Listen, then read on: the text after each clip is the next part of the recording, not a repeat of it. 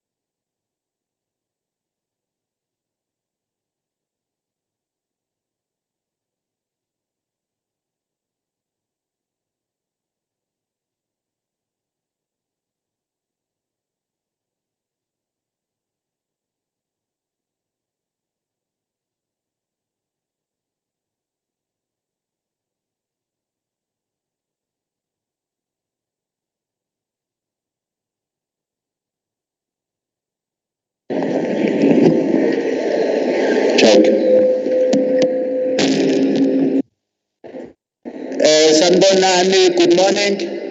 Sizocela ama-delegate wethu angene bese sihlala phansi. We are 15 minutes late. The sooner we get settled, the better. In the interest of time. Siyacela nama-colleagues ame emnyango ukuthi asondele.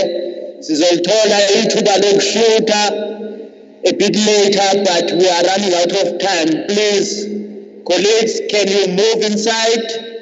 Those who are still at the door, we are running behind in terms of our time. Thank you.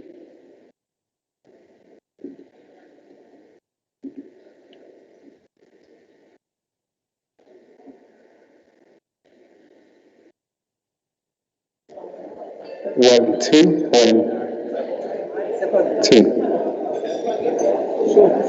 Cordless or no cordless?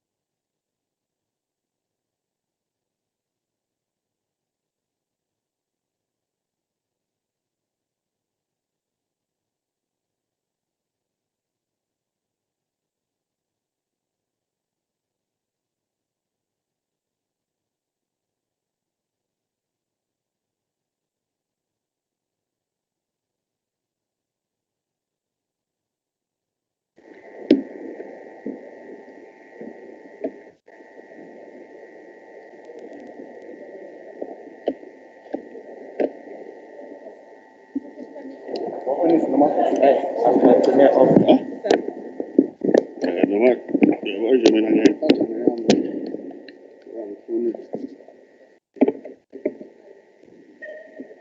morning. Good morning. Sanmonani.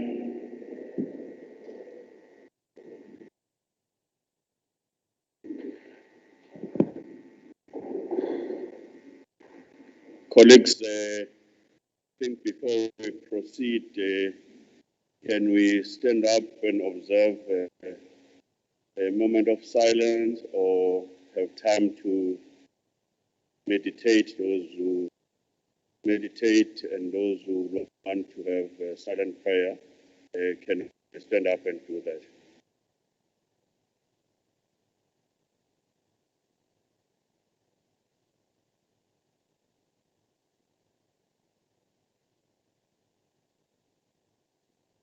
Thank you very much.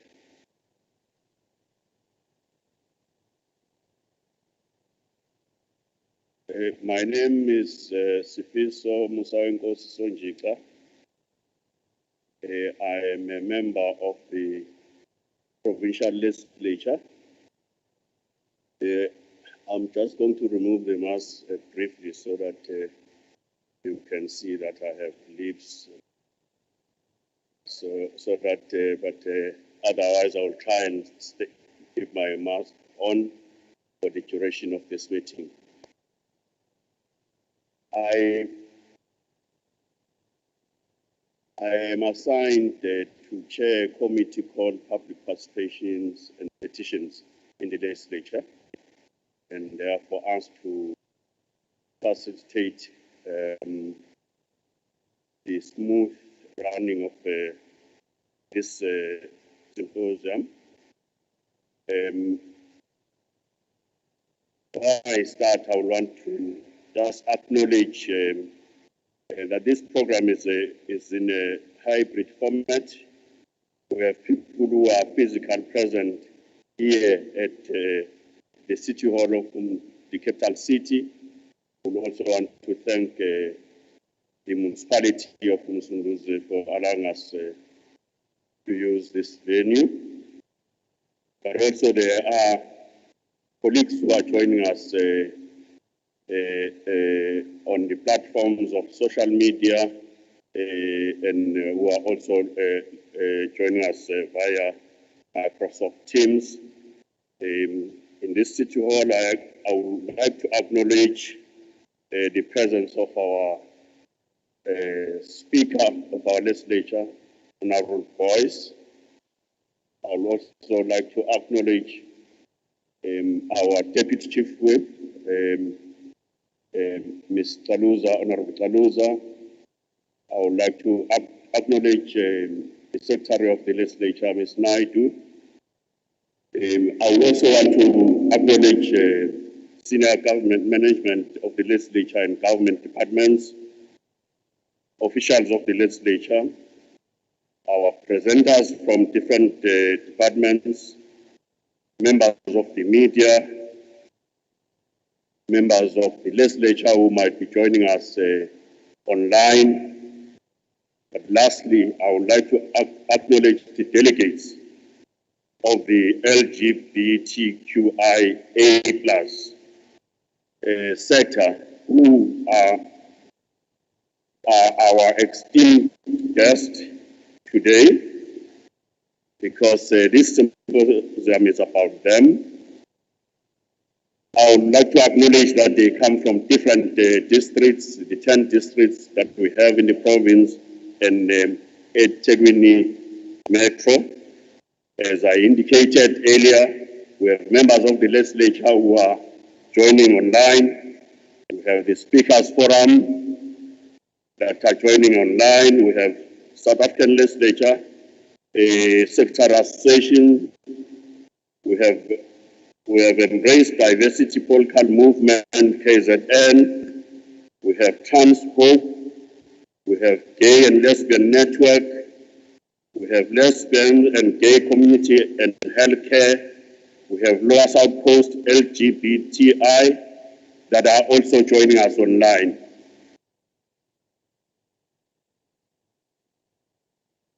As I said, I would like to greet you all by your preferred pronoun, him, his, hers, they, them.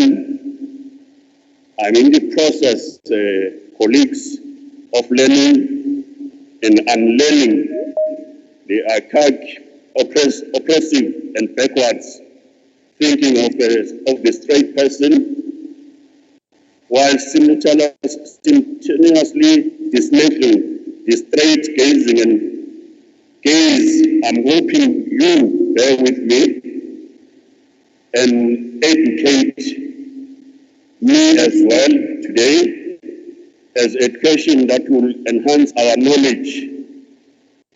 Simon Coley, I quote, said, I quote, I'm a black man, I'm gay, I cannot separate the two parts of me into secondary and primary struggles. So when I fight for my freedom, I must fight against both oppressions. All of those who believe in the democratic South Africa must fight against all oppression, all intolerance, all injustice, end quote. Also, when I'm referring, it is important to outline from the onset that I'm an ally of the community and use my privilege as a heterosexual to advocate for the rights of the LGBTQIA+ community. With that, welcome to this symposium, colleagues. Without further waste of time, because we are behind, I'm going to request our speaker, who is really passionate about our legislature serving all communities of this province. When she said to me, I've met this community and I think it's a community that is neglected, I think we need to find a way as legislature to engage the community so that their issues are lifted up because they are part of us. And I said to the Honourable Speaker,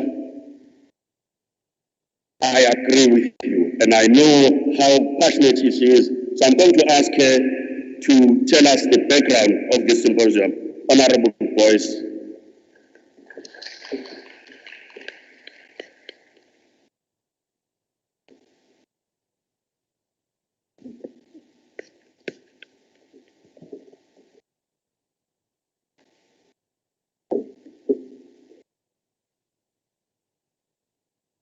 Thank you, Program Director, the Chairperson of Public Participation and Petitions Standing Committee in the Legislature of KwaZulu-Natal. Let me take this opportunity to greet the Deputy Speaker of the Legislature of KwaZulu-Natal, the Honourable Artim Tembu, the Chief Whip of the Legislature, the Honourable Zuma, the Deputy Chief Whip of the Legislature, the Honourable Kaluza, the Chair of Chairs, the Honourable Duma, the Deputy Chair of Chairs, the Honourable Zungu. The other members are connecting virtually. I think I must say they are connected virtually, including the Deputy Speaker. The Leader of the Official Opposition, Honourable Shabisa, the members of the Provincial Executive that have connected, the members of the Provincial Legislature of KwaZulu-Natal, the civil society forums and NGOs that are with us today, here and also on our virtual platform, the delegates that are here representing the sector from all the districts and the metro, the Gender Commission, the Human Rights Commission, and of course, the viewers that are with us through all our other social media platforms. And of course, I think I must say it, there is a connection that is also have been requested by a magazine called Q conversation. I think I must also, because it's an activist in the space, the owner of the magazine that is also linking directly and actively with us to transmit our discussions that we are having here today and send them to the gender activism space. Of course, there's also the Guild, which is part of the youth movement of the Methodist Church in Southern Africa, that has also requested to stream live our proceedings today. I want to greet you all. Chairperson, the guests and the delegates, Secretary of the Legislature, and your excellent team. I am standing here smiling because the team led by you, Madam Secretary, has made this day possible. The shine will be given to us today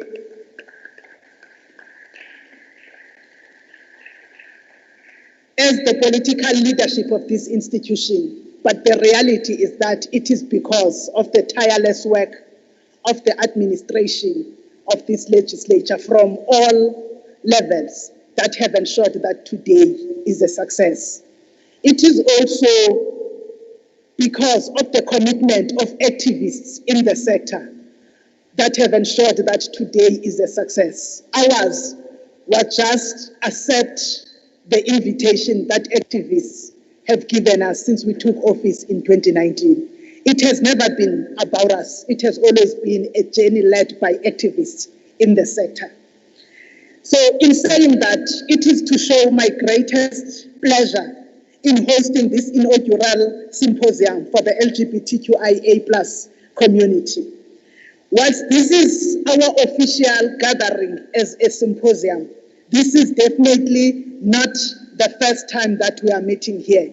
This is a result of a journey that started, as I said earlier, in 2019 when we took office, through activists in the sector. I won't mention them by names, but when I see your faces here, I say that you are the true heroes that has brought us here today, because activists in the sector dared to approach us as the office of the Speaker and say, it cannot continue that the Constitution and the ideals of the constitutions we read about, but we do not have a space and be identified as a sector that the legislature of KwaZulu-Natal is engaging with. And we are here today because of those activists. We have decided through the engagement with the sector and the preparatory committee that we must convene this symposium under the theme ensuring socio-economic stability and safety for the LGBTQIA+ community.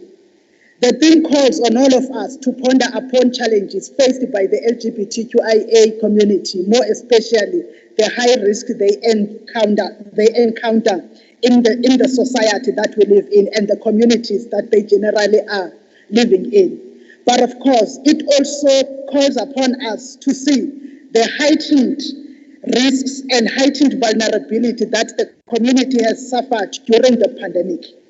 The theme is also relevant to the current period, as it is going to make us look on how as a nation and as a province have we addressed the issues that relate to the various sectors that are there and protected in the Constitution, and how as a legislature have we ensured that we are in our public participation programs really bringing down the barriers of discrimination, the barriers to access, and also ending discrimination that might be suffered by others within the society.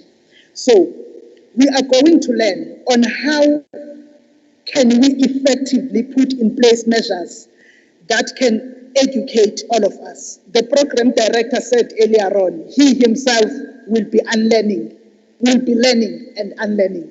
I know that even myself, I have a lot to unlearn so that I can learn. This is the journey that we are starting. This is a journey that we have to go together in promotion of the ideals of the Constitution of the Republic of South Africa, but also in promoting the reality of the life of equality of all in the province of KwaZulu-Natal. During the COVID-19 pandemic, we have received a tremendous socio-economic setbacks that have faced us generally as a country.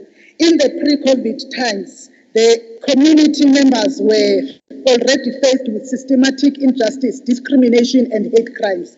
Violence, poverty and exclusion have been the lived realities of many members of our communities.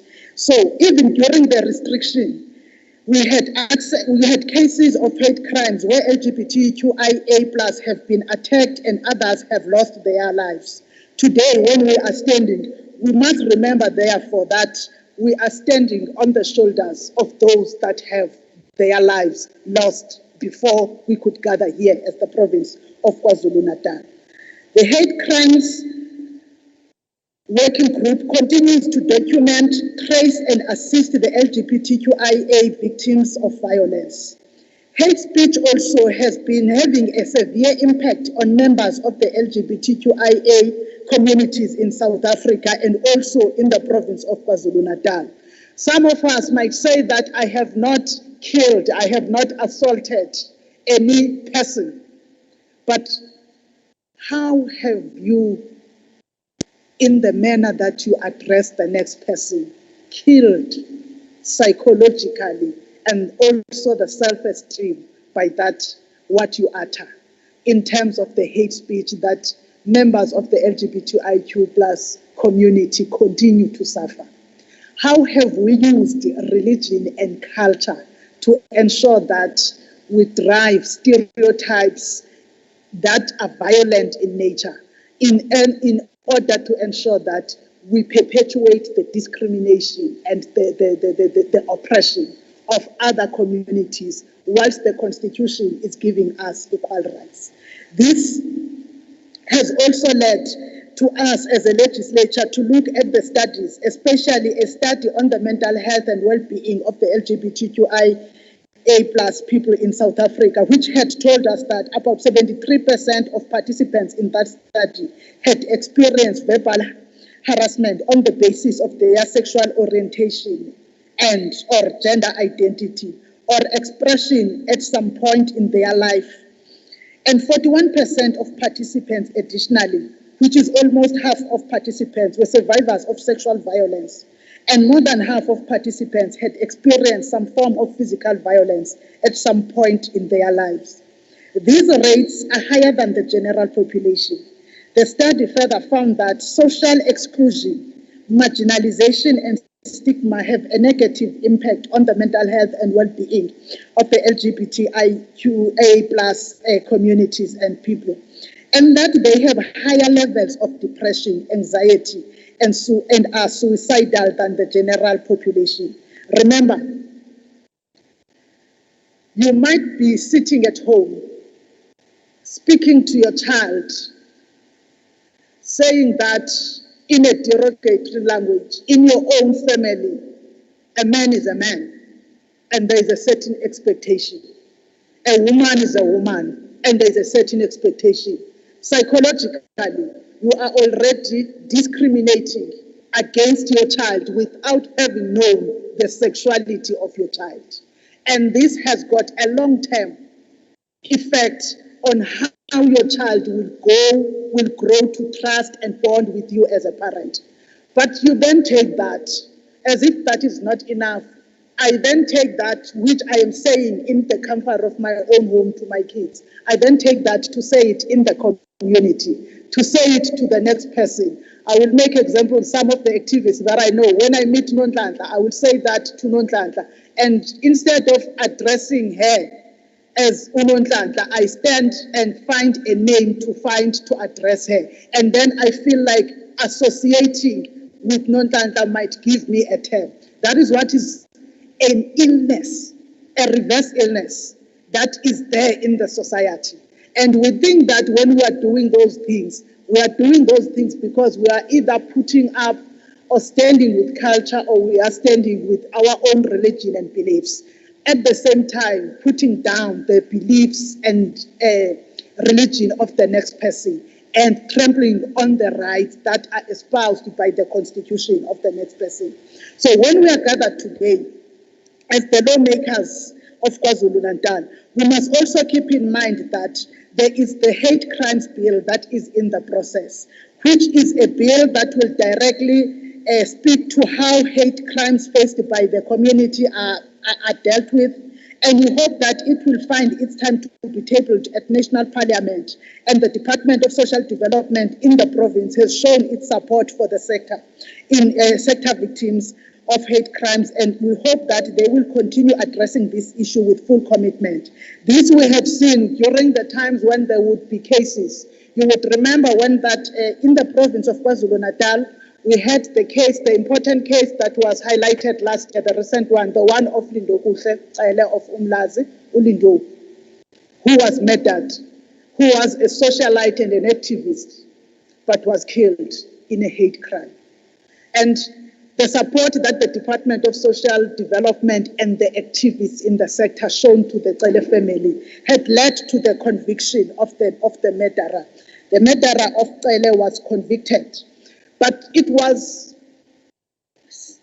to our dismay that a day or two after the conviction or sentencing of the murderer, we found that uSphamandla wakwaXhosa eNtuzuma naye has been murdered as a part of the hate crimes. You might find that this is known, the two of them are coming from the metro.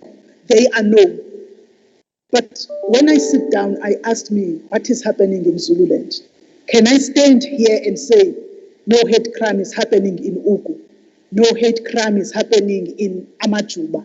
No hate crime is happening in Utugela? No hate crime is happening in Umzinyat? I cannot stand in authority, but because we are sticking on the reported ones, and the activists that are gathered here today from the sector know firsthand what type of abuse that they have suffered in the hands of the so-called straight community where they are living and where they are activists. They know firsthand the exclusion, social exclusion, and deprivation that they have suffered. So when we gather here as the legislators of KwaZulu-Natal, it's an opportunity for us to learn, for us to be welcomed by the activists into a life that we don't know, but we are public representatives that are representing everybody that is a citizen in KwaZulu-Natal. I also want you to know that whilst we were still dealing with the issue of these killings, there is also Umonwabisi Cabongo. Some might have forgotten. Monwabisi Cabongo of KwaMakhuta, who was also attacked in November last year. And Monwabisi Cabongo is still recovering at home. I tried to get in touch with him today, and I was unable to be able to get in touch, but we're going to communicate again after. I know that he has been given the connection to be part of the activists that are part of today through their connection, either online or through the social media. So there is generally now a new trend, especially that is affecting young men that are gay. It's a new trend of violence perpetuated generally against the sector. We know that young women in the sector are also suffering. Transgender and trans persons are suffering. But around the city of Durban, there is these known and reported cases that are targeting young men. But we do not know what is happening in King Ejwayo. We do not know what is happening in Umkhanyabote. We do not know what is happening in Ilembe. And today it is an opportunity for us to get to know what the civil society has been doing over the period of time. Honorable members and delegates, over the years also, the research has shown that while our constitution is one of the most progressive constitutions in the world, it does not really translate to the lived realities and experiences, especially for the LGBTQIA+ communities.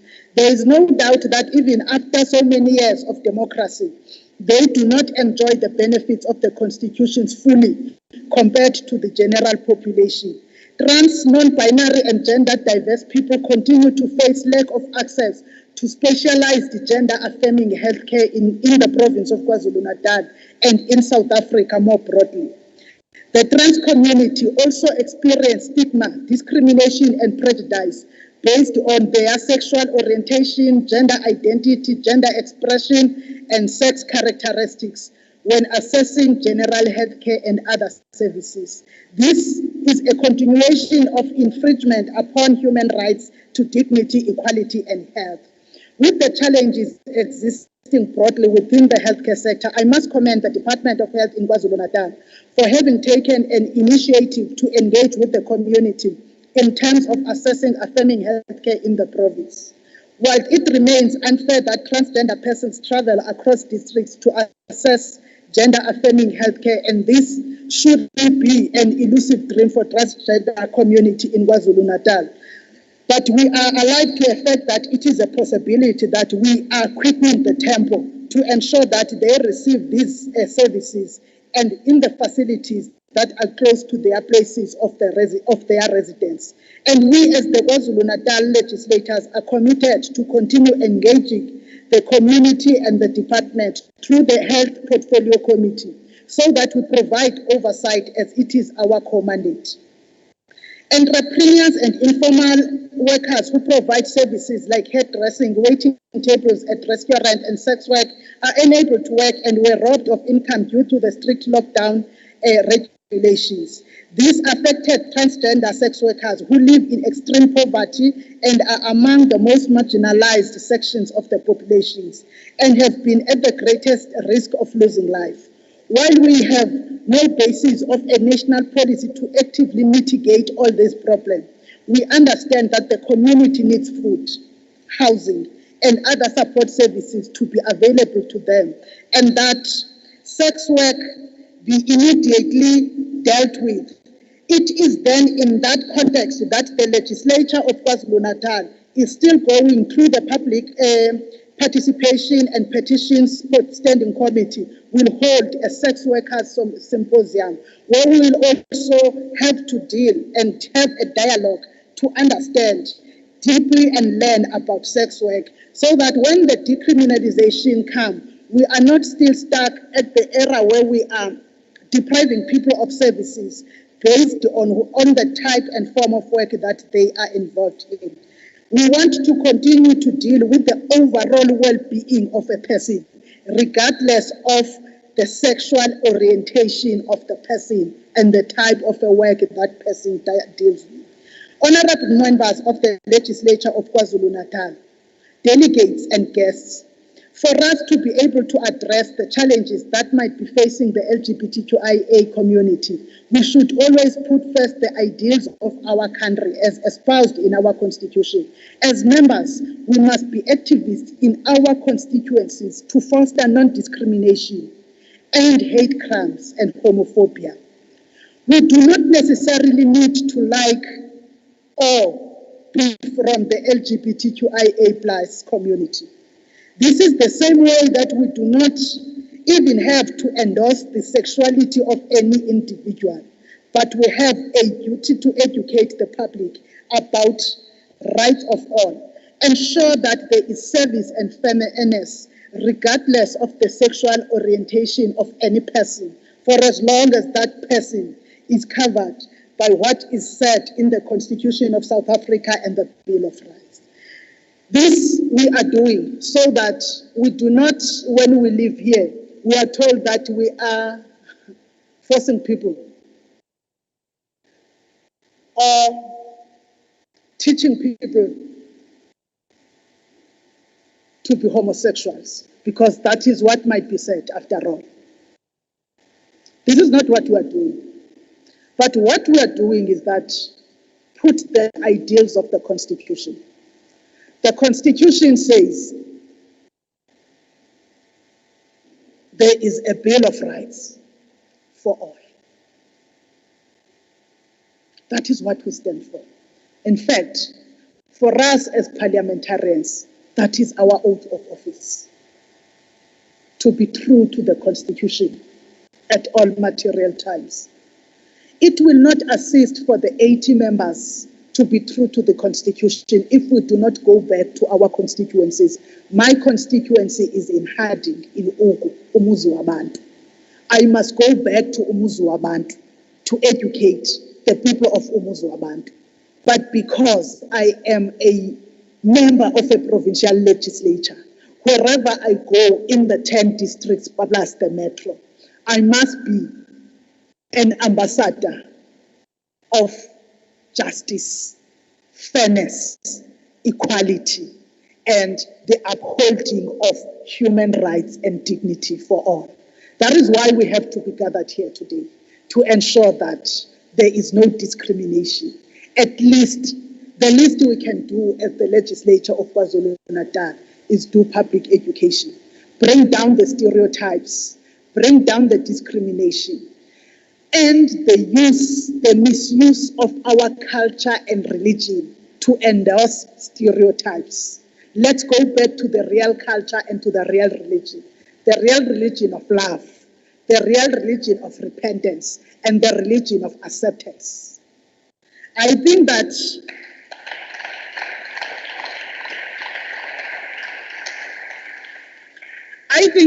this must also will not be a talk show. There will be resolutions that must be taken. It is then in that spirit that the report will go through the relevant public, through the portfolio, the Standing Committee on Public Participation and Petitions. The report will go through the relevant portfolio committees so that they see throughout the year how the departments they oversee are responding to the issues that are relevant to each and every department. Because you must speak broadly across the departments. How are you interacting with them? We might be speaking about health. We know that there are burning issues in health, but we are also understanding that there are also burning issues in terms of the safe houses when you are victims of domestic violence. How do we ensure that the non-binary persons are not discriminated and further suffer secondary victimization when they go in the safe house, places of safety, after they have been victimized at home? But how do we also speak to the LGBTIQ not to be perpetrators of gender-based violence? Because gender-based violence is another demon that, like discrimination, is going to deplete us, which must also be treated as a hate crime. Which must also be treated as a hate crime. We expect the participants that they will be given a chance to ask presenters questions, as well as those that are joining us via the hybrid system, so that they can be able to be part and in the spirit and the mission of a truly people-centered activist legislature of KwaZulu-Natal. We welcome you all in the inaugural LGBTQIA+ Symposium. May we learn and unlearn as you teach us. Thank you, Program Director.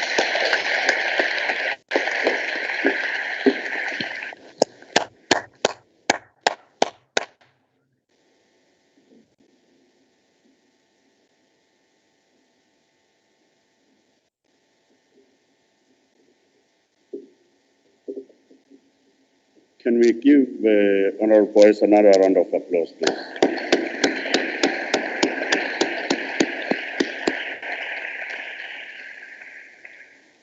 Thank you very much, Honorable Speaker. I think you have set the tone. We sat through the preparation of this day.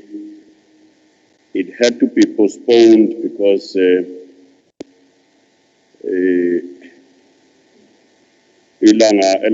umhlangano uzoba ngalo kwakunezindaba zokuthi kudlule ubayede kwafanele zonke izinto zime, but I must say, Honorable Speaker, that even in those meetings we agreed that today it's about the community of the LGBTQIA+. I'm learning to try and say it faster, but I might leave some of the... So I've been trying to also do my own research And I agree with you, Honourable Speaker. The hate crimes, we are happy that finally there's one person who got life, but it's just one. There's too many of the community that are being victimized, and we think this is a beginning of, as you say, Speaker, educating ourselves, because I think it starts with me.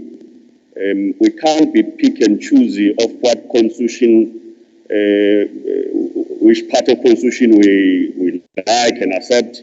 We took an oath of office to respect the constitution, so it's not about what I prefer. It's about supporting the constitution that gives rights of all South Africans to choose. So that's why we're here, and we are happy that by the end of today we'll be better equipped also to go to our constituencies and be able to educate further, because it's not going to be useful that we take this information and education and we keep it to ourselves. I think we have a duty as members of the legislature, as elected public representatives, to educate and educate further when we get educated ourselves, because it does not mean that we are members of the provincial legislature who are better, we have better understanding of everything. So that's why we really appreciate your efforts, Speaker, to start these engagements. And I think, as you say, this is an inaugural one. We will continue. I think Secretary was telling me that we are actually, everyone says, hey, KZN is the first. We are the first in everything that is good. This is a first, and we think other provinces must take leave and do what we are doing in this province. And we are happy to be led by a dynamic young speaker who's then able to lead us to this thing, to this such sessions. I'm aware that we are a little bit behind of time. I will try and manage time. So I'm going to now, according to our program, we're going to start with the presenters, all of them. They will make their presentations. Some of them are joining us here. Some are going to be making presentations visual. So we're going to try and manage time. Then after that, we will then allow the question sessions. Then we will then have inputs from the representatives of the community. So I'm going to, without wasting time, ask Chris. I tried to pronounce this name at the risk of not pronouncing it properly. I rather leave that Chris so that I do not. Chris is going to talk to us about transgender experiences. Chris.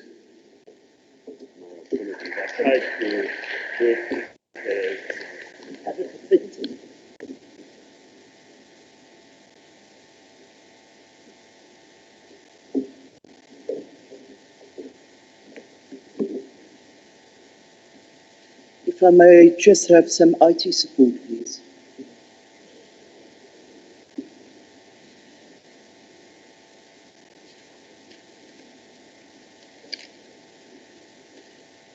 Well, I would like to greet the Honourable Speaker of the House, Programme Director, dignitaries, colleagues and community. I think it's such a wonderful opportunity that we can be here this morning to share some of our knowledges and some of our ideas. And what I'm going to try and do in literally 10 minutes is to do a Trans 101 and just enlighten a little bit some of you that might not be aware what is trans and gender diversity in our country, and then also some of the challenges that we are facing. Now, I am very thankful that the Department of Health, Edendale Hospital, allowed me to be here this morning to also share with you some of the knowledges that I've gained through the years.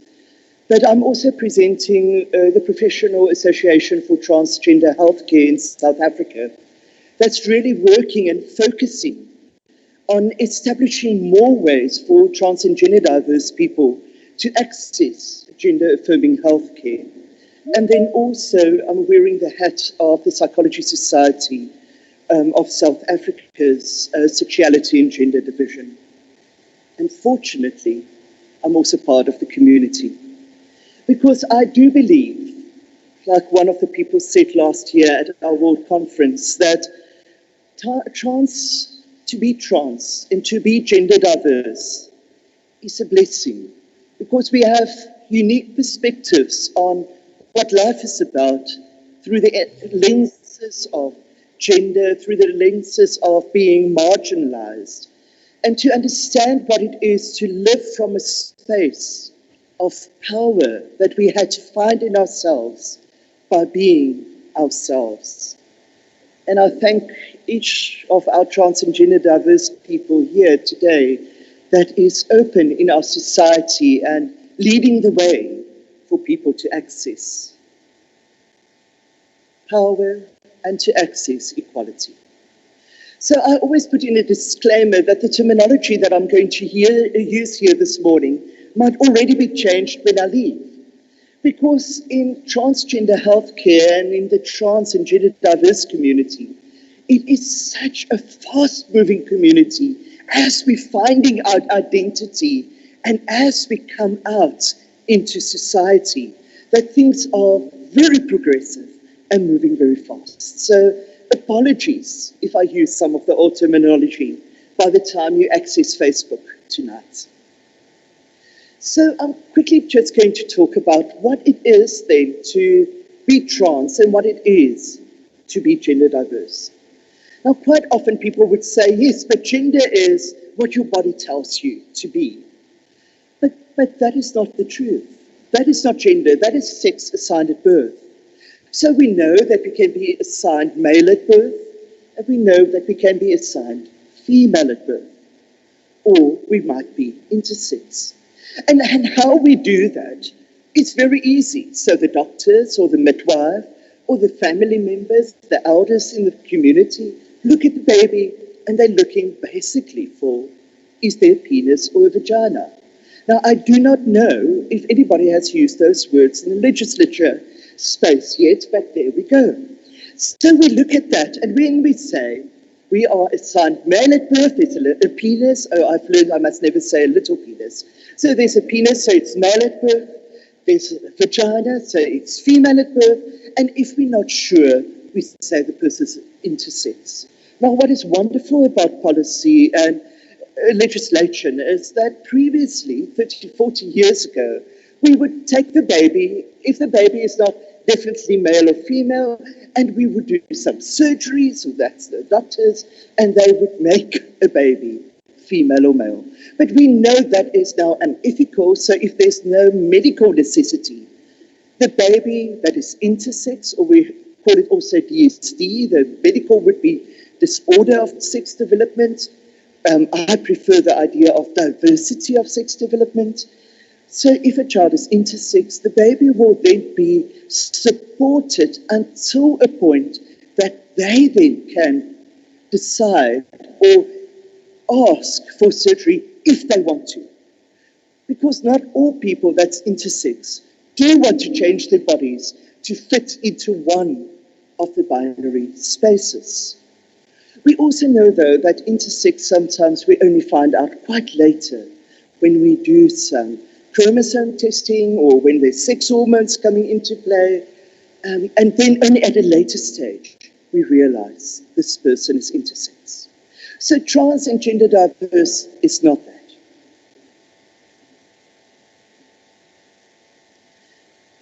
Trans and gender diverse is also not sexual orientation. So gender identity is not equal to sexual orientation. Because we know sexual orientation has an identity aspect, You could be lesbian, bisexual, you could be straight, you could be queer, you could be something else like pansexual or polysexual. So you can identify as a sexuality. You can also have a behavior, the person that you have sex with. And then there's attraction, who you are attracted to. That is sexual orientation. And sure, gender comes into play because you might be attracted to a certain gender. But again, that's not trans and gender diversity. So what is gender then? Well, there's a little bit of sex assigned at birth into it, yes, because as we grow up, I mean, when you know it's a little boy, and I mean, we even now get before, on a scan before birth, and it's a little boy, most people will start buying blue things, and if it's a girl, most people will go for pink things, and if you go to Ackermans, you will go to the right for the boys, and for the girls, you'll go to the left, and you'll buy the things there. But that has an influence as the child grows up. It could have the influence of, oh, I feel quite comfortable in the sex assigned at birth. And that would make you cisgender. You have the same gender identity as a person assigned sex at birth. But it might also make you very uncomfortable because you might rather want to go and play soccer, but they say, no, no, no, you're a girl, you should be doing ABC, or when you go to school, you should be wearing these clothes, and you have to go to that bathroom. Because I don't know if you have realized the power of the toilet space. I mean, when we went through the horrible apartheid years, we had the toilet space there. We had the power there. Whites here, black people there. Now we have female there, male there, and for some of us not identifying as female or male, well, you just don't go to the toilet. Or I don't know what you do else. So that is sex assigned at birth. It has influence. But then we get to our gender identity. That's what we feel inside. If you know you're a woman, then you are a woman. If you know you're a man, you're a man. It does not matter what is there on your body or inside of your body or what your genetics are saying. And that is when we start getting to trans and gender diversity. Also in our gender expression. Now, as you know, everybody wearing lovely skirts and dresses today, you're going to go to the toilet, here we go again, with a picture of the little one in a skirt. But if you are wearing pants, please today go to that picture. If you don't identify as male, that picture still says you must go to that toilet. So when we come to gender expression, it is how we dress, how we behave, how we talk, how we communicate, all of that. And then we come to the gender role, and Madam Speaker already spoke about that earlier today, that where we take a role on in our families, in our cultures, in our communities of saying this is what a man should do and this is what a woman should do. And that does not fit all of us intrinsically. So gender in the end is a social construction.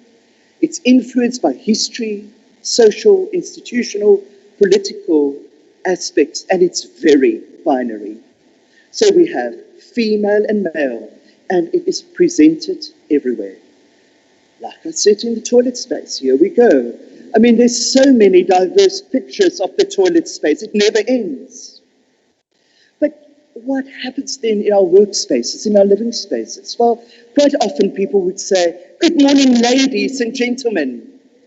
And I think, are they speaking to me? We know about legal names that has been given to you, and some families really choose a name that represents something for them. Or it's maybe a family name coming down. But a lot of people do not identify with that. And they have a preferred name, and we must get used to that. A lot of us have titles. Now, I'm fortunate. My title is Reverend. And that is non-binary. It can be male, female, or other. But a lot of people get stuck with their titles. also being so gendered.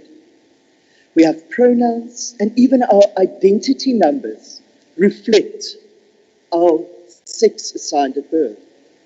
So it becomes very difficult, but we need to liberate the bathroom space from this gender binary. And we need to start creating spaces where there's also a gender neutral space. We need to look at our schools, where we can change the school clothes, that it is for all people. We can look at gender neutral housing. We can look at the question about what is your pronouns.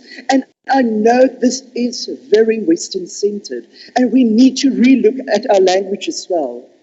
Our professional organization for transgender healthcare currently are looking at indigenous languages, that when the doctor sees the trans patient, how do we work also in all the diverse languages in our country?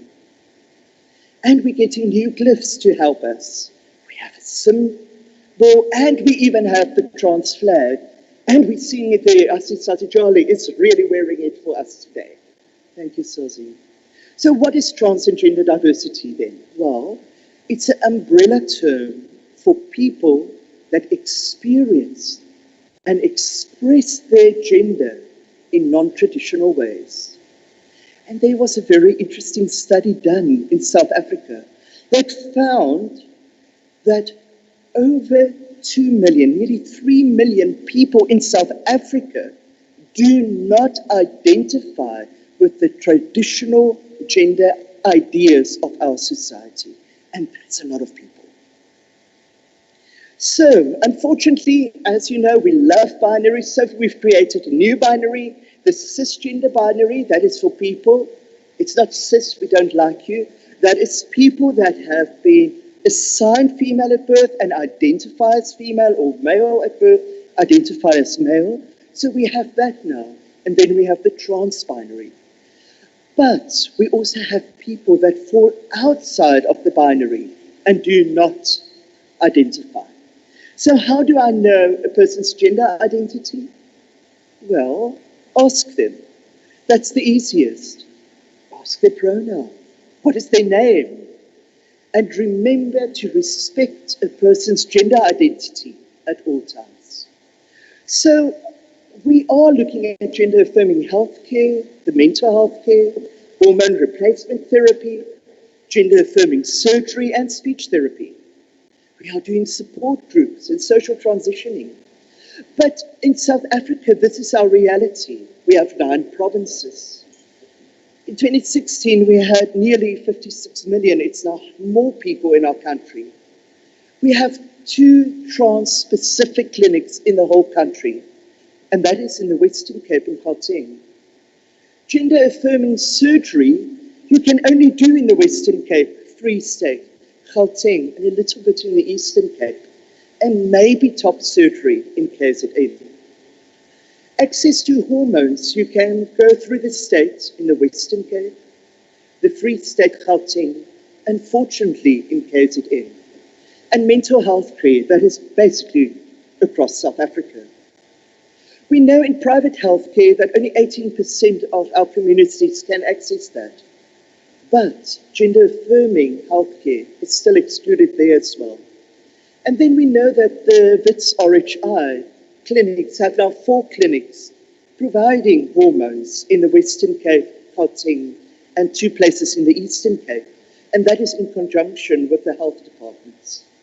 So our reality is very concerning, because I see clients coming from Underberg, Bergville, Greytown, Durban, all the people needing to access gender-affirming healthcare. And if you live in Durban, your access to hormones is basically nothing through our health department. So we are called to action, and I'm glad with our health MEC that she really cares about the LGBTQIA plus community. So we're working in a participatory approach now, where we're a team. The trans and gender diverse person is part of that. We have support groups, psychologists, counselors, social workers. We have other members of the MBT, like the doctors and nursing staff, but we also include the parents' family. So our focus is affirming. We do informed consent. We do not gatekeep people as they know who they are. And we help to empower our community. So what is our challenges? And I'm going to end off with this. Well, we have healthcare challenges, as I mentioned. We have so much discrimination still in our community, and we need to work on that. Families that throw our people out.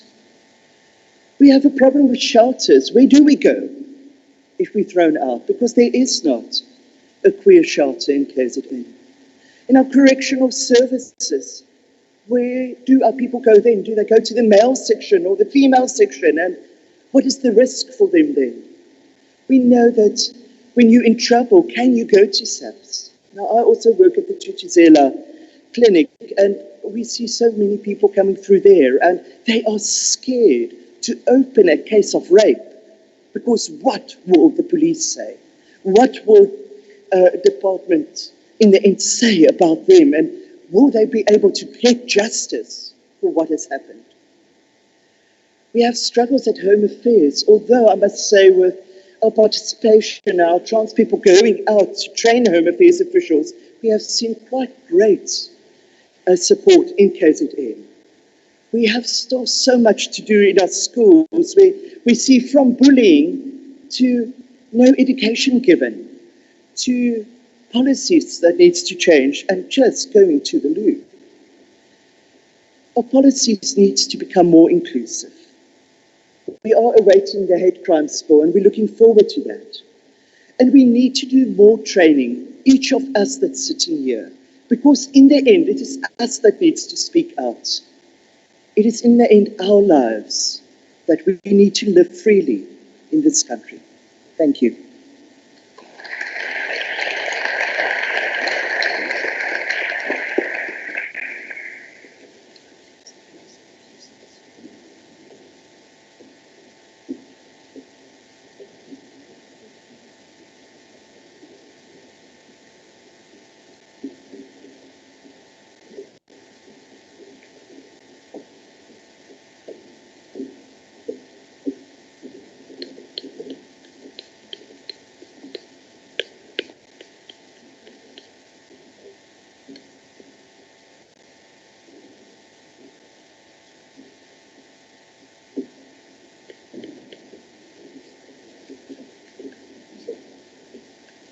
I think another round of applause is deserved. Thank you very much again, Chris. It's a day of learning and day of unlearning bad things, to learn good things. And I think I see the comments from my phone. Honorable members who are following us are also making comments that are positive about today. So I think we will eventually win. We are South Africans because we are resilient people. So I think some of the challenges that you face today, the generations that are coming after will thank you that you stood up and you fought for your rights. I am now going to ask Dr. Ahmed Shabalala, Acting Chief Director of Strategic Health Program in the Department of Health, to come forward. Dr. Shabalala. I see Department of Health, there are too many Shabalalas there. For a moment, I thought it was the HOD. Can you give a round of applause? Thanks.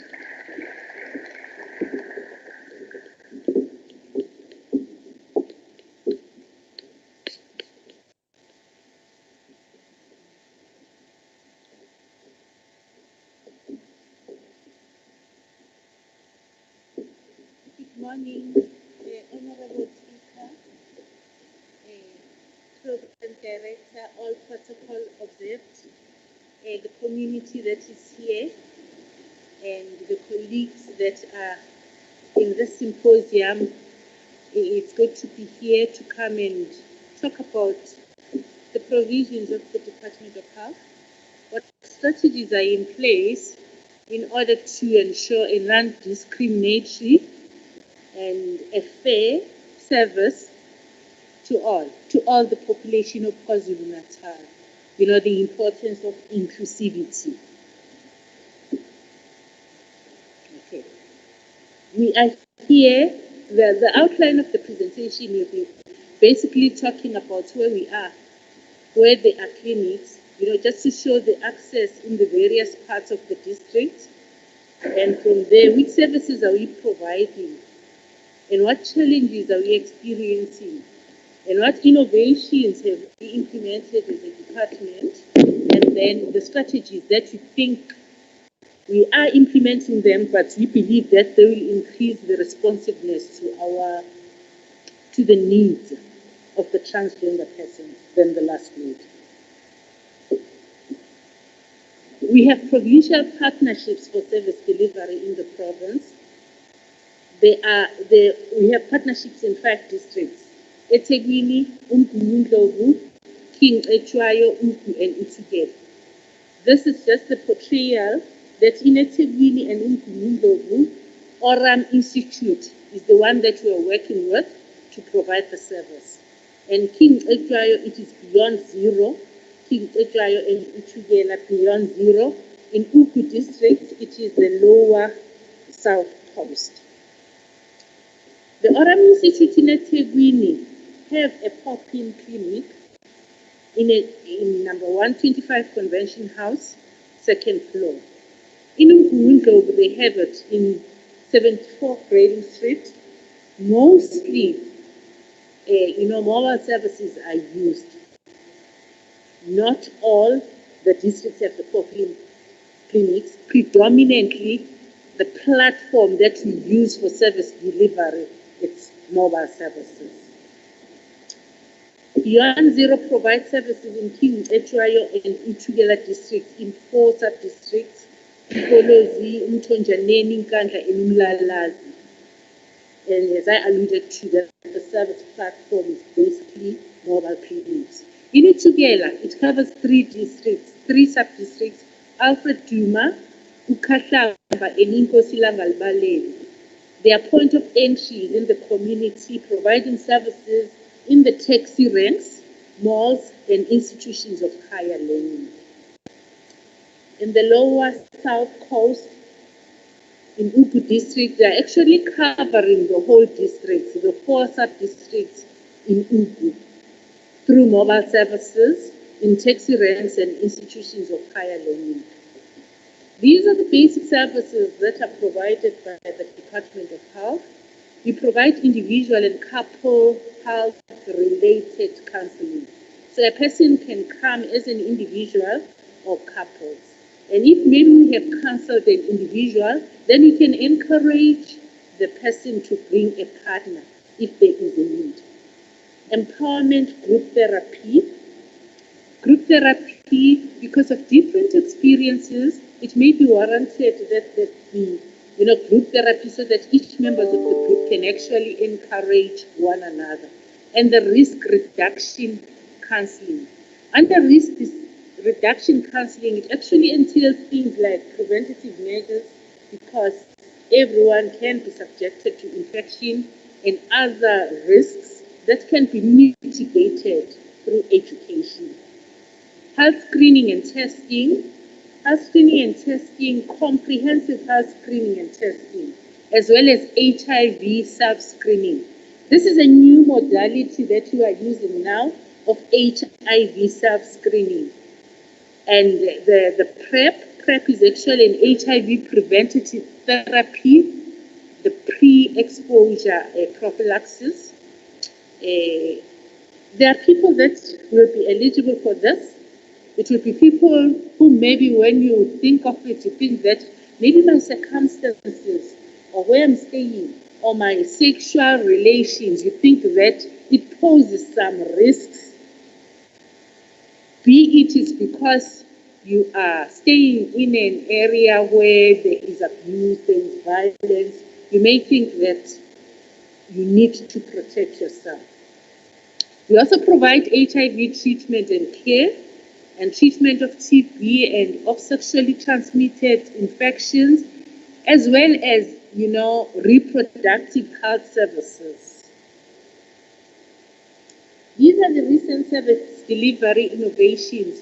We know the impact of COVID-19, that people are reluctant to come to our facilities for treatment, so there is home delivery service, home treatment delivery service, and you can see here in this caption, a nurse having visiting the home and actually addressing and taking treatment to we usually use the community health workers and the linkage officers from our partners to do home delivery. Engagement with traditional healers. Traditional healers, we do believe in traditional medicine and allopathic medicines. So we have to work as a collective with other stakeholders, and because still traditional health practitioners are still the entry route into the health system. Other people still prefer to start with them, hence our integrated service delivery with them. And the psychological support for trans women, enriching clients through social media, advocating for equality, advocating for access to health services for all without any discrimination. This is just a snapshot of eThekwini Metro, which shows the HIV treatment services, our cascade from October 20 to March 2021, that basically the people that were tested were 8,304, and then the positive 3,058, the positive 299 of the 3,059. Our positivity rate was 10%. It means 10% of those people of the MSM, 10% of the MSM were positive, isn't it? And they were initiated on treatment. So we do same-day initiation, and this is what happened in eThekwini. And this actually shows about the HIV prevention, the MSM PrEP, the 2,760 were HIV negative individuals, because for PrEP you have to be HIV negative for you to be eligible. And 1,503 were eligible.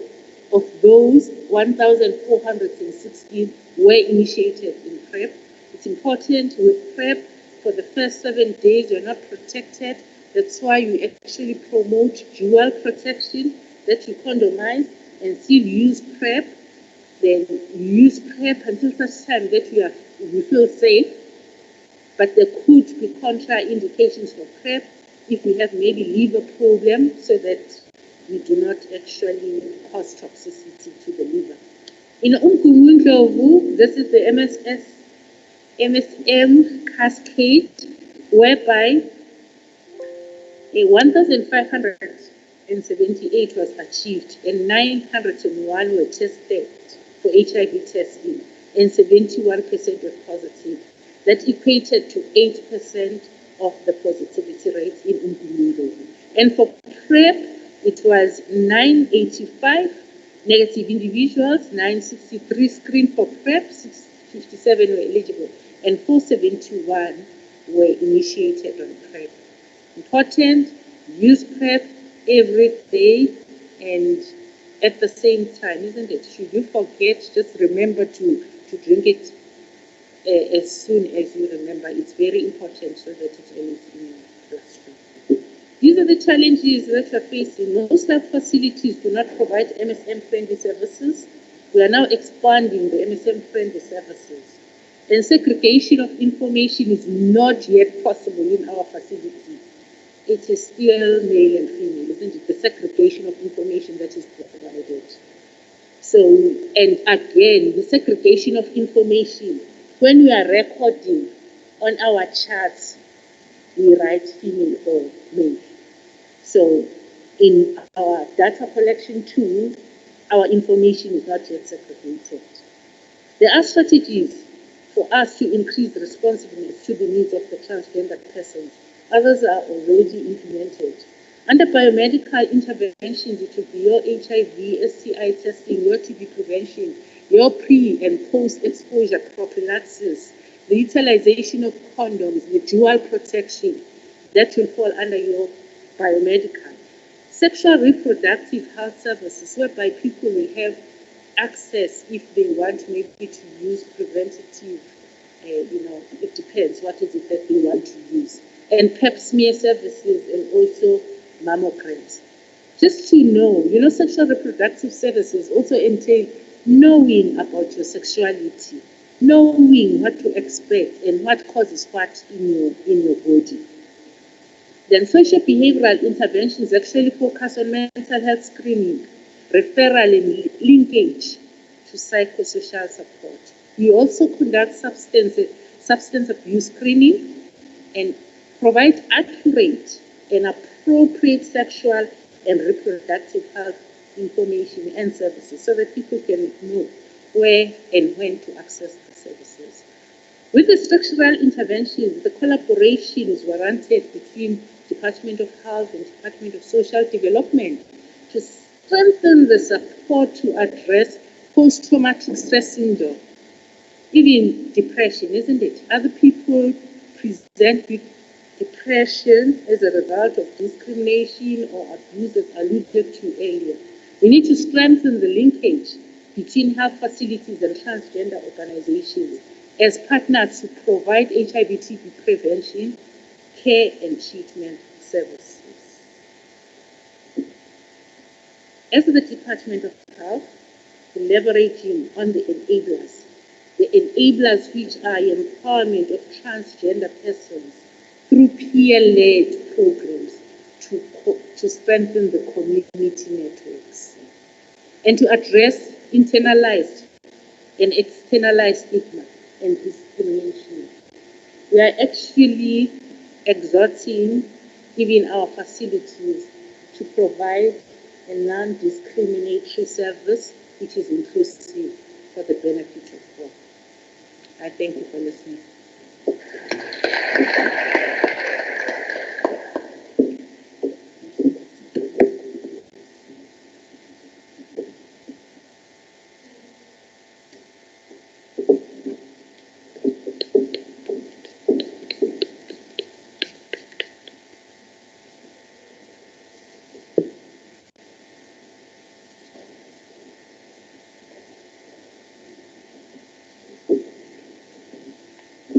Ngicela siphe elinye ihlambu Dr. Ushabalala. Thank you very much, Doctor. And Chris alluded earlier on that the MEC, she's very active in working with all the communities, and I think that's what your presentation talks to that. Of course, we need to do more as Department of Health. We are getting requests that the presentations be shared from the honorable members who are online, and we will make arrangements that all the presentations are sent to those who may need to familiarize themselves with the presentation. Thank you again, Doctor. Without wasting time, may I now invite Ugugu Lutuli from the Department of Human Settlements azokhuluma ngenkinga ezithinta the LGBTQIA+ in relations to izinto zezindlu. Angazi noma ula. Oh, thanks, Mandla Ntuli.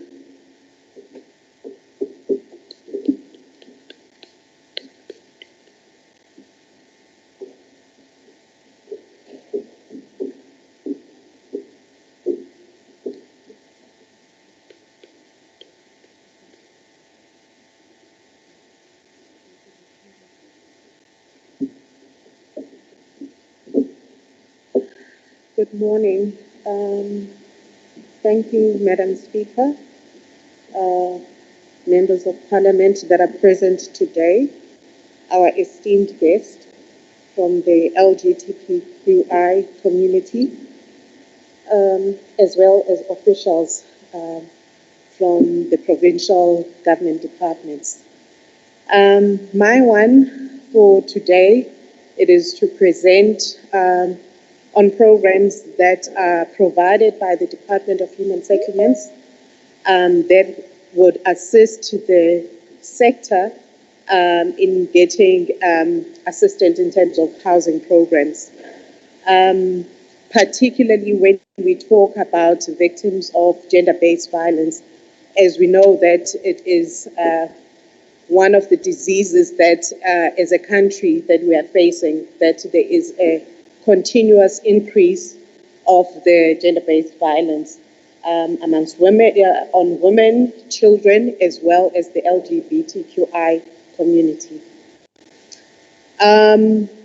We've got a number of programs that the sector could get assistance. We've got integrated, which is IRDP, integrated residential development program, where they can get assistance in terms of housing subsidy. We've got informal settlements upgrade, whereby we are upgrading the informal settlements in the specific areas where there is informal settlements, particularly in the urban areas where we have those challenges. We also have programs such as rental programs for those who do not wish to have permanent residency in the urban areas, but who would prefer to live actually in the rural areas, who want to have their permanent residency in the rural areas. Then they can get assistance in terms of the rental housing programs. And also, we also have rural interventions that we have in the rural spaces, whereby we've got one household per umuzi. We've got a program which is a rural program where a household or umuzi in the rural areas can actually benefit in terms of our housing programs.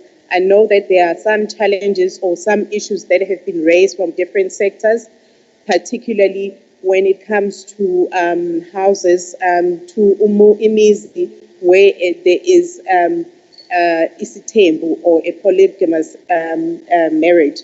However, all those issues, the Department of Human Settlement is actually taking them into consideration.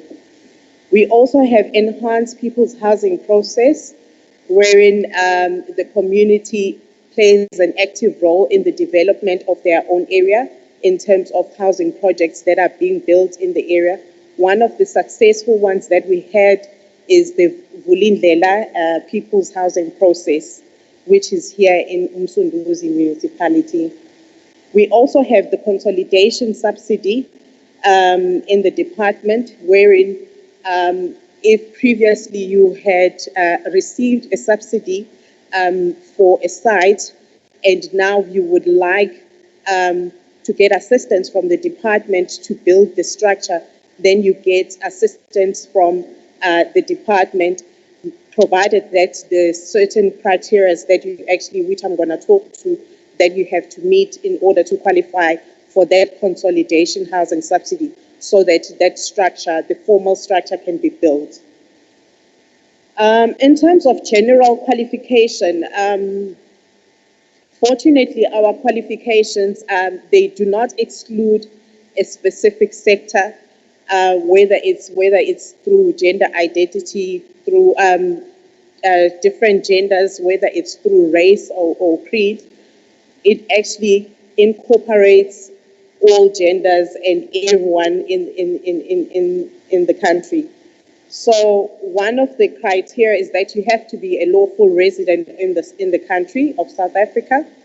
be competent to contracts. So you have to be 18 years old or above, and also of sound mind, so that because it is a contract that basically one would be getting into, there would be documents and forms that you would have to sign to say that you are accepting the subsidy, and obviously there will be various processes to do verifications that you would have to undergo through, for example, to verify the household income, whether it's within our framework. And also, you should be a person who has not yet benefited from a government assistance in terms of housing. If you have previously received a housing subsidy, unfortunately, you are excluded, because if you get a second subsidy and others have not received any subsidy, that would be a double subsidy.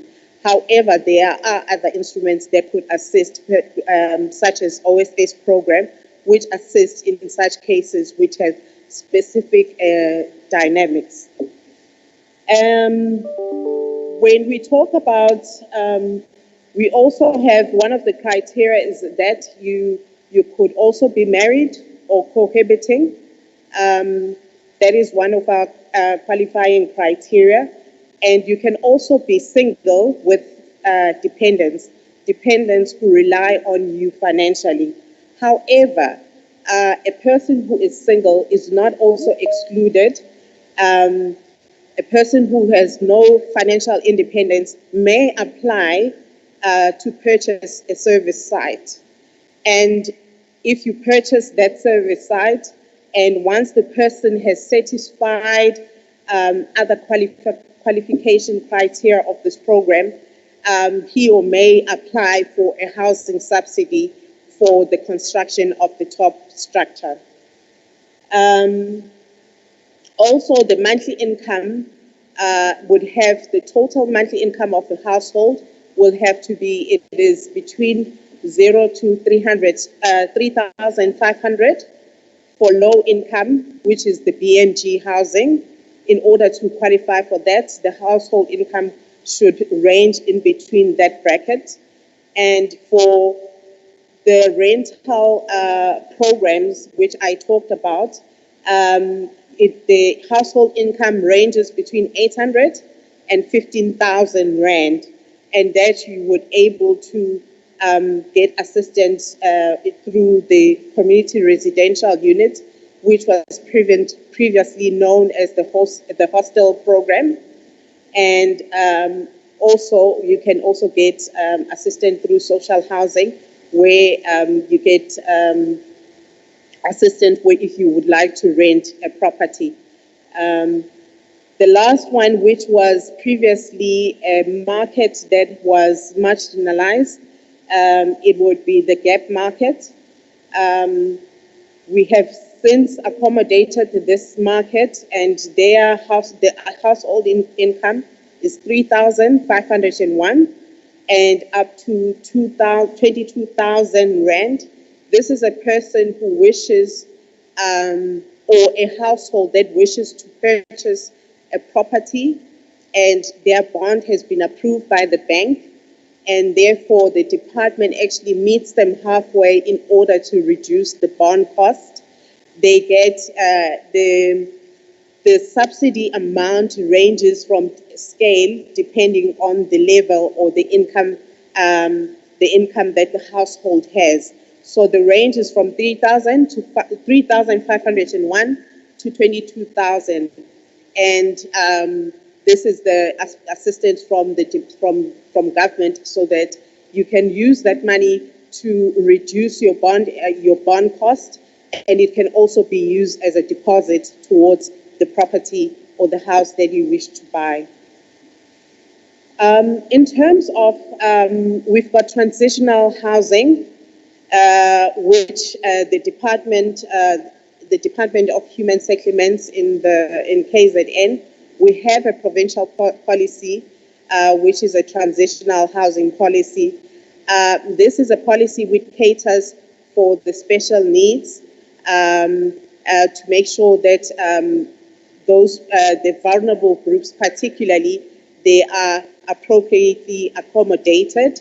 The policy uses the institutional instrument wherein the department, an NGO or a Section 21 company may wish to actually build shelter,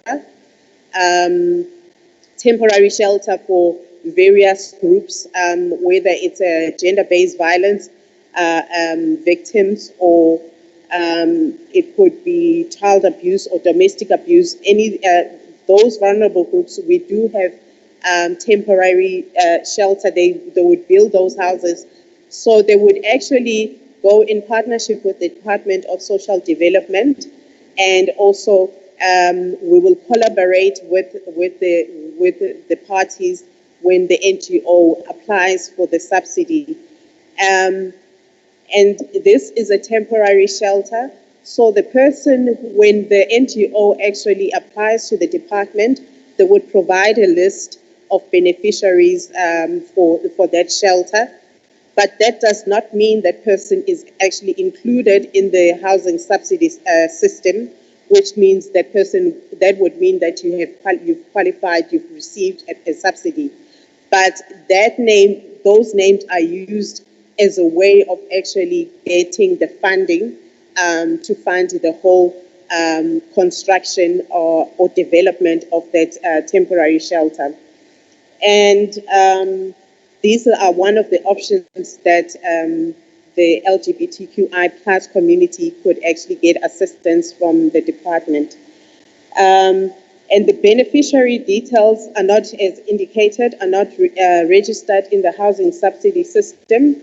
And at a later stage, if a beneficiary or a person who has been living in a temporary shelter would like to own their own property or own their own house, they can apply to the department using the different instruments that I had previously indicated to actually qualify for through a housing program should they meet the qualification criteria. Also in closing, the department, we also participated in the intersectorial consultation process on the policy which is being developed by National Department of Social Development. I'm sure my colleague will talk to that policy. We participated in the process, which is a policy that provides for temporary shelter for vulnerable groups, particularly the victims of gender-based violence and femicide. And we have submitted our comments to National Department of Social Development. And the National Department of Human Settlement is currently developing a policy for special needs, which actually covers the vulnerable groups. And those inputs were submitted, and we are hoping it will be finalized, that policy, and we have engagements between the two departments to make sure that our policies as the department align to the intersectorial policy, and that no one is excluded from the programs that we have. Thank you very much.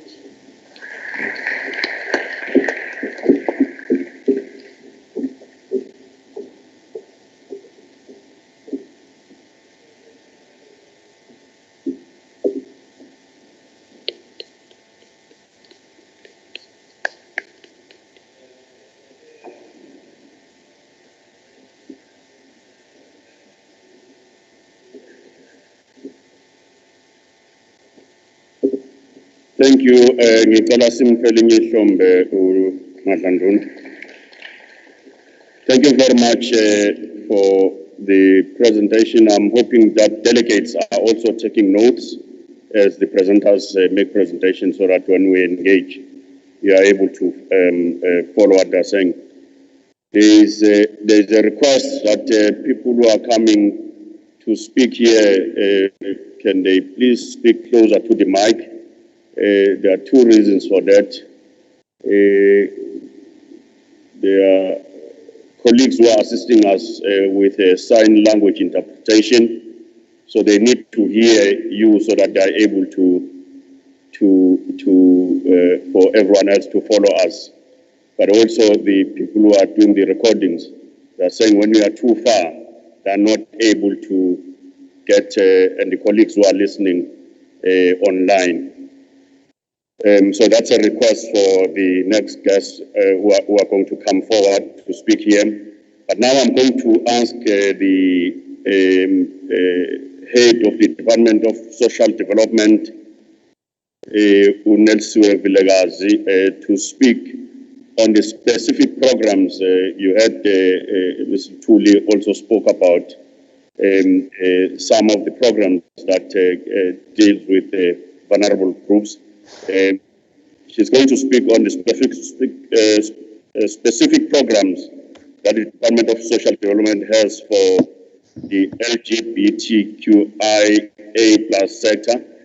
I do not know whether they are now able to connect with her so that we can listen, because she's speaking via the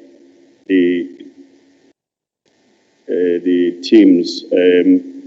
Those who know how to do these things can then assist that we allow the HOD to speak to the delegates. Thank you.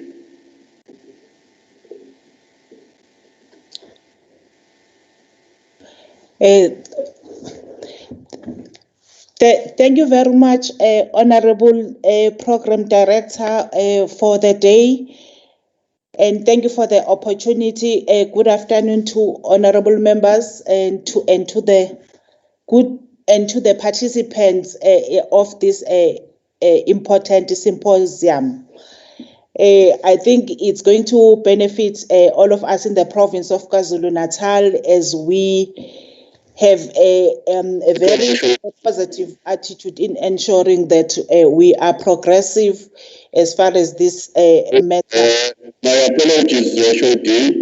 Are you able to show your face so that the delegates will also know that they are truly being addressed by HOD,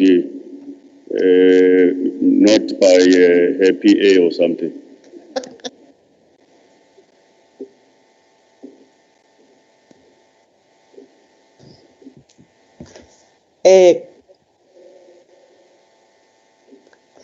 Thank you very much, Honorable Program Director, for the day. I'm not sure whether if you can see me now. Thank you. Well, we can't see you, but proceed, HOD, in the interest of time.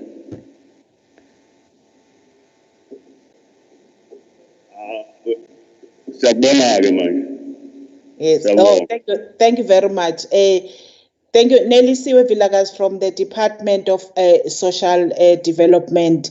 I was saying that Honorable Program Director for the day, thank you very much for the department to participate in this important symposium that will put us on the map as the province of KwaZulu-Natal in being able to actually meet what is there in terms of our constitution.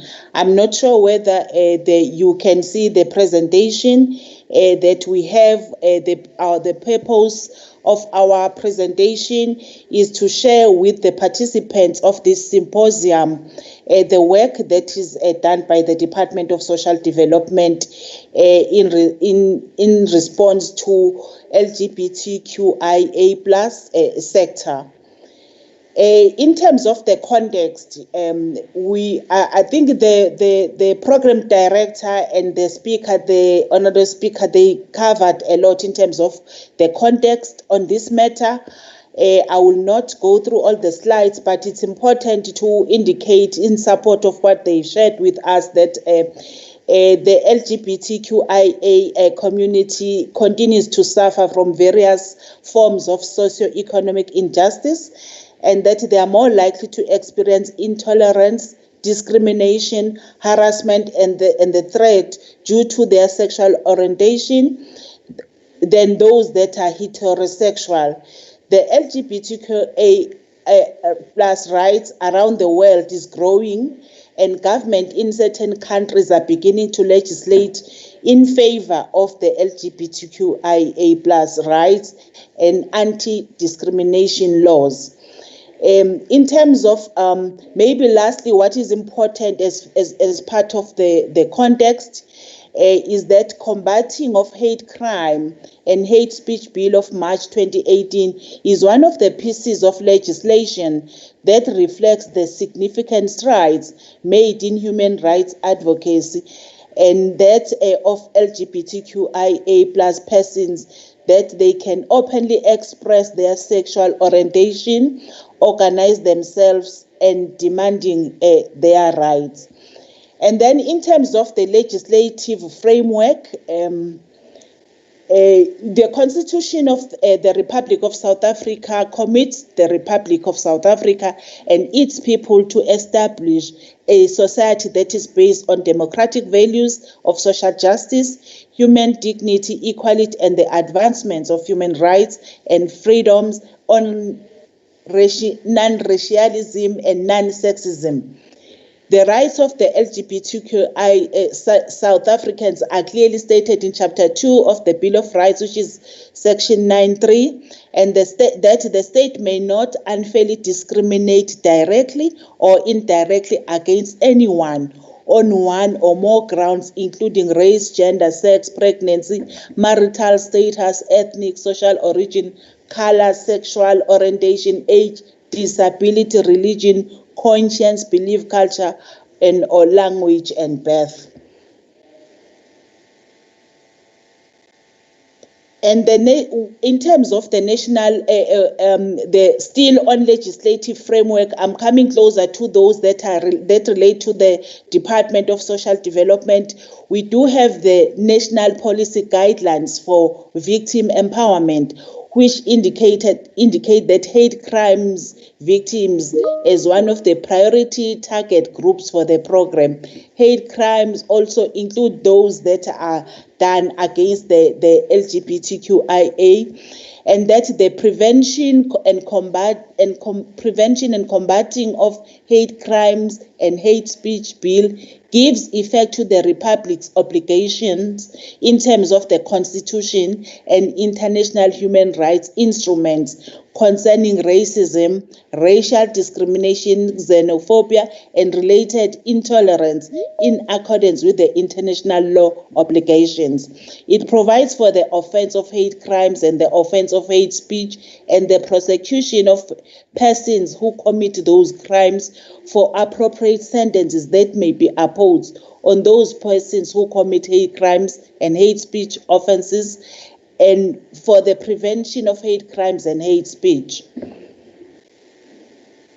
The Criminal Law Amendment Act, that of 2007, deals with all legal aspects relating to sexual offences, including rape, applicable to all forms of physical penetration without consent, irrespective of gender. The Domestic Violence of Act number 116 of 1998 defines domestic violence as any controlling or abusive behavior that harms the health, safety, or well-being of the applicant or any child in the care of the applicant. And also the White Paper for Families, which is the one for 2013, also recognizes the same-sex relationship as a family. That's why when we came up with that act, it was important to say it's not a white paper for a family, but for families, accommodating different types of families that we have. And then in terms of looking closer to the provincial intervention that we have as social development, the sensitization sessions are conducted on the needs of the LGBTQIA and plus and persons. This is happening on an ongoing basis. Also building an inclusive, healthy, and empowered LGBTQA plus communities while reducing heterosexism and homophobia. Social workers at Gender-Based Violence Command Center, we do have a gender-based command center that is nationally managed, but it works closely with all the provinces. and we have trained our frontline staff, even in the provinces, on issues of this sector in order to ensure that there is even partnership with the civil society organizations that work with the LGBTQIA plus community. And there are two draft policies that we're developing currently. There's one on the provision of psychosocial services and intersectoral policy on sheltering services that is aimed at addressing the needs of vulnerable groups, such as the sector. My colleague from Human Settlement also did cover the issue of the policies where they've made a contribution in terms of the input on sheltering services. There is also it's also important to ensure that there is accessible and conducive shelters for transgender persons and the prevention of secondary victimization by ensuring that the providers of psychosocial services are qualified and accredited to provide such service. And that is the further support. Can you go to the next slide? Because what is important here is that in the next slide is that all the services that the Department of Social Development are accessible to the LGBTQIA plus community. Because the request was that let's share in the symposium the services that we provide. All our services are accessible to the sector, but we felt that it's important that we highlight especially the issue of foster care and adoption in particular, because in the previous Child Care Act, you will recall that act, it was preventing like same-sex couples to adopt children, because the act was saying it should be a married couple. But because of being progressive in terms of the legislation, aligning ourselves with the Constitution, the new act now, which is the Children's Act of 2005, it does accommodate that the adoption can be done by people, even if they are same-sex, people who are living together in a conducive home environment. And then the psychosocial services, I think it's important also to indicate that we do offer the psychosocial services as well as therapeutic programs to families, and also to assist in instances where there is a need for families in terms of acceptance, as well as any other support that needs to be provided in terms of the families, which is aligned with what we offer in terms of the services to the families. We also provide also the psychosocial service to the individuals who may be facing challenges in terms of the acceptance, self-acceptance, in terms of acceptance by their families, by whoever. And then we do also run even family enrichment programs. We do also have family therapy programs with those that are affected who may need our services. And then the same applies to the youth programs. We ensure that we have inclusive programs that create safe spaces for young people for all sexual orientation. And this is rolled out by the department, and we create a conducive environment for young people to voice their experiences, which include protection of their sexual orientation, gender identity of youth and their families. We also ensure that the LGBTQIA sector, the young people are included in all the economic generating opportunities that we have in the department. The support also that the Honorable Speaker spoke about in terms of one of the families where we intervened in eThekwini, also it's in line with what we also provide. The HIV/AIDS program, we also implement a goal 4 of the National Strategic Plan with a special focus on prevention, and this strategy also adopts a social behavior change approach which addresses the risky sexual behaviors that perpetuate HIV acquisition. It's also essential to reduce vulnerabilities among youth and prevention of new infections. There are areas of improvement that we said maybe as much as they can be challenges, but there are areas that we need to improve on in terms of the access to sheltering services by LGBTQIA and persons to improve by ensuring that the admission criteria is standardized. So that's the area where we need to improve and ensure that there is a more access and in terms of ensuring that there is also a safety and also a consideration in terms of the people needing that services, that it's more accessible, and also ensuring that we have also a dedicated friendly shelters across the provinces, because the shelters, we do not have those that are actually dedicated to say they will take care of the LGBTQAI plus only, but we want to ensure that we have more that are also dedicated in order to ensure access. And also implementing frontline staff inductions in order to ensure that they are inducted and they are more sensitive in terms of LGBTQIA issues, especially in rural areas where there is less knowledge concerning the LGBTQIA issues. In conclusion, the continuum of care in serving LGBTQIA plus community is critical, and for us is an effective strategy for developing supporting programs.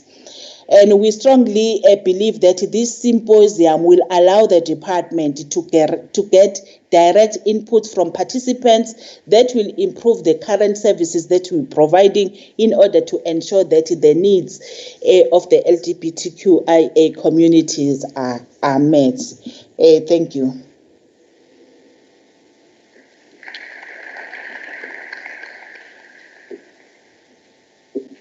Thank you very much, HOD. I think it's fair that we simultaneously HOD.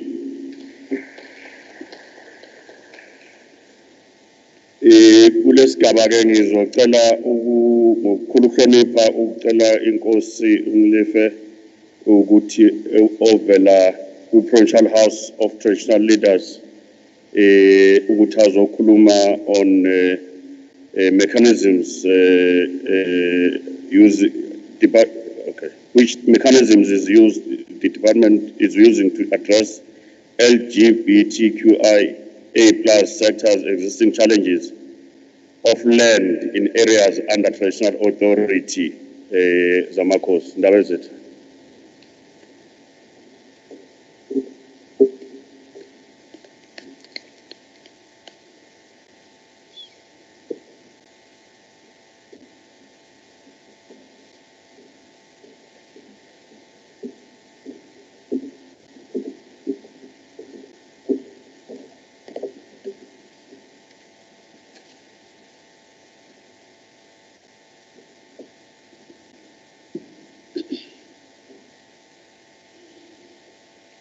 Ngiqale ngokubingelela Program Director, Madam Speaker,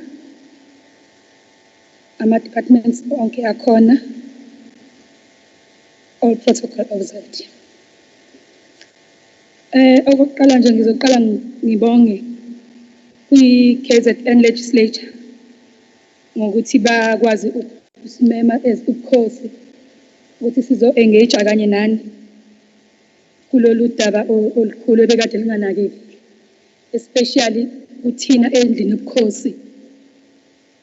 Ezinye izinto zihamba ngemva kwethu because lolu hlobo labantu endaweni zamakhosi busacaseka kakhulu, kodwa kube kubantu bethu, kuyizithandwa zethu esazi ukuthi bayaphila.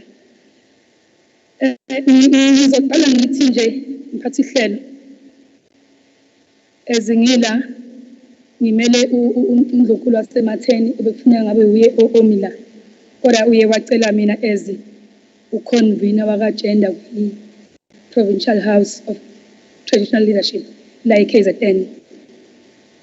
Siyaqonda mphathi hlelo ukuthi zikhona iy'nkinga ababhekana nazo ey'ndaweni zasemakhaya, lapho kunzima khona ukuthi bamukeleke kukhona kubanzi ukutheni baphile kanye nathi ngoba i-information efana nale isikasi kakhulu ekutheni ifike endaweni zasemakhaya siyaqonda ukuthi ingcindezi isekhona ekutheni baphile phakathi komphakathi baphile nathi singabazali babo kusenzima ukuthi sibamukele engicabanga ukuthi le platform esikuyo namhlanje izavula ingqondo zethu sikwazi ukuthi nathi lapho sikhona endaweni zasemakhaya nakwanye amakhosi sixoxe ukuthi bakhona bayaphila futhi siyabazi sibone ukuthi ithina singaka adjust ukuthi sibamukele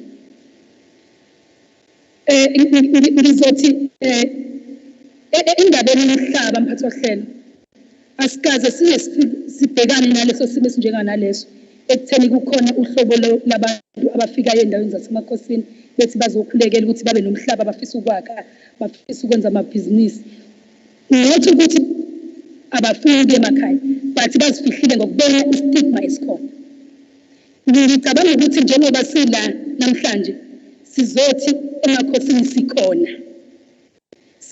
sikhona siyaphila abasamukeli indlela yokusho lokho-ke ayizimanga ngicabanga ukuthi ama-forums anjenganalawo mphathi mhlela asingawagcini emadrobheni ngoba akusho ukuthi baphile emadrobheni kuphela baze bagcine abantwana bethu befuduka emakhaya baye emadrobheni la bebona khona ukuthi bayamukeleka khona ngoba ey'ndaweni zasemakhaya abamukeleki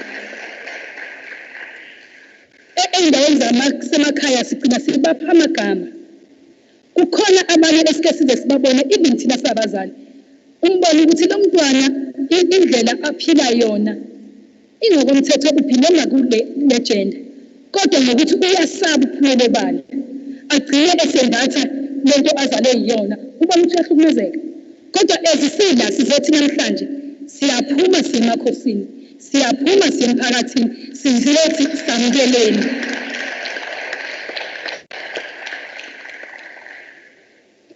ngicabanga ukuthi emthethweni wonke okhona wonke umuntu unelungelo lokuba neshelter wonke umuntu unelungelo lokuthi aye konkosi athi inkosi ngihlukunyeziwe ngoba nakho mina ngazalwa ngiyintombazane kodwa imizwa yami ayivumeli ukuthi ngibe intombazane sekuqhamuka lo muntu othi ungikhipha lo moya wangihlukumeza unelungelo lokuthi aye konkosi ayolibika lelo daba unelungelo lokungena esigcawini sakonkosi alikhulume lolu daba ngokukhululeka without ukwesaba unelungelo lokuthi aye esikoleni afunde angabi nakubandlululwa othisha abanye abantwana kodwa uzofunda ngendlela azofunda ngoba wonke umuntu unelungelo lokuthi aphile kulomhlaba esiphila kuwona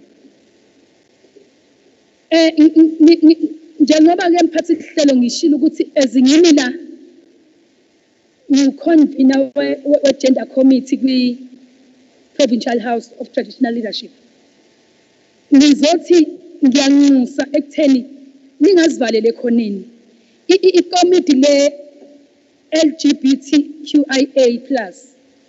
ngiyafisa ukuthi it's either kungaba uconvener wakhona noma ubani babe nokusebenzisana nekomiti lakagender ngoba without ukusebenzisana angeke sikwazi ukuya phambili ngingeke ngikwazi ukuya emakhosini ngihamba ngedwa ngifike ngithi nginalolu daba but uma ngabe sizaya siye nani sihlale phansi as lama portfolio committees sixoxe lolu daba niziveze inkinga zenu enibhekana nazo endaweni zamakhosi ngoba kumanje sisa-highlighta iy'ndawo ezisemadrobheni asitakayi in deep rural areas sifuna-ke ukuthi nani nisondele kuthina ezisiyikomiti lakagender sivule izandla into ebekade sisayibheka kakhulu angifuna ukuqamba amanga mphathi wohlelo into ade sisayibheka kakhulu kuleli komiti besabheka ukuhlukunyezwa kwabantu besifazane abakhubazekile abaphila nebala abantwana besingakangeni kulolu daba kodwa ezinikwazile ukuthatha le initiative ukuthi nisibize sizoba yingxenye yenu siyafisa ukuthi asibeni nemhlangano la sizokwazi ukuthi si-engage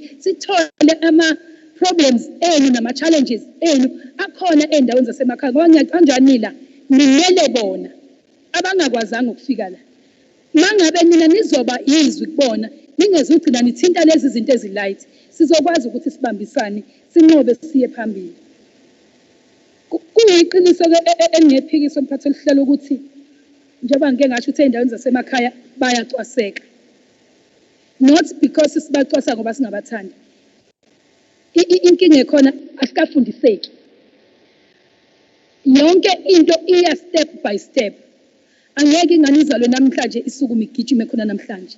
Kodwa mangabe nizokwazi ukusondela kuthina, kube nama programs, kube nama awareness campaigns enizoya kuwo sihambisana sonke sithi nathi as ubukhosi sithi labantu abantwana bethu. Nathi as ubukhosi sithi mangabe ekhona esizweni esethi naku sengifisa ukuba nendawo yami nami ngibe ne-shelter yami, sikwazi ukuthi sin-accommodate niphile kanye nathi nibe umlunga lomphakathi wethu. Siyacabanga ukuthi yonke into iyogcina sikwazile ukuyinqoba. Ngiyabonga kakhulu.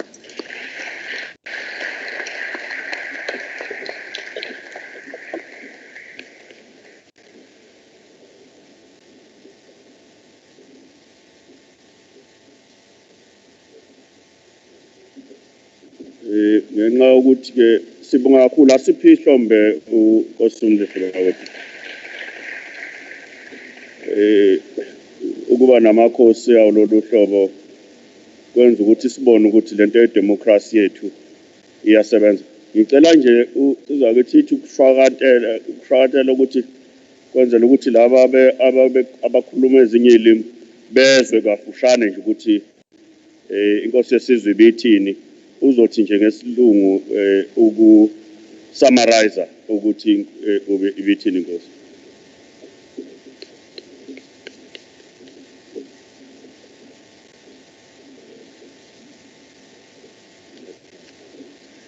What the convener of the House of Traditional Leaders, who was at the podium before us previously, was basically saying, she was thanking all of us who have attended this special meeting today, and she was acknowledging the fact that various structures of the community are now beginning to understand the LGBTQIA community, and she was urging even more members of the community to work hand in hand with this community.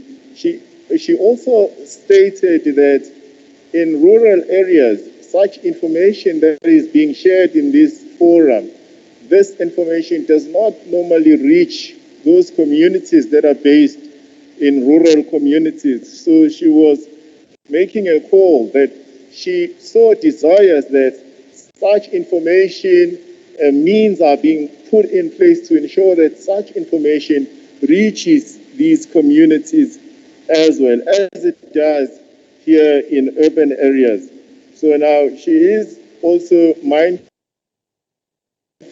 and presented before all of us that there is so much discrimination that is being perpetuated against this LGBTIA community, and she is making a call that such acts should stop in the communities. So she was basically thanking all of us for coming here and making a request that we should try to work hand in hand with this community, and they accept this community as the Royal House, the House of Traditional Leaders that she was representing in front of us. Thank you.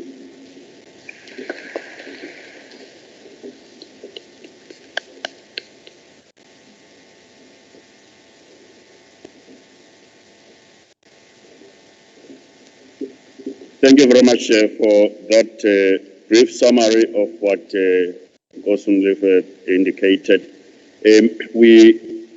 Indeed, I think we began this morning by saying we all were here to learn, but also to unlearn old and bad habits. And I think all the speakers are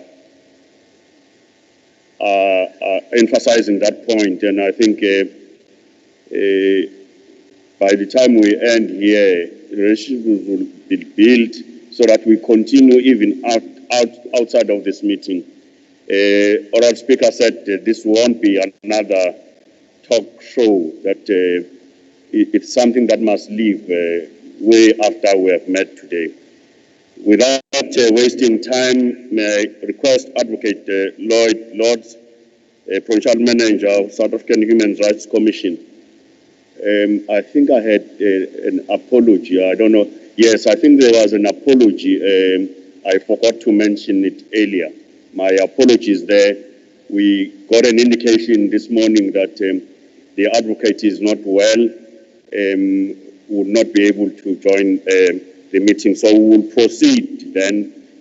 We did indicate in our planning meetings, was I think we'll have to find a way of engaging with the Human Rights Commission, because we think there are cases that Human Rights Commission should be dealing with and resolving them, especially issues that we think are bordering on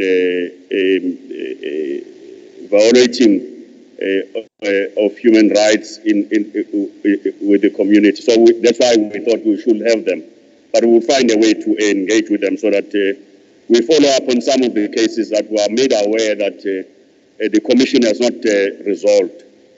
Let me then ask the Commissioner, Busisiwe Ndei,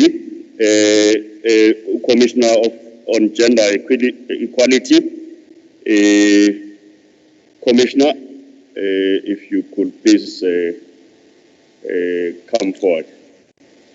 Thank you very much. I'm not sure if I'm audible. I'll switch on my... You are on the audible, Commissioner, just that we can't see you.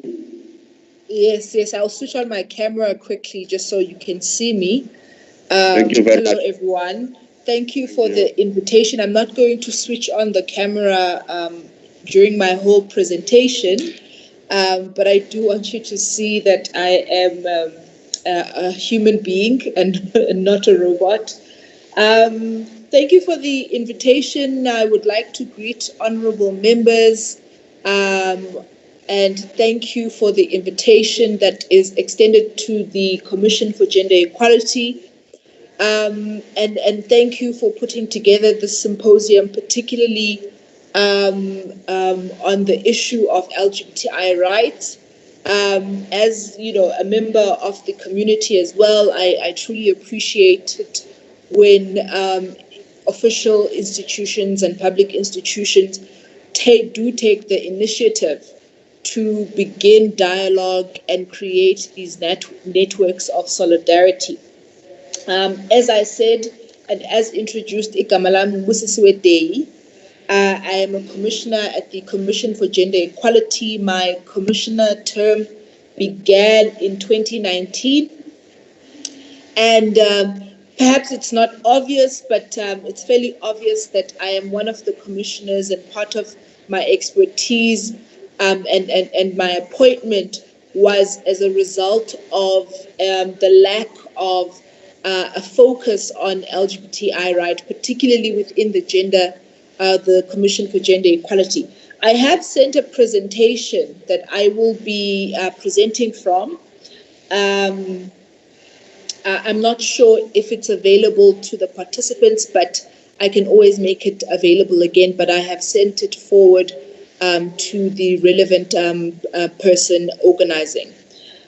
So what I wanted to do today, briefly observing time as well and being conscious of time, is to set out the mandate of the Commission for Gender Equality, the constitutional mandate of the Commission for Gender Equality, as well as some of the work that the Commission is beginning to undertake and has the intention of undertaking pursuant to my appointment as a commissioner at the Commission for Gender Equality. As many of you might know, or some of you might know, the Commission for Gender Equality is a Chapter 9 institution. When we say it's a Chapter 9 institution, it's a constitutional institution. It's a constitutional body similar to the Public Protector. And the mandate, as set out in Section 187, subsection 1 of the Constitution, is broadly to promote respect for gender equality and the protection, development, and attainment of gender equality.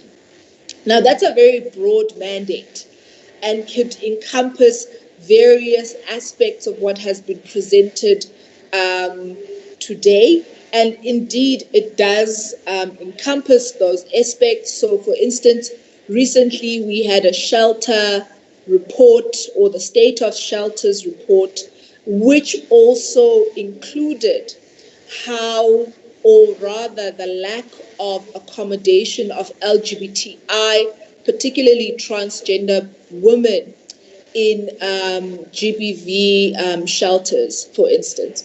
So it's a broad mandate, but obviously we have to narrow it down to focus on gender and what then gender means. And I think that we can all understand that issues around sexual orientation and gender identity, as presented by Chris, are included. If you look at, the right to equality, for instance, it does include sexual orientation. It does include, it does include sexual orientation. It does include gender, and it does include gender expression. So it's a very broad understanding of gender that we undertake as the Commission for Gender Equality. To carry out this mandate, the Commission has the power to do a number of things. It has the power to monitor, educate, lobby, advise, and report on issues concerning gender equality. That would be subsection 2 of that particular section in the Constitution. And whilst that this is important, in terms of in understanding our broad constitutional mandate, it does mean we also have legislation that distills the work that we do and specifies the powers of the Commission as per legislation. So if you go to the Commission for Gender Equality Act, you'll find that we have the power to monitor and evaluate gender policies and practices of both public and private bodies. So, for instance, one of our reports was on the non-consensual sterilization of women with HIV, who have tested HIV positive. We made recommendations, and currently the Department of Health undertook to ensure that our recommendations, which are legally binding, so by law, implicated bodies are supposed to implement our recommendations. Similar to the public protector, is that we can go to court and say, well, they haven't done ABCD, and ABCD is required. Other powers that we have is to develop and manage educational and information programs. Me coming here could be seen as part of that function. We evaluate acts of parliament, systems of personal and family law or custom. That includes marriage law, which we are currently undertaking to engage with various stakeholders, a system of indigenous law, custom or practice, or any other law. An example I've put there is, for instance, Muslim marriages, for instance, the religious marriages. The Commission may also recommend or make recommendations to Parliament or other legislature to adopt new legislation which would promote gender equality and the status of women. So it's important to note there it says gender equality and the status of women. So we understand the status of women, whilst it is implicated in achieving gender equality, it is also separate from the status of women, right? So the two are independent but also interrelated. Another function that we have is the function of investigation and being able to resolve complaints through mediation, reconciliation, and negotiation. Also, the Commission has referral powers, and if matters that have been brought to our attention, do not engage our constitutional mandate, we can then refer them either to the public protector or to other Chapter 9 institutions.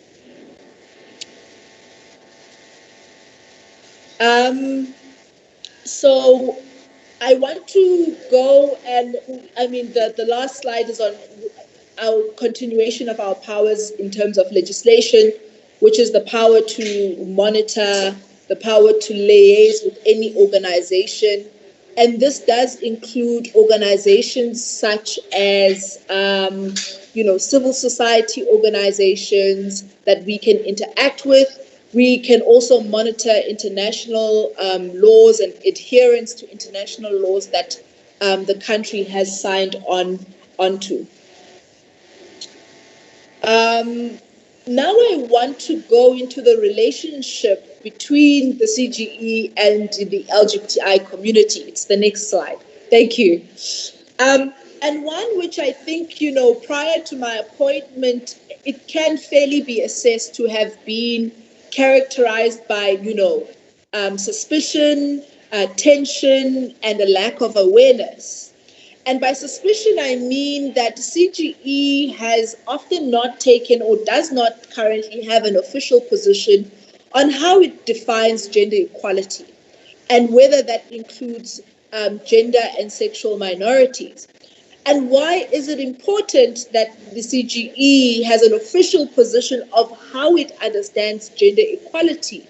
Is because a lot of times how people interpret gender equality is to say equality between men and women, and not understanding that gender equality encompasses equality of access to education for lesbian women, equality of access to health for transgender persons, equality of access to various social goods, social and economic goods that LGBTI people, particularly those who present in a manner that is different. So, for instance, masculine presenting lesbian women, transgender women, for instance, have been discriminated against, particularly within the health sector.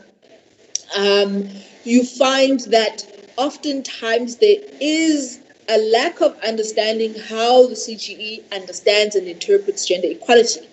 Does the CGE understand the discrimination against LGBTI persons within the employment space as an issue of gender equality similar to sexual harassment? Does the CGE understand the secondary victimization of victims of sexual assault who are LGBTI by the police as a gender equality issue? So that's where the suspicion lies, is that there hasn't been really a proper ventilation and dialogue around what gender equality means for the CGE and therefore what the CGE can do for the LGBTI community.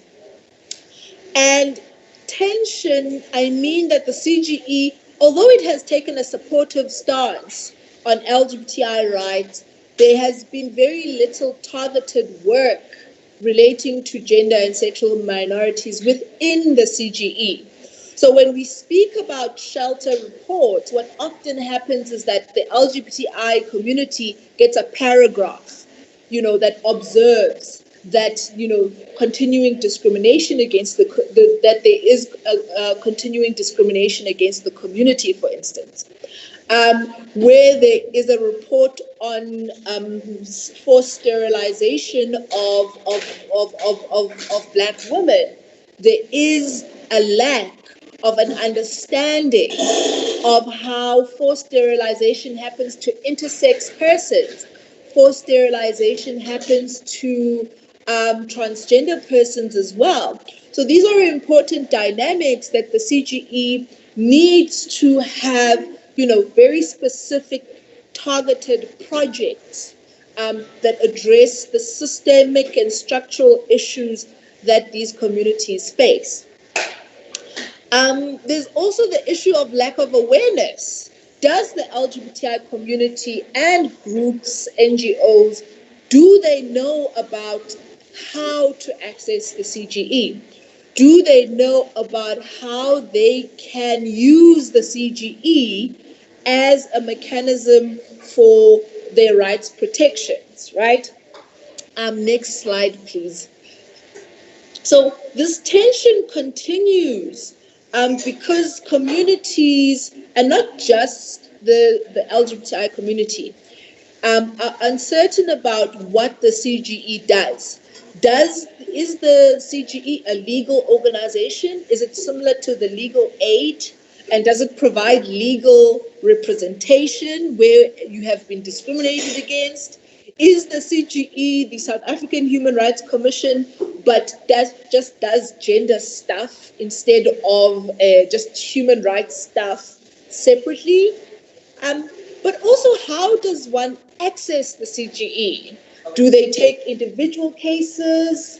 Do they take, and how do they assess that individual cases are relevant enough for the CGE? Perhaps relevant enough for the CGE is not the right word, but how does the CGE assess that cases are engaged their constitutional mandate? Because it's very important that communities understand that oftentimes a case is rejected not because we think it has no merit, not because there isn't an issue that deserves to be engaged legally, but rather that because our mandate relates to gender equality and the status of women, oftentimes we cannot engage with your case because it falls within the power and the mandate of perhaps the public protector, of perhaps the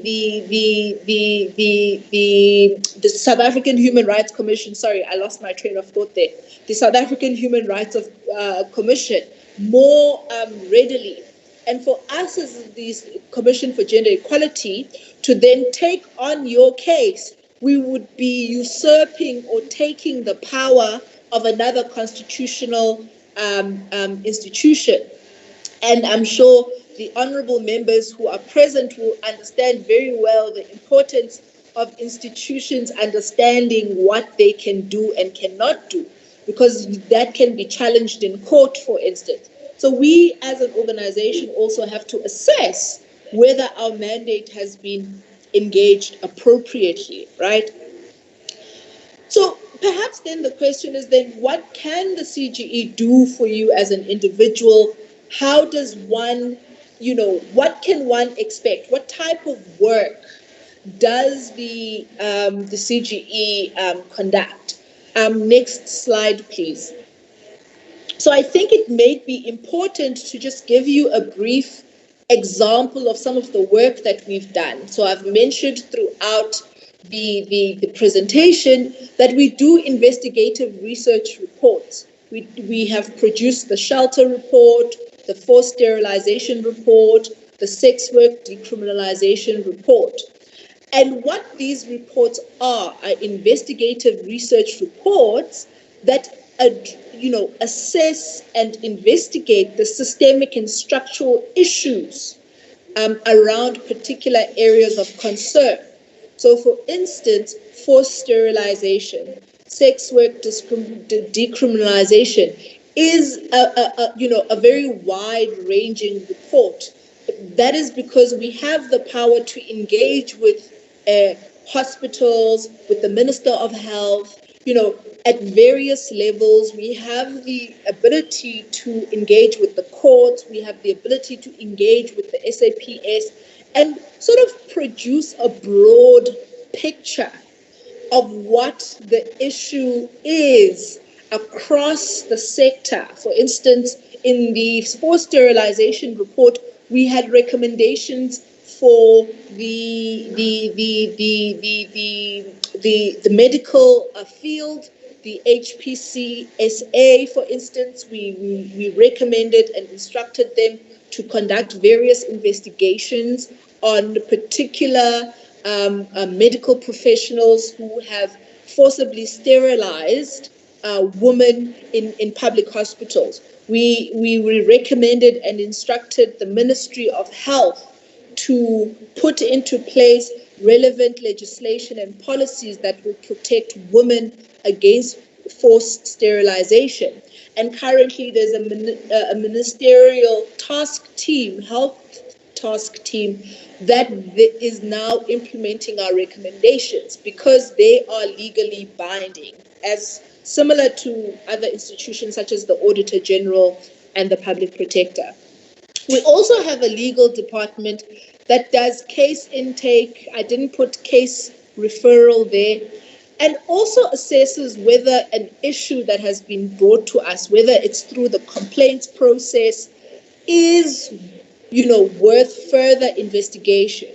So when a case is a single case, we then take it on in a manner that allows us to investigate deeper. So is there, a structural and systemic issue that needs to be addressed? And how can our investigators and our legal officers better address this issue? Other gender equality related projects, we have a project that it's Project Run Free. It's a project that we took on in support of Caster Semenya. We are currently engaging various stakeholders, both nationally and internationally, our international partners at the UN, at the AU, and also nationally, the various embassies, to actually garner support for the case that Caster Semenya is currently taking before the European Court on Human Rights. So that's one of our projects. But within that project, we understand the issues around the importance of not invisibilizing the fact that part of the ways in which Caster Semenya is experiencing discrimination is because she's a lesbian woman. She's a masculine presenting lesbian woman. And that's why it seems that, there is this idea that somehow she's more masculine than the other runners, for instance. And so we understand that, and we're sensitive to some of those issues that are coming to the fore. Another function is to evaluate practices and policies of public and private organizations and institutions. And this often is informed by the complaints that people bring to us. If people are continuously complaining about the SAPS to us, for instance, and how it is abusing its powers in relation to sex workers, for instance, in relation to the sex work decriminalization report, then we can, of our own, institute an investigative process into how the SAPS deals with sex workers, into how the SAPS deals with LGBTI persons, for instance. So that's a very important a mechanism that we have, which is the complaints mechanism, because that is how we get information on what needs to be addressed and the issues that people need to address. Next slide, please. I promise you the slides, it's only 3 slides left. I hope I'm not, I'm conscious of time. So I wanted to say, okay, so I have just told you that part of the work that we do and part of how communities can engage with us is through complaining. Whether it's an individual complaint, or it's a collective complaint that is done by organizations, or it is to request an investigation into a particular gender inequality issues. So some of our complaints are not just, oh, I've been discriminated against. Organizations can seek to complain as collectives and say, we as an NGO are noticing this issue and we want the CGE to engage in this issue and investigate it. So you can complain online. There's an online option, an online complaints form. There's also a hard copy complaints form that you can engage in. and also by email. Please use my email wisely, because usually I'll just send you a hard copy complaints form. But I'm more than open to engaging with NGOs and please, I invite invitations from NGOs to request meetings with me. This is why I'm here. Request a meeting with me in order to tell me an issue, in order to give me information that allows me to engage on the issues that you want me to engage in a much more productive manner. And but also there is I see the slide in front of us. This is the information. Obviously in approaching me, an organization needs to know what it wants me to do. What issue do you want me to investigate or engage in? What powers of the CGE would you like to see engaged? Is it our investigation powers? Is it our, dialogue and reconciliation and arbitration powers? How would you like to engage us? So on the slide, there's various details. You can find this on our website as well on what needs to happen. It's easier sometimes if there are people who are identifiable as potential who have been affected, and how this issue links up to gender equality. That's very important. Also, issues of whether you have engaged and complained in other spaces.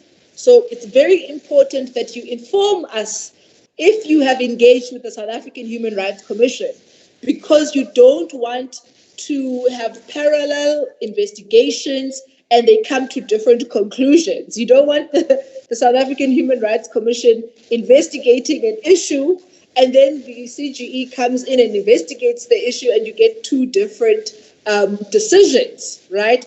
But also it allows us and the South African human rights to properly engage with each other.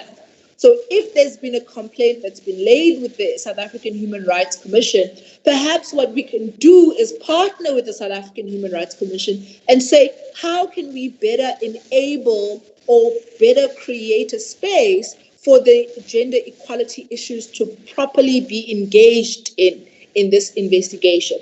So the last slide are the contact details and the information website that you can go to. There's a complaints line as well. Please, you can contact me. I really, truly am open to engagement, particularly with civil society. And it doesn't have to be matured. It could just be, we want to engage as NGOs from KZN, and we want to understand what you're doing, what you plan on doing for LGBTI people. How can we help you? So it doesn't necessarily always need to come as a complaint, but it is important that you understand that I'm open and available, and part of my job is to tell you what I am able to do as a commissioner, how the commission can better assist and engage with the LGBTI community. Thank you very much for having me. That is the end of my presentation. I hope that I will get wonderful emails and engagement from the community and also from the honorable members that are currently present.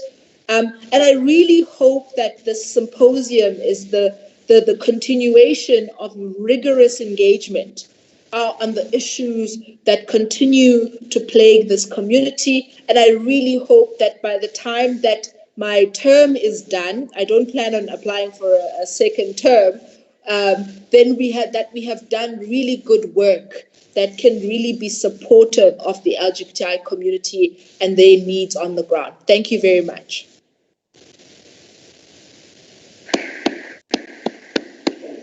Thank you very much, Commissioner. I think those who might have not known about the services of the Gender Commission, Commission on Gender Equality, will from now on use, because you, as you say, you are there to serve, and we must really use. Your presentation was really insightful. Thank you very much again. And now we are behind time, so we thought so that we finish, we don't break. There is tea, you can just stand up and grab tea, but we will finish. We'll still try and recover some of the time. We're not going to allow the questions and answers. I do not know, my colleagues must assist me on how they will want to plan that. You will show hands, I'll give you numbers. The numbers is because I do not know your names, so that you don't accuse me of changing your names. I'll give you numbers so that it's easy to follow. This number one. There's another hand.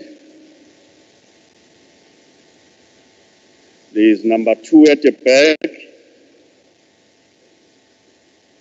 There's number 3 at the back, and number 4 and number 5.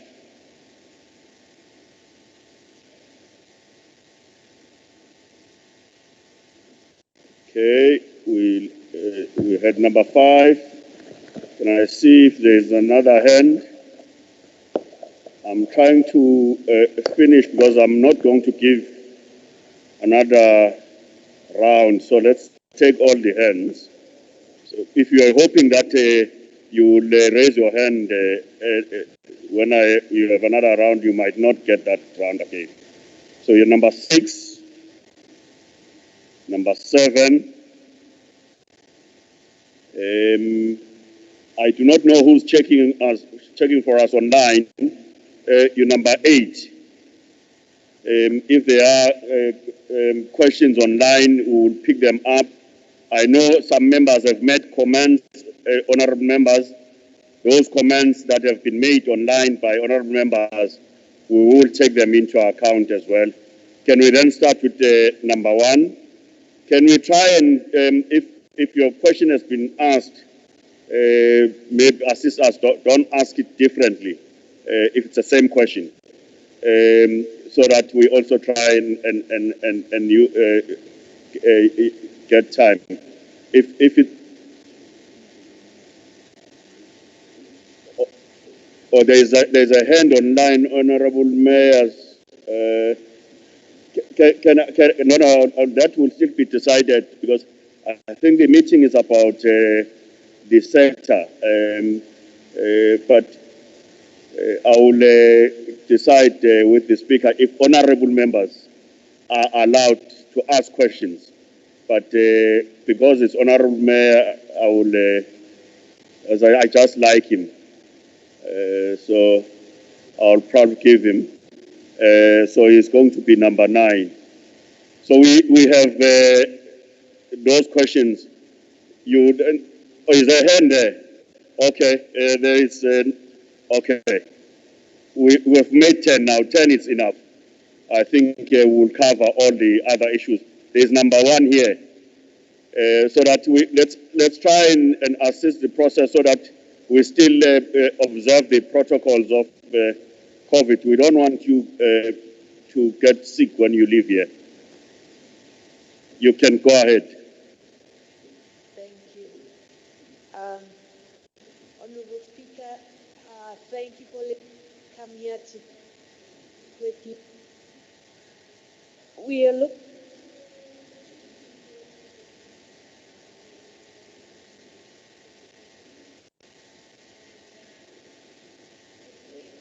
sorry.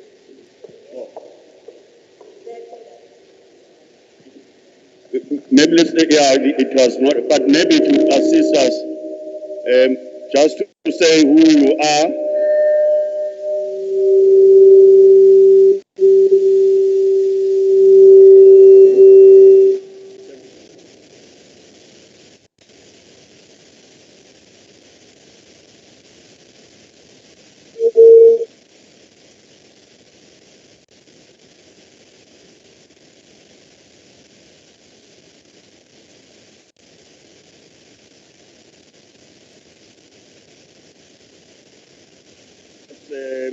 so that we also have on records. Just say your name and your surname, then you proceed with your question. I will ask that technical people please assist us. We shouldn't have those problems.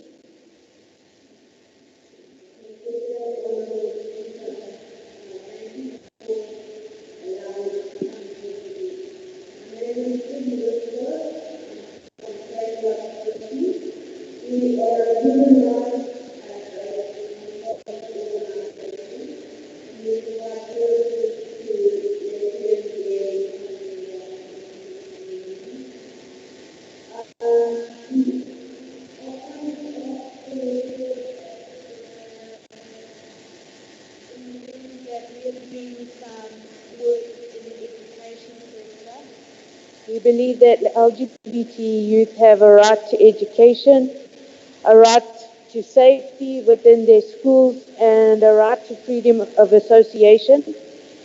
And we would like to ask if you would help us to make schools safe for LGBT youth. And also, we believe that they have access to information. And LGBT youth need to know the information that we have available for their own lives and for their own bodies. We would like an invitation to be able to present to KZN legislation and to the Education Portfolio Committee a more in-depth look at the work in the Department of Education and how we are reaching schools and LGBT youth in all of the schools. Thank you.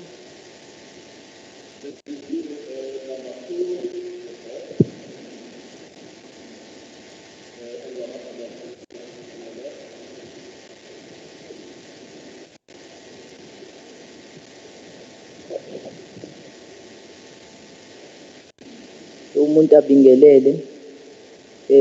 My question is directed to the Department of Human Settlements.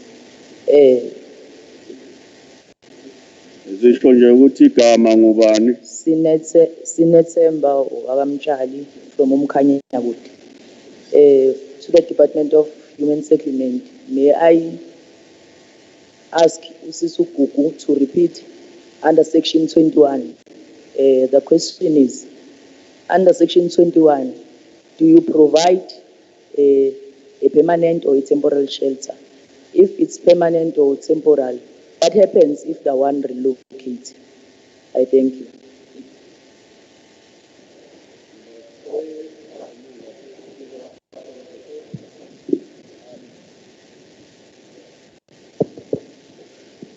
Angibingelele igama uNdumiso ngowagwala ngisuka khona la kuMgungundlovu district iqhamuka eVukusithathe Africa si-based eEdendale lapha eLay Center. Into engizokade ngizoyibuza nje okokuqala ukuthi angubonanga uDepartment of Education we working kakhulu nekole and ekoleni ingane they are being bullied because of their sexual orientation. So if sihlangana futhi again bengicela ukuthi uDOE invite khona uzosho ukuthi yini wena olokhuza ozoyenza ukuthi kufundiseke ingane nothisha ekoleni. And then the other thing, Department of Labor now, futhi anguboni there's quite a lot of people abasebenza in different departments. Bayahlukunyezwa abanye sebeze bayoba ngisho imisebenzi. So nakhona bengizofisa ukwazi ukuthi uDepartment of uLabor imali because vele angithi siyazi ukuthi there is Employment Equity Act but ngathi ayilandelwa kulama departments lawo. And then the last one enginayo engizoyibuza nje I think ulokhuza Honorable Umhlongo ukuthi all right ukuthi ukhuluma about profit generating opportunities for young people. Bengothanda ukwazi ukuthi siwa assessa kanjani lawo ma opportunities. Okunye ukuthi istaff sakhe lokhuza team yakhe ka social development ukuthi njengoba kade sifika ama case bathe bayayenza i-follow up, but into eyenzakalayo ukuthi lapha phansi sike sihambe siye khona sifike sihlekwe futhi yini abazoyenza ukuthi lawo ma-case lawa abikwayo lapha phansi, because thina we are working with grassroots ukuthi lawo ma-cases lawo ukuthi azofollowisha kanjani ukuthi bonke lawo ma-victims lawo athole i-justice ekugcineni. Ngiyabonga. Siyabonga. Number 4. Sanibona nonke. My name is Ulinda Ngwachamane. I am a trans woman, and I'm here from the capacity of Iphimbo Tinko and also representing the Institute. First and foremost, I just would like to express my disappointment, especially in regards to Omagushu ama findings in the work there. Certain departments abayenzayo, like the Department of Health, it's always from, like when you talk about LGBTI people, it's always from an HIV lens. Can we try to look at other comprehensive care that the community is dingayo, and by so doing you consult the very same community ubabuz what do they need? For example, when you talk about in terms of access to hormone replacement therapy, when you talk about mental health care needs, and what kind of support can those departments provide for Lama departments, and also educating people that are also part of that community, or part of we want to see people that are also LGBTI identifying, they're present, they're visible in your department. When you talk about DDOH, okay, there's another trans body guy, when it's come and go human settlement, there's a lesbian folk, so for me, it's like we're always talking shop, but when it comes to action, I ain't Equays Hospital is the only hospital, a provider, gender affirming healthcare in KZN. So what does it say about the work that you're doing? What kind of measures because people are self-medicating, Lana, and I mean, it comes with its own dangers. At the same time, abantu abangenayo access, anxiety, depression, so we need to really do something, and we need those departments need to consult the community. I mean, that is needed. And another thing, for the country Department of Human Settlements, yes, ama-shelters are inclusive, but when I come as a trans body, on Facebook, if my ID it's email and I don't present as umuntu or wesilisa, because ama cases maningi la uthola ukuthi uyafika umuntu mhlawumbe uxoshiwe kubo, uyafika ki-shelter and bazo-experience i-secondary victimization. Uthola labantu abasenza kulawo ma-shelter abanayo i-capacity, abekho sensitive to be able to address izinto ezikanje lama-challenges lawa. We talk about toilets, for example. I'm so disappointed. We're talking city LGBTQIA Symposium, but there's no gender-neutral toilets or gender-neutral signs anywhere in Gwabonayo. It's just female, no male. So for umuntu or non-binary or someone who's gender non-conforming, toilet. So I have a lot to say, but I think I'm becoming a bit emotional because I'm also sharing from it's frustrating now. But thank you for this opportunity. Number 5.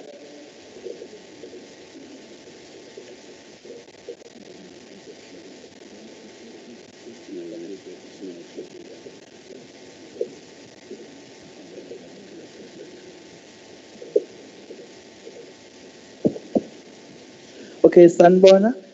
Igama lami nguSiphelele wakwaNxumalo, coming from Gay and Lesbian Network. Into engicela ukuqala ngayo ebekiloko ikhala kakhulu, I think the choice of words. These people, this community, it's creating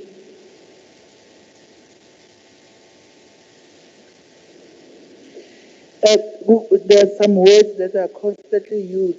These people, this community, immediately you are separating us from you. Because if you say we are helping this community, we are helping these people, it's like we are like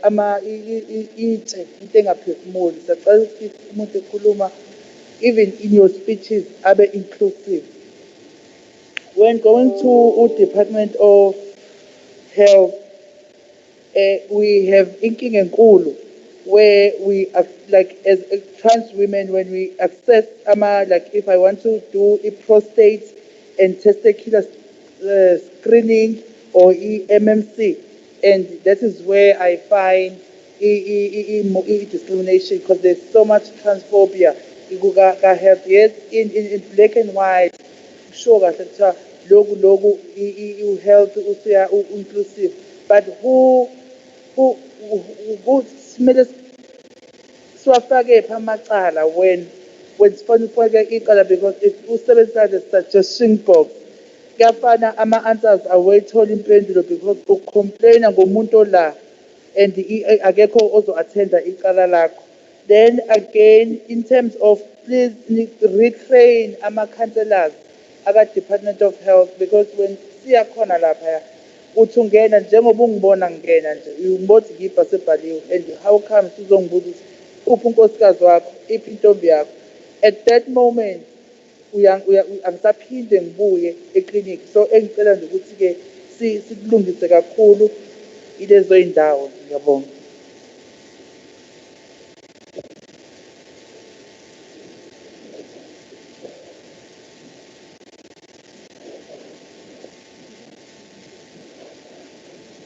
Number 6.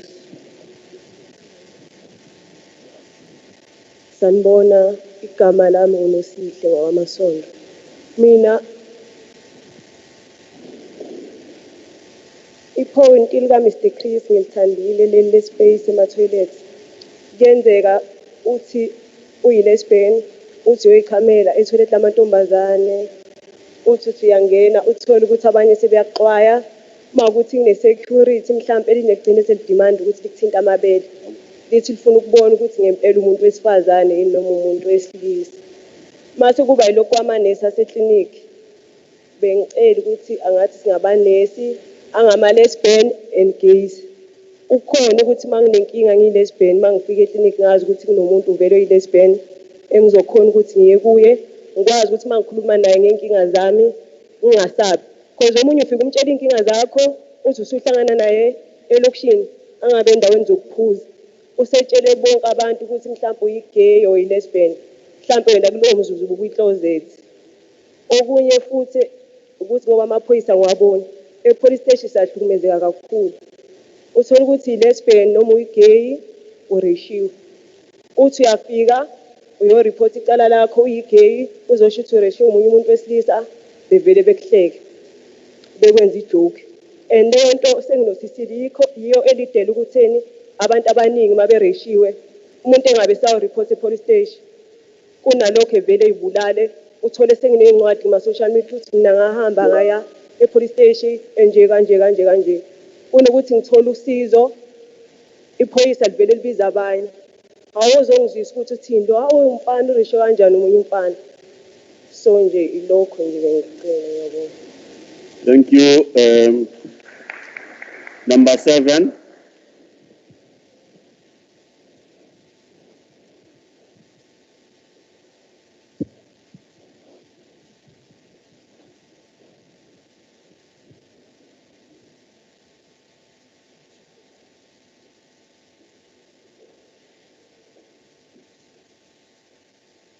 Good day, everybody. My name is Samgelo, and my surname is Dindi. I'm proudly from Mkhozi, in the northern of KZN, Umkhanyaguti district. So there are a lot of things that concerns me, but they are all based on education. I think this road, I just want to use English most often just because there are people that do not understand Zulu. So on this road, there is a lack of education, there is a lack of everything that we need to access based on education. The Department of Education, and together with educational purposes, they do not reach what we target. Teachers briefing about LGBTQIA plus is not available. For instance, for myself, when I was doing grade 11, I once been bullied by a teacher just because I'm gay. And that was even noticed by my classmates. And then that was been judged, and they said, no, mister, what you're doing now is based on being homophobic. This is wrong. Of which I haven't done anything wrong. And then when time goes on, since I was using male toilet, I once got raped, like impelled to be raped. And then I ran to a staff room. I haven't received proper assistance. What happened? They just called my mom. They even called even SGB, and there was no principal on that meeting. It was only my mom and the guy's mother who wanted to rape me, together with the staff, and only HOD. And then the resolution on that has never been proper. They said to me, I must choose what to do, whether to continue using that male toilet. How can I continue using the male toilet that I know is risky for me and for my life? How could I stand and be brave that I'm who I am if I could not continue using that toilet? Because I know what is wrong with that toilet. I know that the guys that can even rape me. I believe that it's not just only that guy, but it shows that there are many guys that can even do that. It's possible. And then after that, they said to me, I must then choose. I chose to use maybe a toilet of which they were not using, but it was mainly for staff. And they said they cannot share a toilet with a student, whereas I'm doing grade 10 and 11, those classes. I can't even share a toilet with them. So if it's a staff toilet, it's only for them. And then I decided to use the girls' toilet. If I'm using the girls' toilet, there are also issues. Samkelu, why are you going to that toilet? Because you are a male. What should I do? I'm from deep rural areas. I was the only one person whom is gay. I face a lot of consequences. I face a lot of problems. I stand for myself. I've never met anyone whom is gay in my life until I become more than 16. I grew up standing for myself. I grew up demanding to have a phone from my mom, to get data and Google it and understand my sexuality and ask from my LO teacher. Luckily, she was brave enough to tell me everything. If she wasn't there, I was not going to be here. I was even feeling if I could commit suicide because I don't understand even my sexuality. I don't understand even where I belong. There was no one who was teaching me about this sexuality. I felt like I'm outraged. I'm someone who is just out there and not belonging anywhere because I'm discriminated whenever I go. I don't know what to wear. If I wear male's clothes and they say, why, you walk away at Chigiza, and then what is happening with you? You are not the reality of being a man. And your voice doesn't impress that you are a man. Those words are all words that comes from me. This and that. And I once went to another store, ShopRite store, when after I completed my matric 2019. A guy whispered at my back and said, Yazi lo mangamshela, ebesayavuma. And then I took him to my room and I'm gonna boil water and pour it to him if I find that he got penis. That's all that we get. It's hard, guys. It is hard to survive being gay and living in rural areas where we do not get any assistance. And in 2 months back, I went to a public institution, which is a clinic, and I asked for PrEP, and they said PrEP is for only sexual assaulted people. They cannot offer PrEP for me. I have to get my own straight person and come with him, and then we sign a form, and what's so on, of which it is not done on the companies or on our, I can say, legislation that we have, our spiritual ministers, I forget the names, but then another one based in Cape Town, because I even now decided to order them from Cape Town, of which it's a process. As I'm in far away, north of KZN, ordering something from Cape Town, I have to go to a private doctor to take my blood test before I send that, and then it is processed so that they can process that sending or transferring of PrEP. And after that, it is hard because I can't even attend to that public clinic and ask them to do blood test. They could say, what are you going to do with the blood test? Because you are not ill. Anyway, you have never seen anything that leads you to do blood test. That's what they say. Their attitude is not what I can say it's professional. They are not professional. Even our teachers, they're teaching in real areas, they are not professional. They are faking being teachers, or maybe it's for money or what, or opportunities, I don't know. But it is all based on needing money and opportunists. They are not based on their professions. It's not what comes deeper from their heart and from the source. So, yeah, that's all. Thank you so much.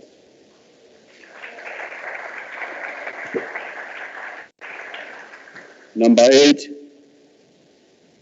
In front here.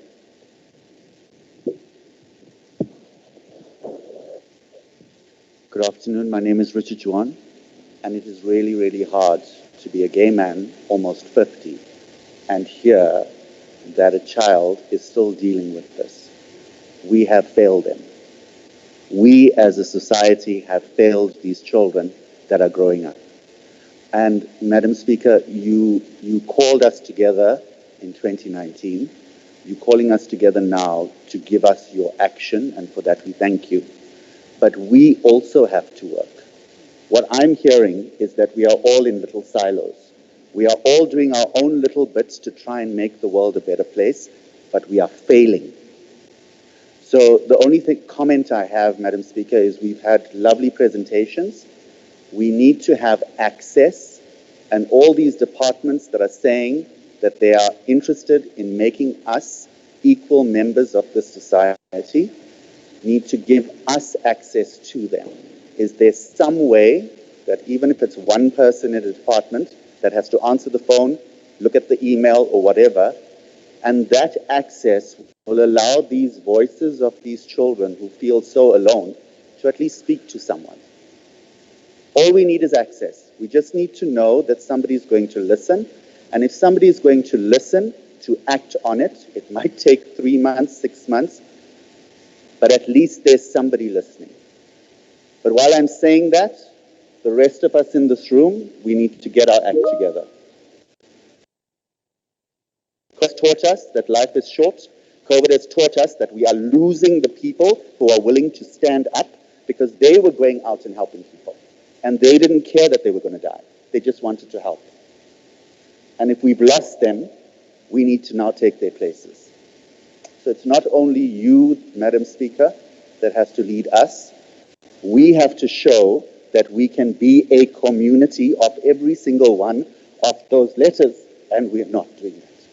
We are not doing it. We are failing our children. Thank you.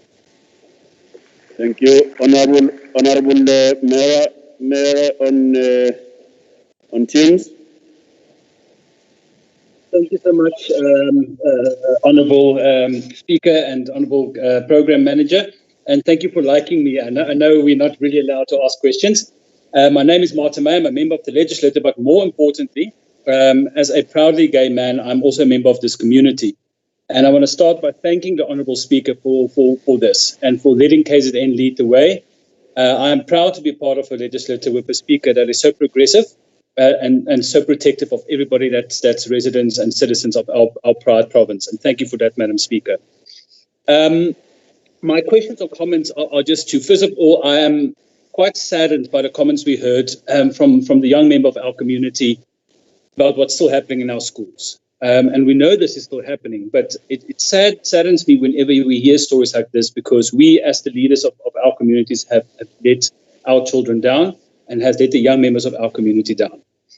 Madam Speaker, I would love to ask from you, and I think it is something that KZN can also do to lead the way, that we must commit that we will see to it that all members of the legislature and all councillors in the municipalities in this city and in this province will go through sensitivity training and go through training on how to deal and lead the way in their own communities.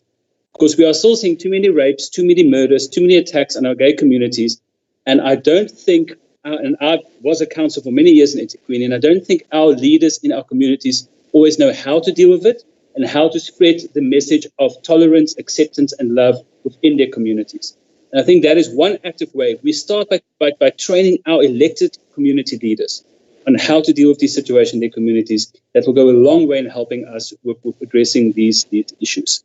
To the member from the Human Settlements Department, which is also my committee, luckily, and to social development. I would love to see these two departments work with public works.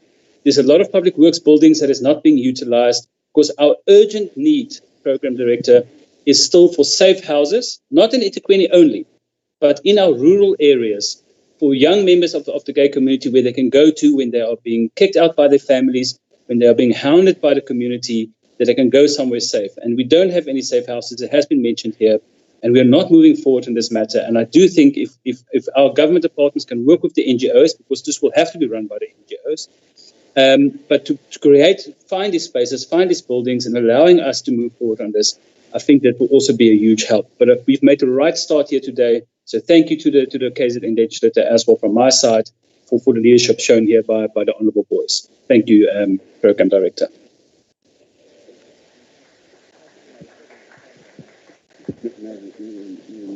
We're now going to have the last question, number 10 was somewhere back there. And oh yes, there. That's the last question we're going to take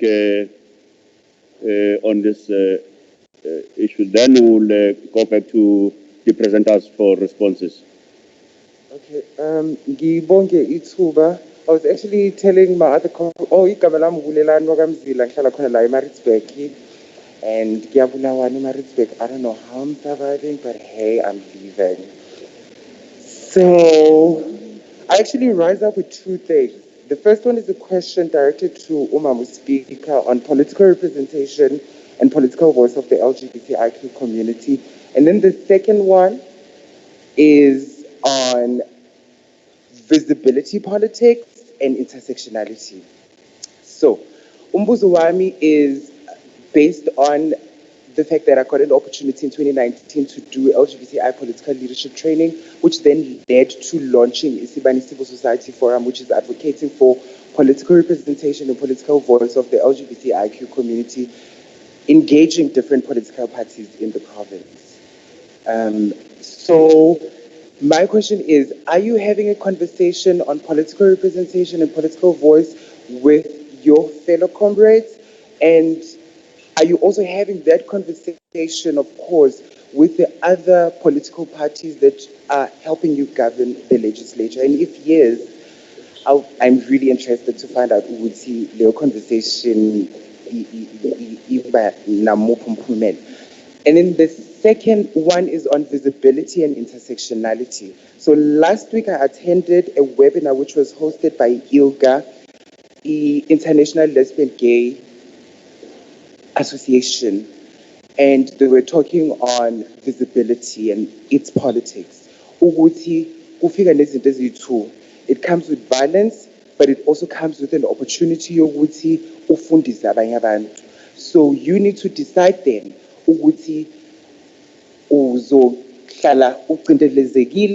or noma you will take that opportunity to teach people about you. And I was also reminded about intersectionality. Ukuthi mangena erumini but I have intersecting issues that I'm facing. The color of my skin, disabled, I'm unemployed. Yeah, you can go on and on. So, and if we see it goes back to when then we start having a conversation of a policy or policies that will redress these socio-economic issues that we are facing as the LGBTIQ community. When you know that you are visible, now we are you know, sorry to use that word, but high moral, oh my God, okay.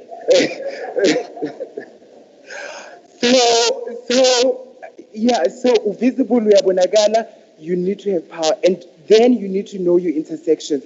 Ukuthi, when we have that conversation one day of that policy that will redress socio-economic issues that we are facing as the LGBTIQ community, you are there in your community and you are able to participate in it. And lastly, I had a conversation with Tracy, I think 2019, when I was still working for the Gay and Lesbian Network. And one of her lectures was like, you only attain, or you get your freedom according to the oppressor's norms and standards or regulations. Like, for instance, today we wouldn't be having a conversation of the RET, like, or land expropriation without compensation, if then we really attained the freedom of 1994 that our parents voted for. So as the LGBTIQ community, when we go back to our communities, see visible, we as the intersectionality, then we need to have a conversation with what would that policy look like and what would it mean, not just for me, for you, but for all of us. But who's born kuyona police? With that, thank you so much.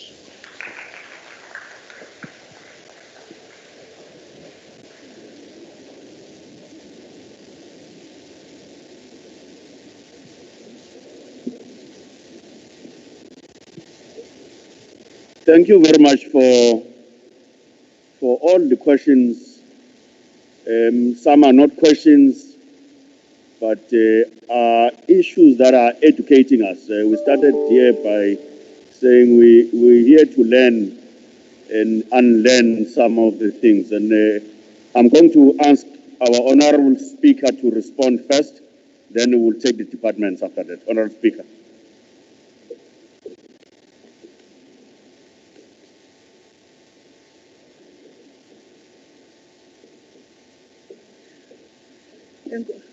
Enkosi Dolo.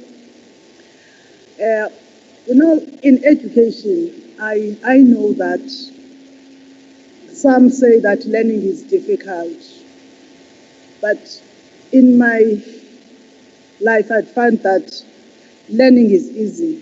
The difficult part is the unlearning. Learning is easy. The difficult part is the unlearning. So there might be means and ways that we have learned and used them that are acceptable.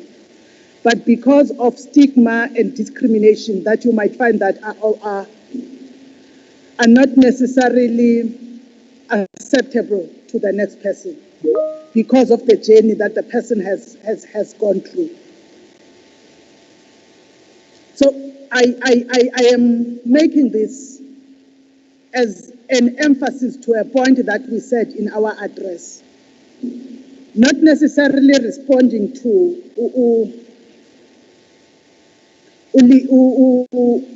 Ulinda and Umtali from Mkanyagote, but generally the issue of how we address it was raised that we say this community, and as it's offensive, apparently.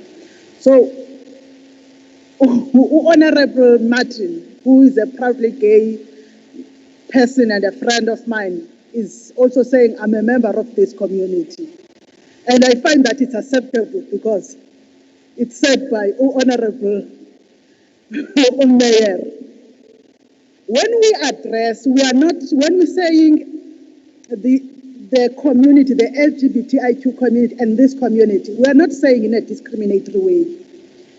It's a manner when we are addressing, we would be saying to members, with the members of this house, and we say when we're speaking to the sectors, the different sectors, whether it's the women or it's the youth, we would usually say this sector. But I want to make an appeal that rather than KwaZulu-Natal LGBTIQI+ Symposium coming up with new terminologies for the symposium, let's stick to those that are used by the gender sector. And And the Commission for Gender Equity, CGE, I listened to her speaking and I understood that her language is the language that I tried to use because I wanted to use what I learned in the gender space. I am not saying that I have really unlearned everything that I learned before. I am trying. And I understand that the members are trying. So are the officials in the different departments. But there are exceptions. There are outright discriminatory expressions and actions that must not be tolerated.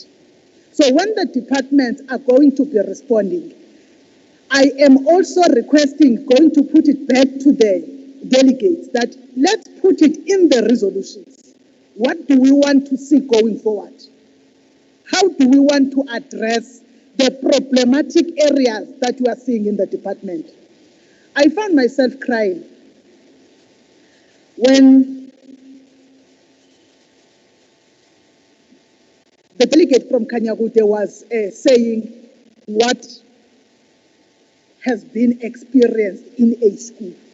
You know how many years your child will spend in a school? Do you also remember the influence that each one of us has found in a school? That then becomes your perception of life going forward. It cannot be. We must make resolutions on how we are going to interact with the Department of Education so that we do not wait for next year. We might not have invited them for this year, but let's have resolutions that we are going to monitor in terms of advocacy. The inkosi yesizwe bikhuluma ithe they sometimes feel that maybe it's because the problems are encountered in the urban areas. I have been, for the better part of my life, I have been a resident in rural areas. There is no person who is discriminated in life as a person who is in a rural area. You get discriminated not because of your sexuality. You discriminate ngopete lo lwakho. Uyayibona ukuthi unopete. Whether you discriminate about how you also pronounce words, how you think that you are better, how you think that you are white whilst you are not white. But then imagine when it comes to sexuality. I am glad that you are inviting us. We are going to partner with you. Imagine when it's now time to go to Indlamu kunomshado kusasa. Kukhishwa amabheshu nezihlangu kunikezwa konke insizwa kunikezwa umzila ubulelani in the rural areas. Regardless of his sexuality, that is known to all of them. It's in the rural areas. You won't find it in the and as a result, the correction, that corrective behavior is more practiced there because it's given islangu nebheshu are making an example noma induku uyolusa, not because there is a need, but because umfana onjani wena, denying the choice and the reality of the person. Because it's also not about choice, it's also about the reality. Living yourself as the real person. Chris said that you can be a certain person in terms of the physiology, what is seen, but internally you are someone else. So I am saying that bear with us in terms of how we use interchangeable some of the terms we are unlearning. Let's put these in resolutions. Understanding that whilst there are these challenges in the Department of Health, but they are good. They are good civil servants there. Were it not that, we wouldn't have Dr. Chris. It's from the Department of Health. And I don't want to think that there aren't any more Chris out there. It's upon us to go and find out a Chris in your community. But also we must be a Chris in our community. Apologies for using your name like that. We must also become what Dr. Chris is. When I met Usazi Jali, that's how I got to know about Dr. Chris, and other transgender activists in 2019. The first time I met them, I knew about the existence of Dr. Chris. You know that's being remarkable. As a person that belongs to the LGBTIQ community, but also as a health care practitioner. That's what we need. And we must put those into resolution. But cases that need to be followed up, like the cases of Umkanyagute, we must follow them up. So that we don't, when you are responding as departments, try to find out that you want to respond to them. Let's agree that such cases, let's follow them up, but let's come with strategies if you have strategies. But if you don't, we are going to include them in the resolutions. Look, then there is the last one that I will respond to about political participation. Ngiyazi ukuthi nani niyazi ukuthi njengoba ngimelana kungenzeka ukuthi kwahlangana abantu mhlawumbe enhlanganweni noma eqembini engaba yilungu layo bangiphakamisela izandla. Kodwa ngelanga ngifundiswa ukuba usomlomo we-legislature yaKwaZulu-Natal, kwaba ukuthi the first thing that I must take is that I do not work and represent the political party that I come from when I am standing here. Therefore, representation in political parties and representativity, we interpret and interact with it in terms of Act number 73 of 1998, the Electoral Act of South Africa.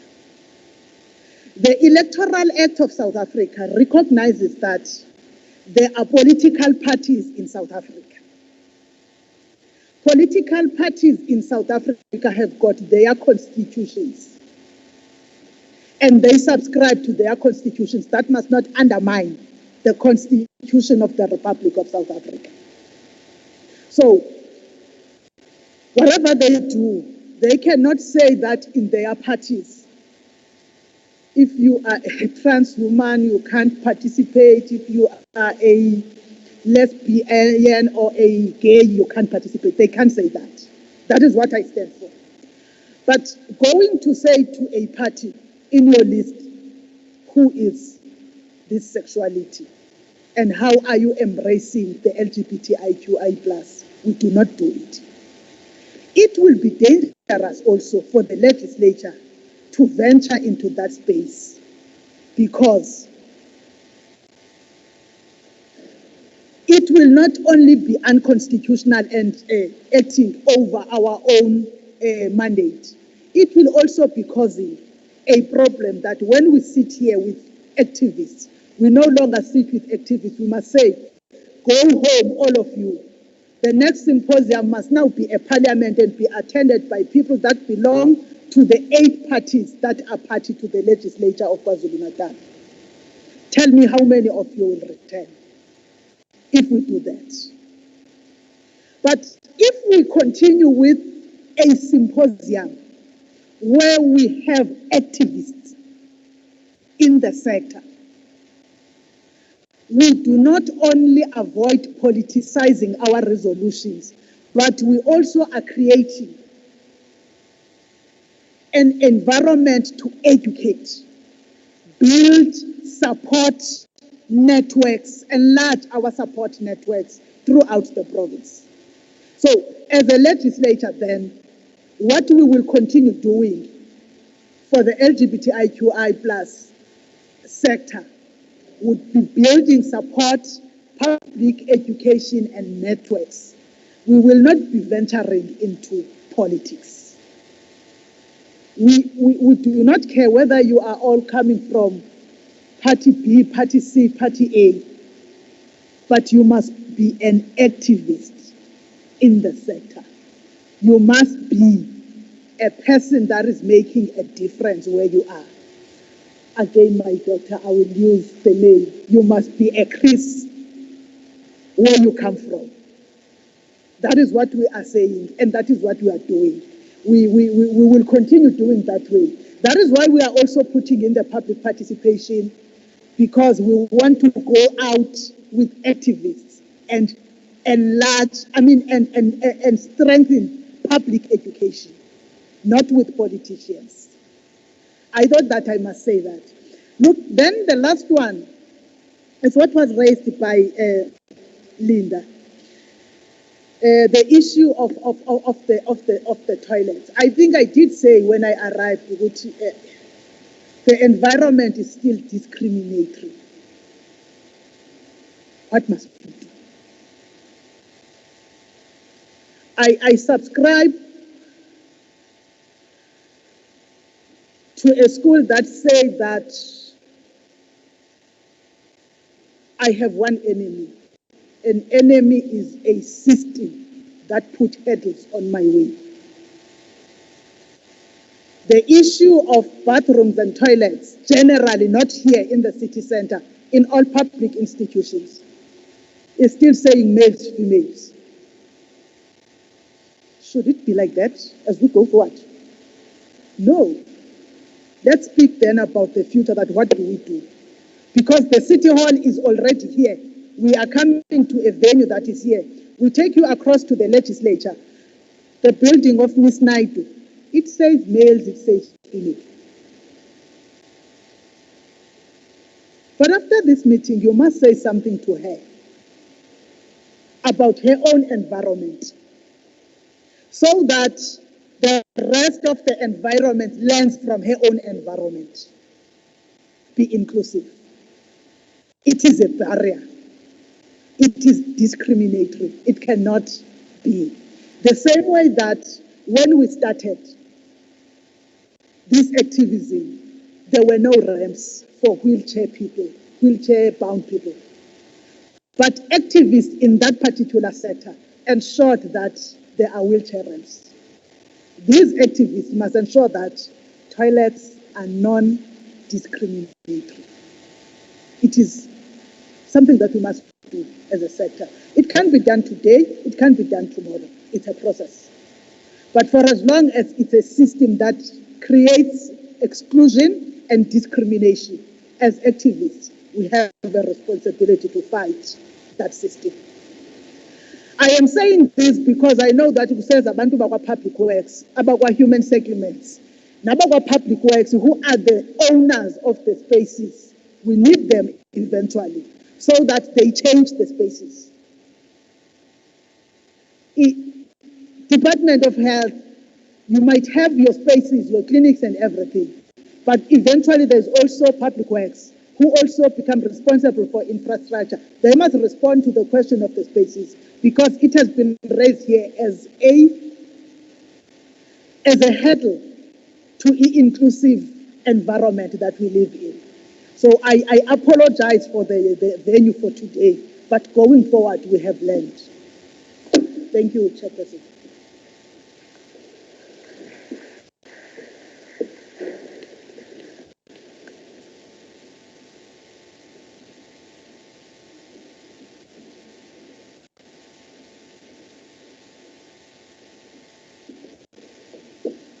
Nkosi Makubela, we are going to do this so that we also don't ease most of the time. I think the Speaker has put already some of the issues as resolutions, so that we also don't repeat things that we need to follow up and deal with them, because one of the things that we need to do after this is that proper resolutions are going to be formulated, sent to the House, adopted, then we send them to departments.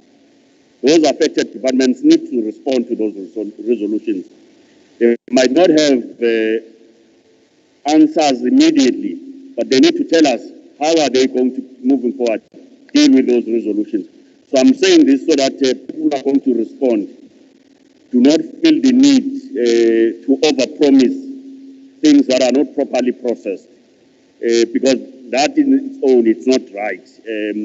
We don't want to come here, and because we will come back next year and then be accusing each other of doing things, of not doing things that we're not ready to do.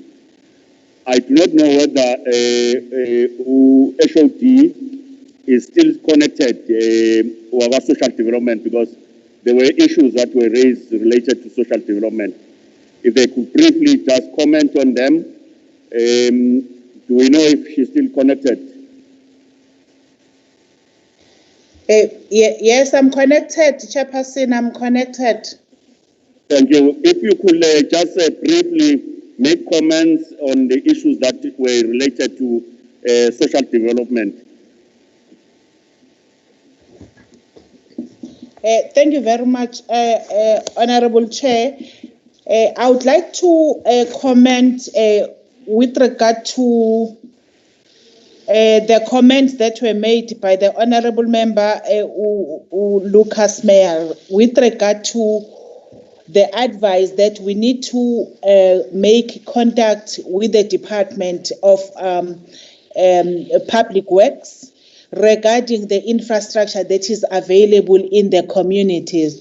So what I want to confirm with is that already there has been an engagement from the National Department of Public Works and as well as the province, where National Department of Public Works made different infrastructure available for the province to visit and have a look and identify those that we can make use of, especially with regard to shelters for the victims of gender-based violence and femicide. So that process had started.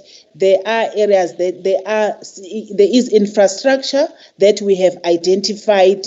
I can't indicate right now the areas where they are. I know that there's Melmoth, there's Ugu, and so on. So we are then in this financial year in the process of renovating those places so that they will be made available for us to use them as shelters for gender-based violence and femicide. I think that's the only comment, Chairperson, that I want to make. And then with regard to the others, I think we are positive in terms of ensuring that we learn and also unlearn. I think ngiyawuthanda lowo muzo, Chairperson, of unlearning and also of learning in this symposium. Thank you, Chair.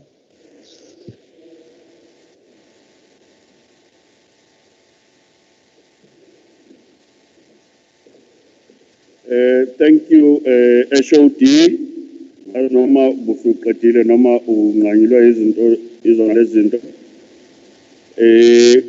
Ngicela ke uthi ngidedele Department of Health if they have things that they can respond to as well. Department of Health.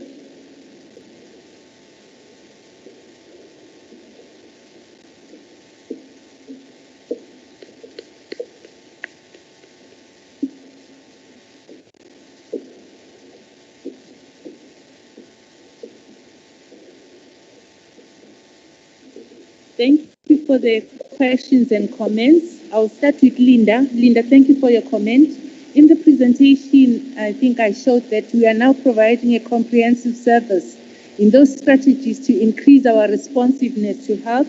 We spoke about pap smear, mammograms, sexual reproductive health, even mental health, because we believe that we must be treated comprehensively in totality. So that is covered now. But we are not in the space of hormone replacement. And unfortunately, it is not a policy at this stage because budget must inform the type of service that we are providing. And with regards to a non-discriminatory service, there is political will in the department. our MEC for Health had started a campaign, hashtag Fabulous About Health. We had started with this campaign, then COVID came into being. It will still be continuing, and she believes that the province of KwaZulu-Natal is not eThekwini. Even the rural areas must access services and these campaigns that are inclusive for all communities. As Pepelo, I can, apologize on behalf of the department. I do not understand why you would be denied involuntary medical male circumcision. And with regards to prostate and testicular, there is a criteria that we use. We assess the risk factor. Not everyone is being screened for prostate and testicular. Those are the policies that we are using. And if you feel that maybe the suggestion box is not working for you, the right thing is that the suggestion box is opened by a member of the clinic committee with the staff member to prevent the complaints not reaching the right people. But I advise that you take the name tag, because our policy is that you are treated by a person who can be identified. Take a name tag and escalate that so that we can address these challenges. And it is unfortunately that with regards to training of counsellors, there is some sensitization training that is conducted in the department. But as Chris alluded to, you cannot assume, isn't it?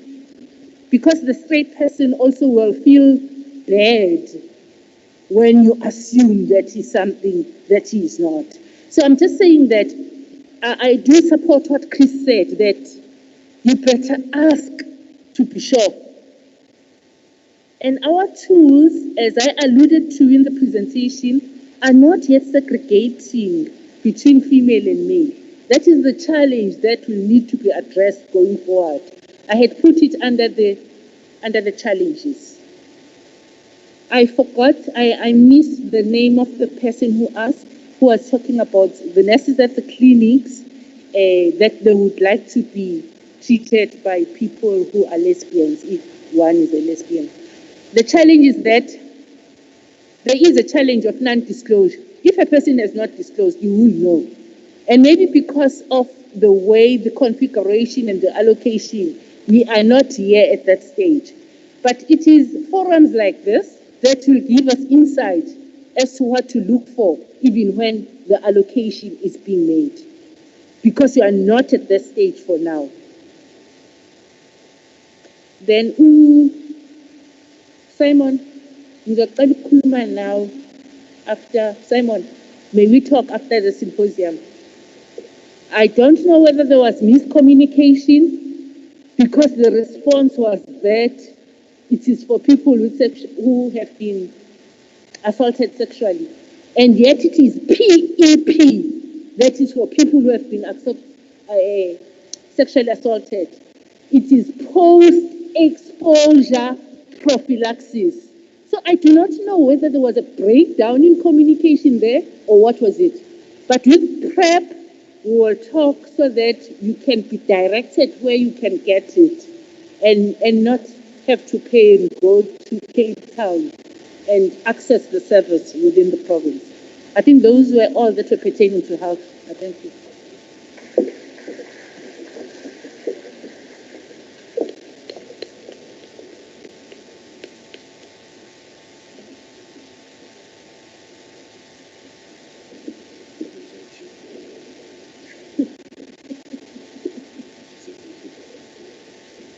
Thank you very much, Doctor. Ngicele Human Settlement, Mamulthuli.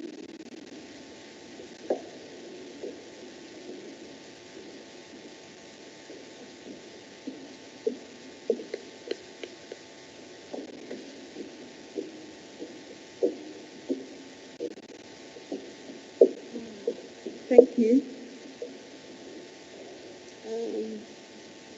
There were a few questions and comments that were relating to human settlements. that I would like to respond to. The first one, it was talking about the safety, the places of safety, which are the temporary shelter. Whether a person who has benefited or who has been accommodated in this shelter would be able to get assistance in terms of provision of housing on a permanent basis. As I had indicated, that there is a draft policy which talks to intersectional shelter for victims of gender-based violence and femicide. We are also a participant in that process. It proposes that there should be a temporary shelter for a certain number of days or a limited time frame, but it also then proposes for a longer or second stage shelter, which is for a longer period, which could be something in excess of 7 days.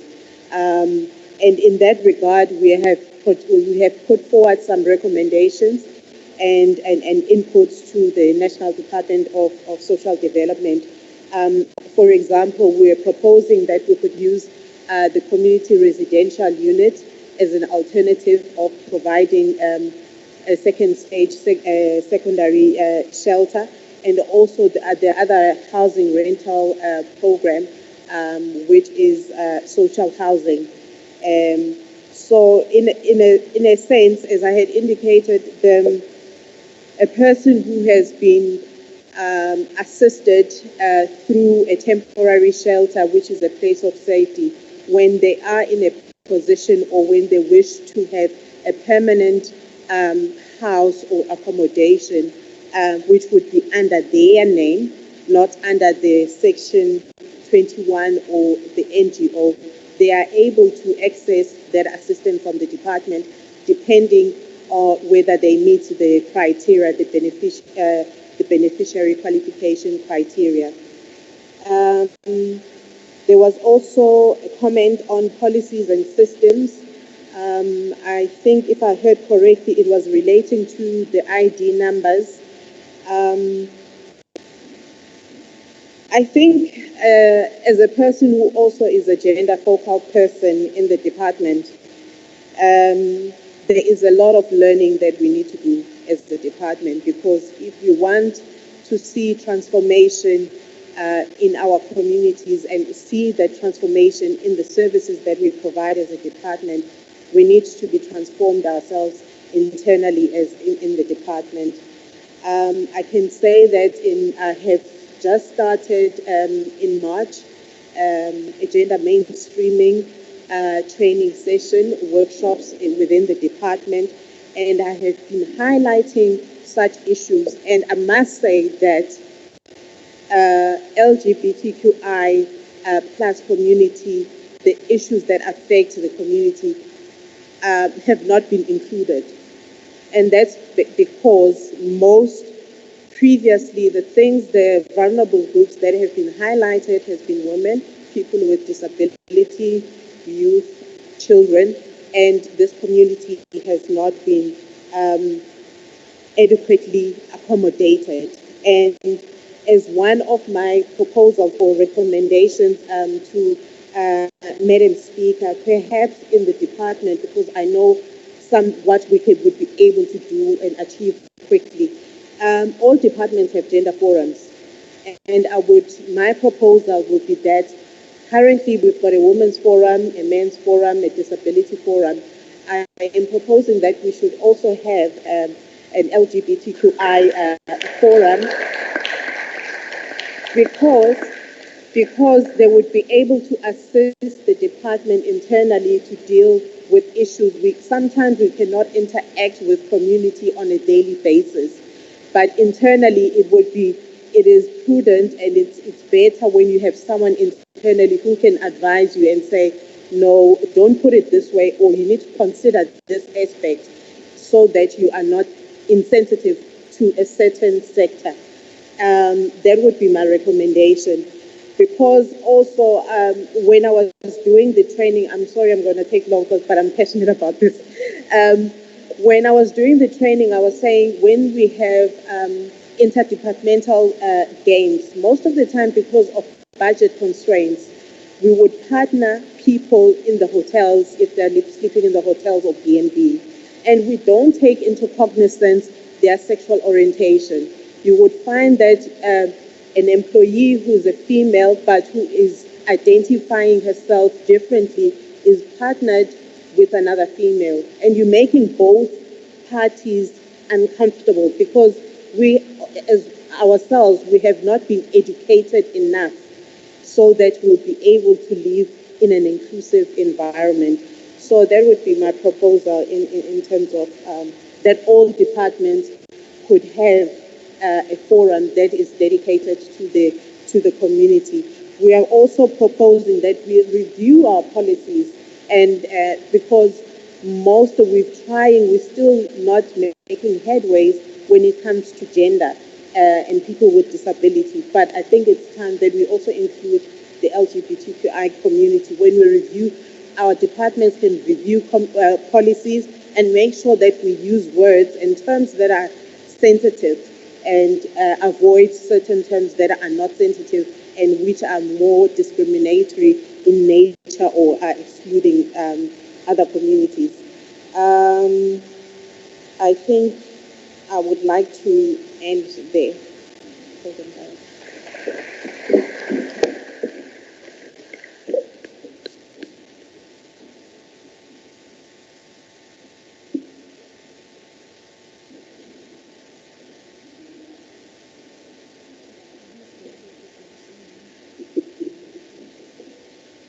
Thank you very much, and thank you nakuwe dadethu ongasho ukuthi indawo esime kuyo ihlanzekile. Ngicela ngazi noma Commission on Gender Equality sekhona mawukuthi khona ama comments, few comments on issues that were raised. Maybe there were issues that they picked up.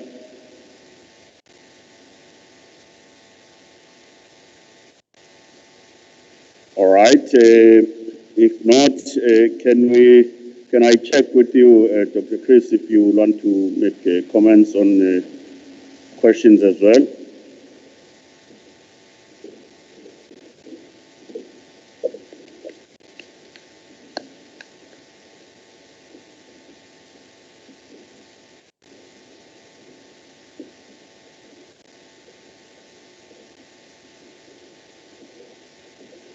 Yes, thank you very much. I think for myself as a psychologist and working for years now, I mean, I started off when we were fighting for equality, that we could get married. And I was fortunate to be one of the first marriage officers to could marry people of the same sex. It's been a journey the last 25 years, seeing how South Africa is changing and being so amazed by such an amazing human rights that's here. We have such an incredible constitution.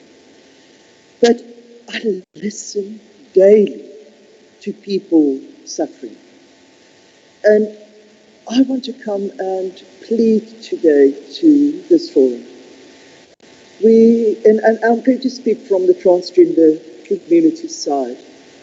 We have people that can't transition. So they live trapped in a body that does not show who they are. And I know through research, and I am involved in research, I mean, I'm doing my PhD in this, 46% of trans people will be suicidal due to the fact that they can't access healthcare. And I want to plead to our Department of Health, and I know I am kind of now a bit on the edge, but I want to plead we need to find a space to help our people. Grace Hospital is fantastic. Edendale is fantastic, but we have the whole eThekwini that they can't access hormones. We have the whole KZN where we can't access surgery. And I do understand it's very difficult. But we're moving to NHI, and from SASSA side, we have requested that this is worked into our NHI system, that we can, in the end, help people to live freely who they are. So I am begging from my side, please let us look at a way for our people to access HRT. It is there. We have the endocrinologists, but we also have people saying we can't help, we don't have the education. Path SA is willing to come and educate. We are educating this Sunday, we're going to educate over 100 healthcare providers on how to help with teenagers coming out as trans and how can we support them. We are here and we are willing to provide these services, but we need to step in. Also for all of us sitting here, and I can talk of us, we need to drive it. In the end, like you said as well, it is in the end us that are failing our youth. And we need to step up. We need to step into positions. We need to go to the commission and say, please help us, that we can access healthcare, that we can find also our places in our schools, in our universities, and that we can really start also being the leaders in our communities, as each of you already are. I know a lot of you are burnt out and tired, but let's take hands and fight together for the freedom of all sexualities, of all genders. And I am saying all, because sometimes I think it is us that becomes the mirror for us cisgender people to say, hey, but what does gender mean? And for us heterosexual people saying, hey, maybe I must look a bit at my sexuality and what it means to be a good heterosexual person. Let us step forward and let us lead the way and keep on doing this amazing work that each of you are doing. So thank you for this opportunity.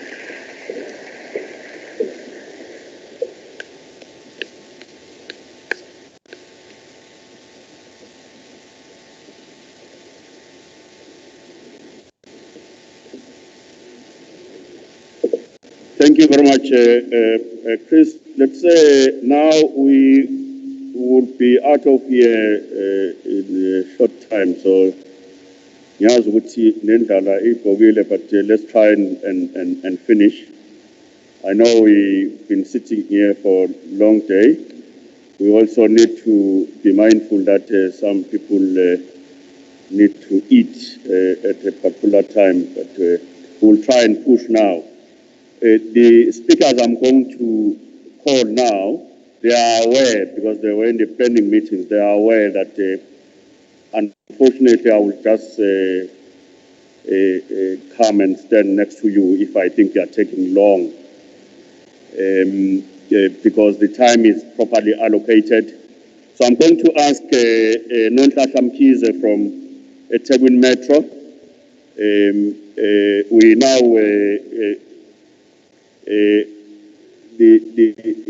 there is a theme, the speaker spoke about the theme when we started ensuring socio-economic stability and safety for LGBTQIA plus community. We then agreed in the planning meeting, oral speaker, that we will allow the districts and the metro a few minutes to say something in relation to the theme. So I'm now going to ask Nonhla Shamkize to come forward.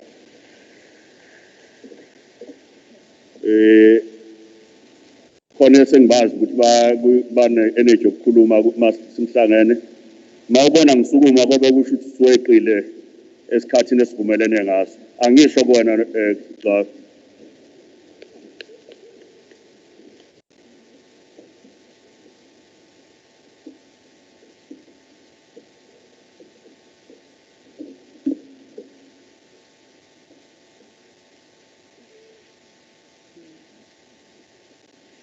So good afternoon. I think we're at that point where we're not saying good morning anymore.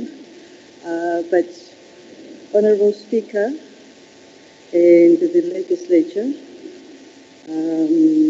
wanting to acknowledge His Worship, the Mayor of eThekwini in absentia, It would be a mistake coming from eThekwini not to have acknowledged Baba Wetu, the House of Traditional Leadership, Ndabezitha, Wakhona Kwakho, distinguished guests online and in the room.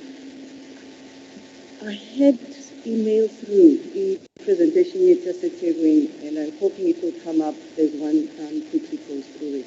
It's just 9 slides, nothing too long. The first one and the last one really being very much introductions, and then of course the second one taking us through what are the critical areas for us. So the second slide, by the time the presentation is loaded, you would realize that it really was reminding us insofar as what is our legislative point of departure when we have these conversations. Ultimately, Ubamsana Wait is towards the concept of equality for all, human dignity, and of course freedom for all people as enshrined in our Constitution. And that of course, Ms. Kuluma, about ensuring socio-economic stability and safety for LGBTI. There are areas out too that from eThekwini would want to put on the table as areas la City Corner we are being inhibited from being able to fully experience and actually have economic stability and safety. And we raised to one being about language and the second one being about the experience and exposure to prejudice. We said one is about language primarily because when you look at Indlela, that we define ourselves as people, we talk about identity, we talk about sexuality, but we look at terms like Sinebhokisi lalikhuluma about sex, a box that talks about gender, but isiZulwini ubulili konke. And therefore, when you get to paperwork that is used in an administrative context, it therefore renders some of us marginalized. And of course, as a result of that, sizithole namalungelo besingakwazi ukuthi siwa-access singasawa-access simply because in how we identify and how the paperwork is expressed. All right. I hope that's better. But yes, the language that is being used is such that is sheer abanye bethu sebesalele ngaphandle. So that's the one area. But you realize by the time the presentation is loaded as well, that in language as well, kakhulu within a province and a context in time, last those buzwa khona so nifuna ukubizwa ngani. And we do, and I'm mindful of the fact that there are so many other words asetshenziswayo abolekiwe, and perhaps ukusupportwa ekutheni sifinyelele la sokwazi khona sibe namagama mhlawumbe angasasikhava sirepresente kangconywana, that would be helpful. But I think the major one insofar as language was just along the lines of identity, which is paperwork at administrative process is sense asizithole sivaleleka ngaphandle just because of how we are currently defined. And quickly to the second part of that, it was just that the exposure here to get to things like prejudice, discrimination. Sizithola kuyizona futhi ezinye esizenza sizithole abanye bethu not able to access even benefits that come with the concept of housing. And if it means that usekhayeni where ungamukelekile as a person of gay or lesbian or bisexual or transgender, I mean, colleagues within Transhope, Lesbian Gay Center, Gay and Lesbian Network would remember just during the COVID, how many people during level 5, level 4, level 3 were locked down with perpetrators, were locked down with criminals, were locked down with people that raped us and tried to correct us in our own families. And the question is, Ms. Puma, sifakwa kuma safe spaces, siwathola maybe thina sikwi-metro, but what happens to those within even those metros that are in rural context, even within that space? Because space osigijimayo uyofuna i-white dog, uyofuna shelter is very long, and at times asinayo access to transport. So I think, Madam Speaker, where we're going with that is under the focus of this conversation about how ukuba kwethu gay, ukuba kwethu lesbian, ukuba kwethu bisexual and transgender kusibeka engcupheni, kusibeka sizithole sisespacing la singasakwazi khona uku-accessa what would be socio-economic stability and safety kukhona lapho. So what are we proposing ukuthi sicela ukuthi kwenzeke? So slides 6 and 7 would have shown you what has been done by government and what has been done by us at civil society. But specifically, Sikcelayo is very much just this few. And I think a number of you have already spoken to this. But God Department of Public Works, it's one thing to come about, we will make spaces available, we'll dedicate our buildings and all of those things. But we just need to look at the policy that talks about, and we experienced it kule system esikuson, ukuthi sikhuluma kanjani ngama-spaces esithi are safe within even those spaces, but asiphinda sifake engcupheni, e.g. the concept of toilets. Quickly, the last three things esicelayo, the SD be provided with location support insofar as budgetary is concerned, because siyawabona ama-efforts, but somehow awafinyelela bengafinyelela khona if DSD would be empowered with a little bit more budget, and we're hoping through the legislature that would be visibilized. Department of Labour, ubambisana no-COCTA and House of Traditional Leadership, siyaxoshwa kuma-tribal authority type of spaces.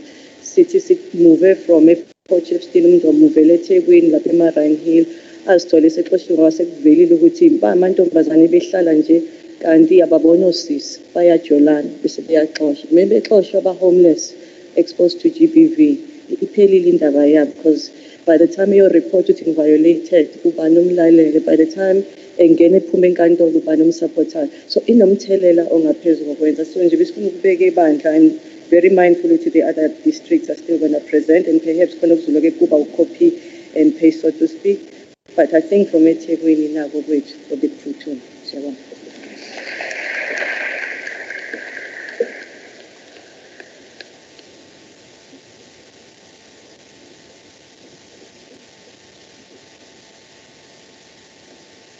Ngicela simfihlombe uMhlahla, bengicela ophuma eMajuba district uNjabulo Meya.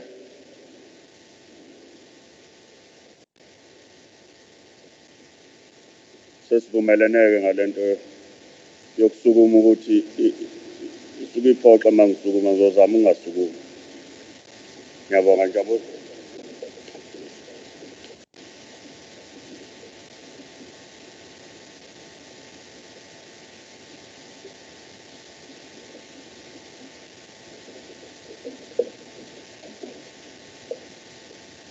All the guests, all government departments that have been invited today, ladies and gentlemen, LGBTI community, good afternoon.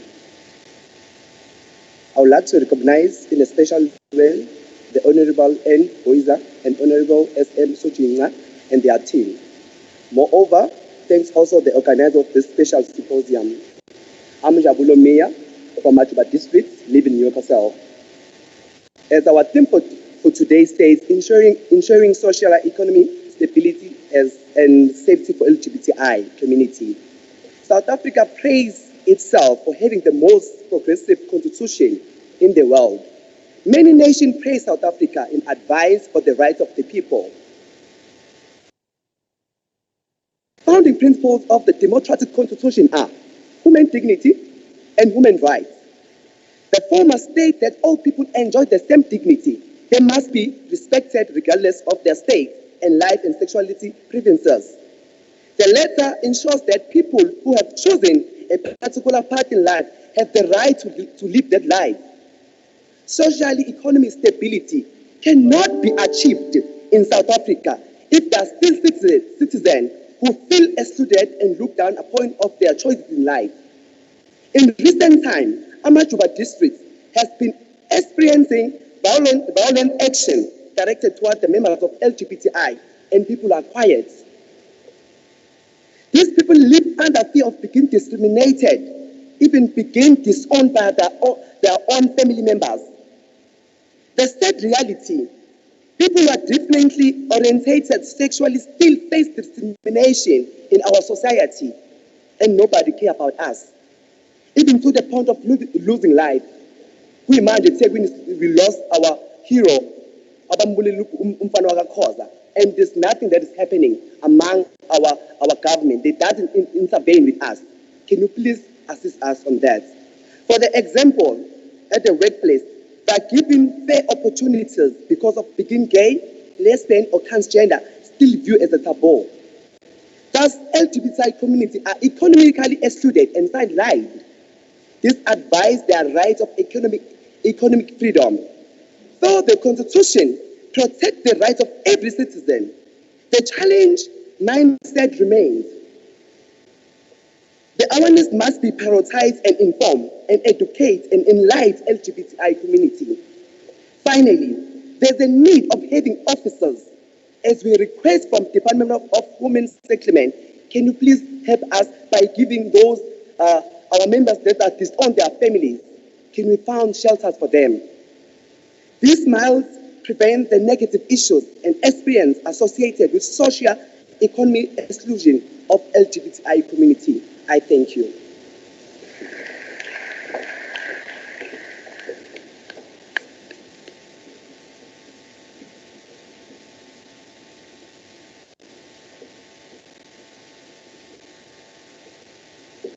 Thank you, Unjabulo Sumufihlombe, for serving us 2 minutes. Siyabonga kakhulu Mia. Besicela uNonopha Madala ophuma eHerigwara district.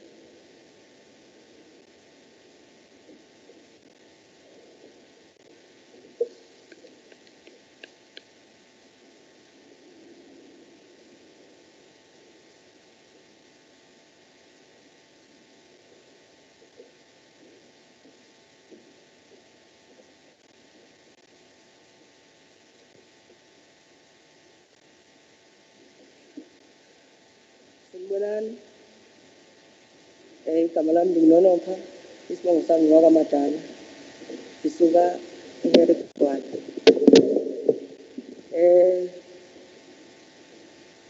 Ngiyafika futhi la. Ngifike last year, so into zalana ngakazazi kahle kahle. But khona iwale sengiyibonile. Challenges nayo emzimkhulu is that we are surrounded by older people who are not educated about sexuality. And they are extreme, and I think that is not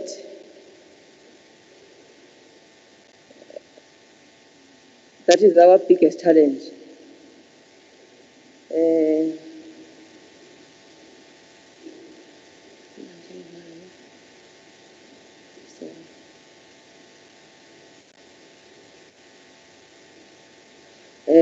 Us as lesbian and gays, bisexually, we face many challenges, and these challenges we face, they are caused by people who judge us. They end up kill us because of sexuality. They don't like the way we are living. They harass us. There is gender-based violence. There is no humanity. We don't choose to like this. So mina ngifisa ukuthi uhulumeni ukuthi asisize ngokuthi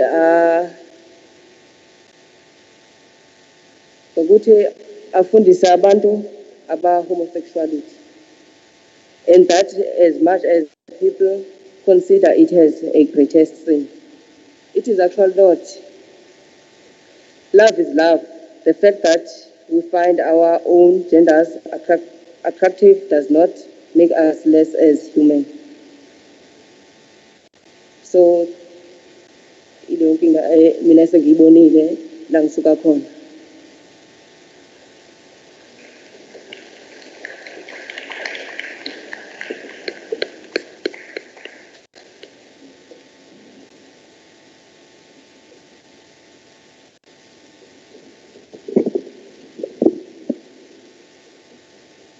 Enkosi Nonopha asimqhabele naye elingihlombe.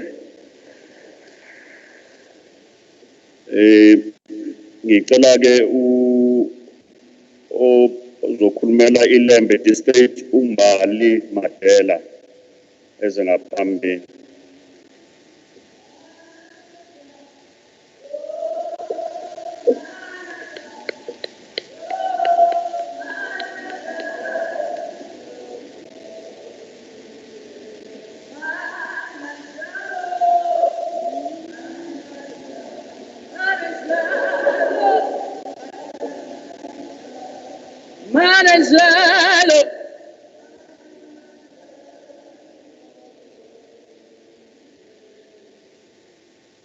There's a reason why I sang.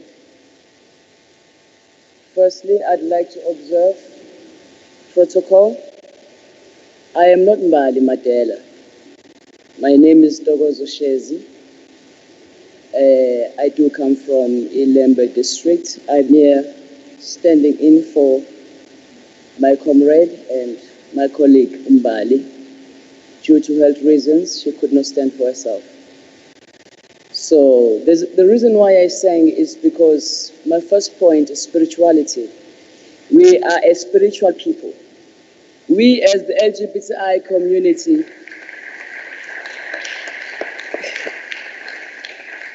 we are very spiritual. We've been gifted in many diverse ways. And you'd find that in our families, we are the ones that have sight. We are the ones that carry the vision. We are the ones that carry the burden of the family. And I'm here to say, we as a spiritual body from the LGBTQI community, we want to be recognized in our local churches. We have been ostracized for too long. We have been put aside for too long as if we are not human, we are not living. We do not carry God inside us. I'm not here to only express our problems that we encounter, but I'm also here to express to you, Mawet, and the legislature as a whole. We want to be inculcated. We want our pastors, we want our spiritual healers to recognize us and stop ostracizing us. It's been too long. We want to serve God in our communities.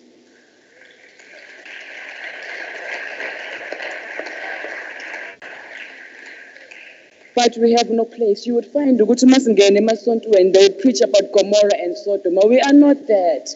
We have been sodomized for too long. Let the scripture be regarded as a scripture, not as a weapon. We want to feel welcomed spiritually. Ngiyadlula lapho. Concerning indaba yemsebenzi ma,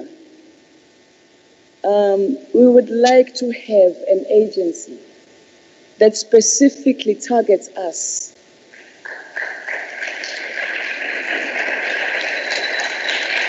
And places us in places of work.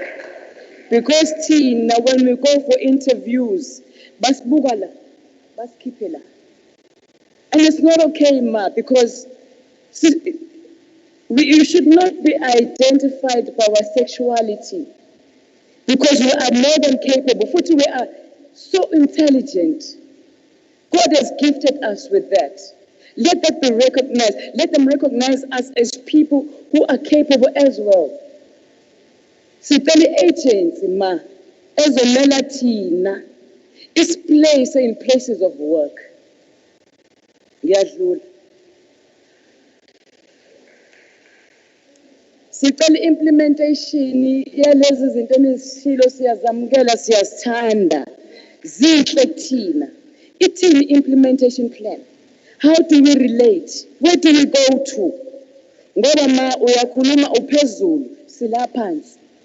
Uma siqala sisukuma siyapi? Sikhuluma nobani? Sicela implementation plan ezorelate nathi ku-ground level. Mina ma kade ngisebenza, just to make an example. I'm an educator. Kodwa you would find ukuthi abafundisi bazofika bashumayele bathi sesinongqingili. For example, the terms that are not even in the Bible. Ngiyaqamba ngiyeclass ngithola period yami yokuqala ngiyofundisa grade 12. Ngizongena kanjani ey'nganeni because they know. Kids are aware of what's going on. Siyacela umhloli asuka e-circuit office azobuza ukuthi uNtokozo akayisheli yini iy'ngane la esikoleni. Abayeke bonke othisha bamithisa iy'ngane azosingla out mina. azothi akayishelinga as if I'm a pandemic, as if what I am is a disease etransferekayo komunye umuntu. Siyacela manibheke lento. Akusafarishi kuphela iy'ngane, kusafarisha also the educators. Kancane nje baba sengizosuka.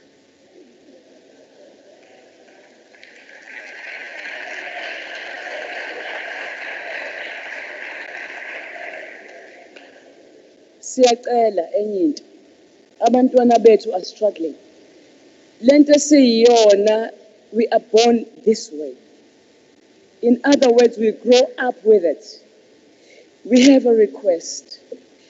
I have, for quite a while, been dealing with kids, and I'm asking, can we have a structure that deals psychologically, that is going to involve families and the society? How do we handle this? Because I come from a rural area of KwaMaphumulo. How are we going to deal with this? We've got kids ezifana nami ezingathanda ukugqoka ishuniki okufanele ngabe zigqoka ugrey, uthola ukuthi uprincipal athi no, we don't allow this. Besides that, it's quite a struggle coming to terms with what you are, because you are different. We all want to belong, but it just doesn't happen because we are not the same. God created us different. Now, how do we deal with little kids from primary school? How do we tell them that they are also human, that they are okay? What structures do we have?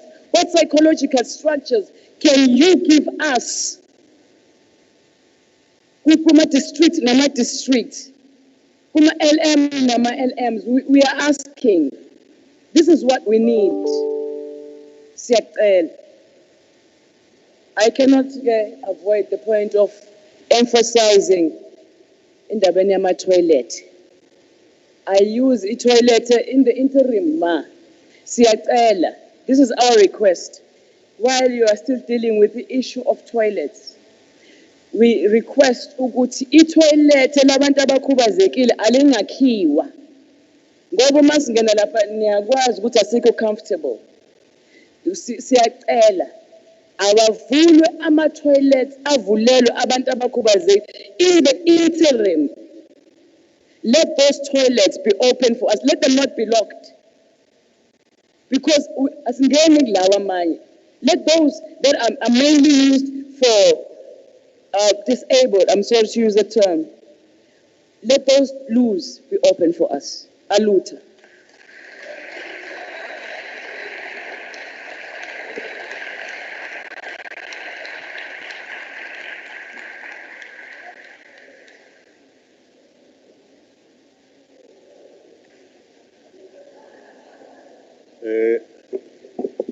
It's obvious I'm not going to ask for ezinye izandla for udaba ngoba nize nasuku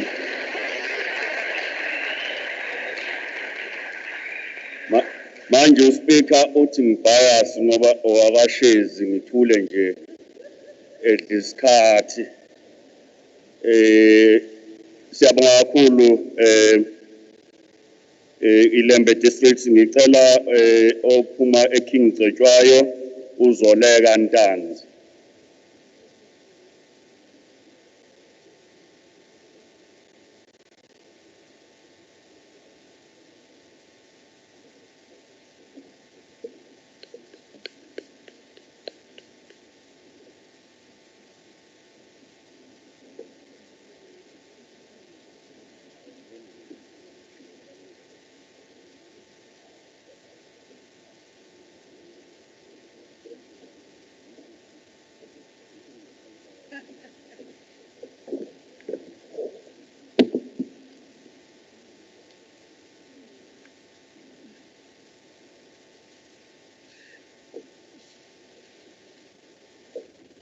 Sanibonani.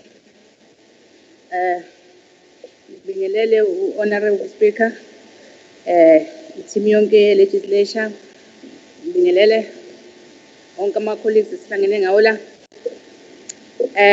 Uzoleka Ntanzi lo urepresenta iKing Cetshwayo.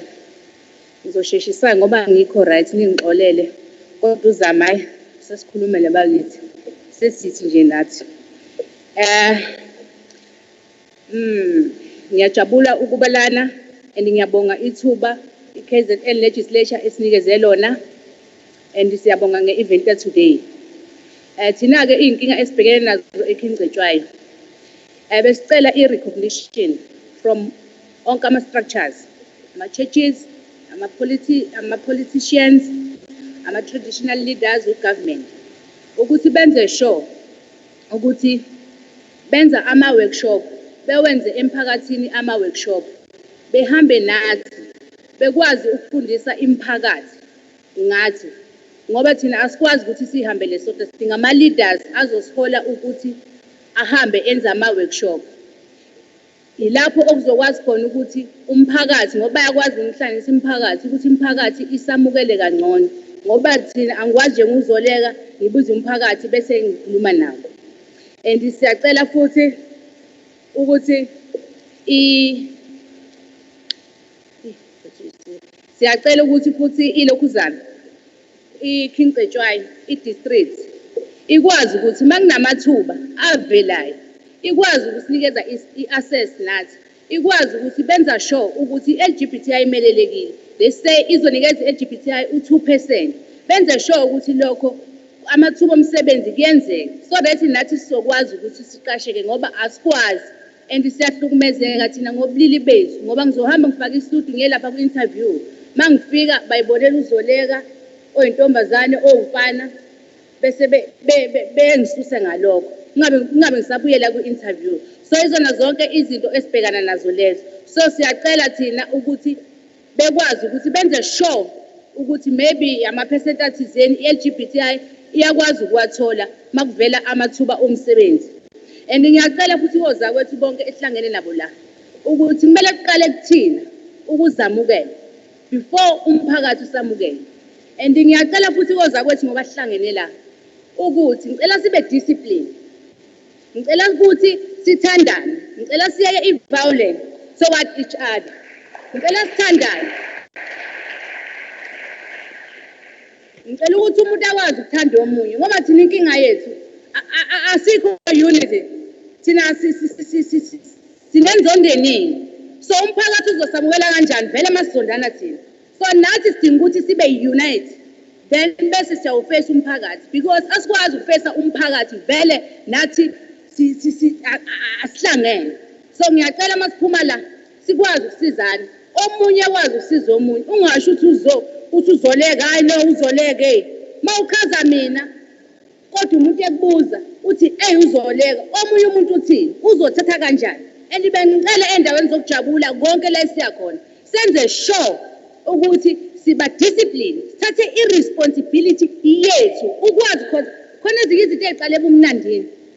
Sengiyafika lapha ngifake ikhindi ngihleli nabantu besilisa ngiyazenzela nje la bayabuka nje abantu besilisa ekugcineni mina bayazi ukuthi yini enginayo akufani. Uyasuka umuntu uyakuthatha uyakudlengula endaweni zobumnandi because of indlela oziphethe ngayo endaweni zobumnandi. So bengicela ukuthi sithathe i-responsibility masiya ebumnandini sizinakekele, wenze sure ukuthi uhlala nabantu abathembayo because izinto ziqala lapho ngoba bayazithina nje ama-lesbian bayazi ukuthi yazi lona hey mhlawumbe maybe ngenza example i-virgin uyaphuza wena ufaka isikhindi ulokhu uhleli lapho uyabhampa wenza yonke lento le so uyasuka umuntu basuka bayakubamba. So guys ngiyanicela ngicela sibe responsible for impilo zethu uqale kithi before kuye emphakathini bani masenze njalo.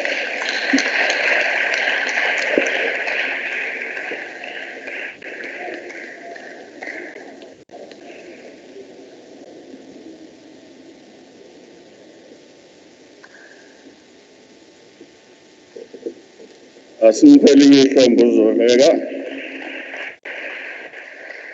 ubethu uyangichansa ifuna ukungena abantu ababili be-district kwasho ukuthi hayi no ngakhula nalensizwe emzalayo so nguclep. Ngicela ke ozokhulumela uGood District uzinhle Ndimeni uspeaker ngathi bias Ngibonge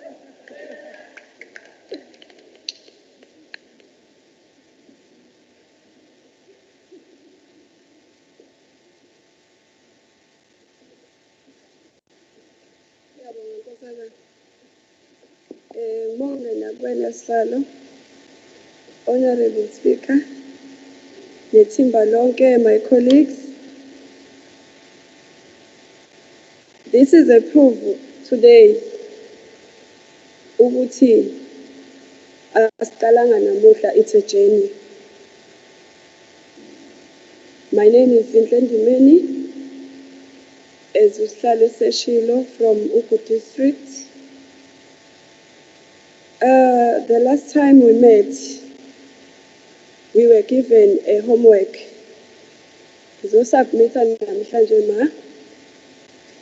On behalf of the district. Yaite into Austravelenge district, someone that is unfamiliar of Ugu, Uguti, Umeranjan, geographically. Iphethe namuhla, Ugu district is a south coast, is a mother district of Umdoni. Those are LMs, Muzwabantu, Renkonyeni, previously known as a hibiscus.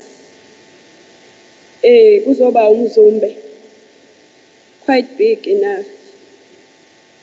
Siyalandela ithe yadlala.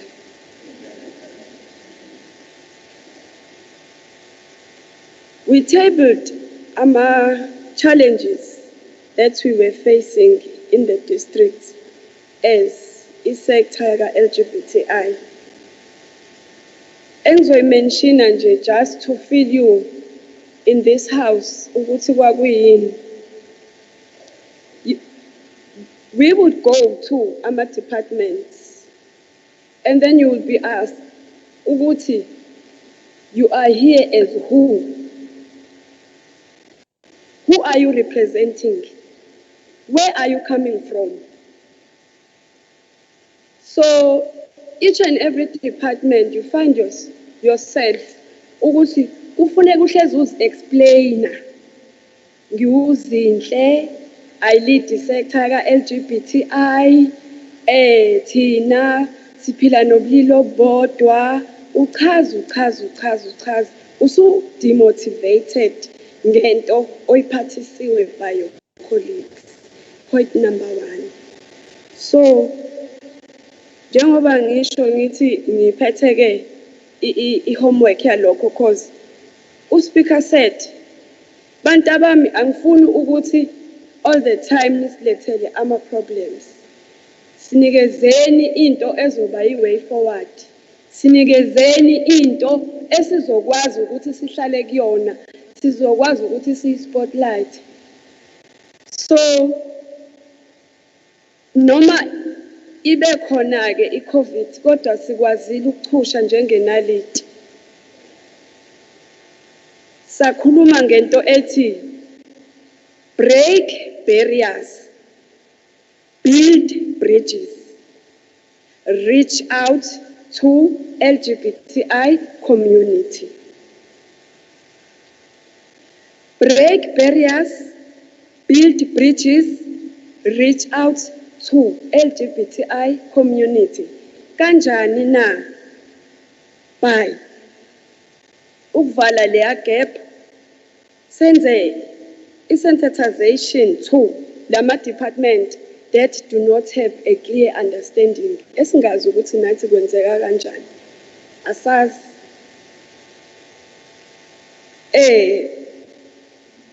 Senze ama-pink zones. Sazi ukuthi isikole inobamba sekuyi-pink zone. When we say it's a pink zone, sesiyazi ukuthi no, lesa sikole, the learners, the teachers have been educated, they have been sensitized. They are clear ngento yaka LGBTI. Akusezukusuka manje uSpeaker nethimba lakhe, angisezukuhamba ngiye kumajali, angisezukusuka ngihambe ngiye kuNonhlanhla, ngithi kuNonhlanhla manje ngine challenge kanje ingane kanje as one of us have said ukuthi kukhona isikhathi sebullying. So ikole siqhamuke nento yokuthi kube nama-pink zones. And then ama-departments, sazi ukuthi ama-departments they are LGBTI friendly. I-colleague yami ngabe ifika or imi lapho ikhona iyazi ukuthi certain department isi-synthesize in such a way sesibiza ngokuthi isi-friendly. Sekuyizone engathi mengiyakhona kube ispace engizothi mangifika khona ngi-unpack all the programs that I want to serve the community engisuka kuyo iyamukele ngezandla ezimhlophe because they got a clear understanding. Kuzoba into yokuthi like now kade sikhuluma ngento ka-short left tourism. Kube unfortunate ukuthi kuze kwafika u-short left tourism singakwazanga ukuthi size sikwazi ukuthi sikhulumisane nabo ngoba those places siyathanda ukumnandi siyathanda ukujabula. That is where we distressed ngoba we have a lot of stress. Azikho LGBTI friendly those places. Azikho ma. Uzothuma uzobhuka together with your partner. Uzozwa abasebenzi bakhona bemungunya inkulumo ongayizwa kahle. Uthola ukuthi ububhukhile u5 days. Anisakhulumi manje nge-relationship yenu ukuthi iya kanjani phambili. Ushiyile stress kini, ushiyile stress la usebenza khona, ushiyile stress kwi-community, nizikhiphile, nize la. Senize kwesinye futhi i-stress. Senikhuluma the way you were attended at the reception. Uyabona? So those are the solutions that we have. Pink zones, it's unfortunate ukuthi Department of Education is not here. Nama-department abe LGBTI friendly so that sizokwazi u-accommodate. Undaba ezitha la umile la phambili wathi ngeshwa akaze asibone. Siza sesikhamaflashile because sifuna ukwamukeleka. Uyacabanga ukuthi ngikhule ngithwele ugodo lokuthi angifuni ukuphumela obala just because ngiyazi ukuthi what am I going to face. Bukela nje thina esikwi-rural area, deep rural areas, being active like that usethola ukuthi ending iendwe i-life yakhe.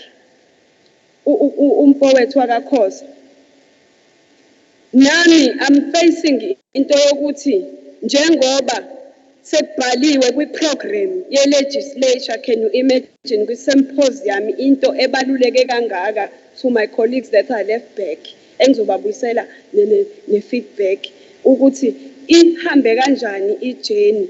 Having my name here, it's not my name, it's representing each district as a whole. Uthi umufika lapha sekuthiwa uzinhle yilo we-LGBTI. Yintokazinhle. So there is a lot of discrimination esifacene nazo kakhulu. We're hoping ukuthi sizokwazi ukuthi siface silwe nayo, sibambisane nayo siye phambili ngoba ekugcineni kosuku nothing about us without us.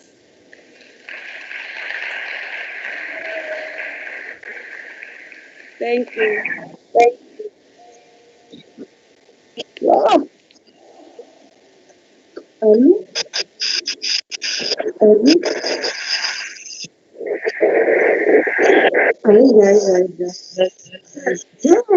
Ukhona osiphazamisayo kulaba abakulayini. Sicela nje awuvale leyo msindo wakhe. Sicela shayele uzinhle izandla bakwethu. Siyabonga kakhulu Zinhle. Ngicela ke uTracy Sibisi omele the host district umgungundlovu.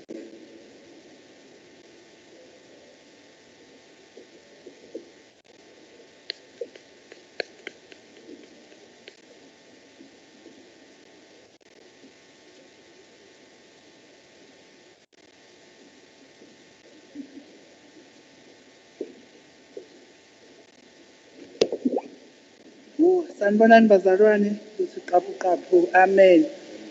Amen. Angithethe ukugxila kokunye bakhulumile, but mina ngizokhuluma igama lami kodwa langempela-ke nguMother Roy, ngugogo, nguMancu, bangazi-ke la edistrictini. Ukhuluma njengoMancu namhlanje. Sinenkinga kakhulu bakhuluma nge-unemployment, but-ke engizokusho ukuthi the unemployment has been the cause ukuthi nisithole sekuba khona i-excessive consumption of alcohol and drugs as the recreational activity and the method to escape reality. Ningasiboni uma sesidakiwe nje xa siyathanda. And we are also forced, the unemployment has forced us to commercial sex work, which places us at high risk of contracting all STIs and violent in streets by our clients. Even police officers are figures of mahal in the streets. So all that the West number four on the streets, they are facing a tremendous violence due to unemployment.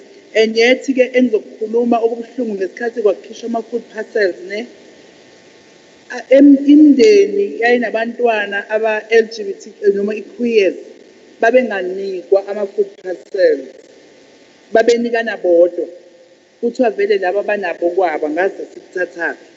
But-ke inkinga nje yanleyo-ke ye-unemployment, and also unemployment has placed us like sibe vulnerable kuma-hate crime and other violences asuke khona. And the issue of shelter, some shelters are refusing ukuthi sizoba sensitize, and lokho kwenza ukuthi mase siyakhona every month mhlambe uzoplace umuntu mhlambe kwi-women's shelter kuthiwa the first thing bacabanga ukuthi bazodlwengula. Mase lo edlwengula abanye abesifazane, mase lo edlwengula amanye amadoda, yayibona into emabecabanga nje i-queers or abantu abagay bavele bacabanga nje rape, shuthi siya-rape thina ngoba phela asinaso isimilo, shuthi thina siyaxega isimilo sethu makuqhamuka nje naba baxegela isimilo.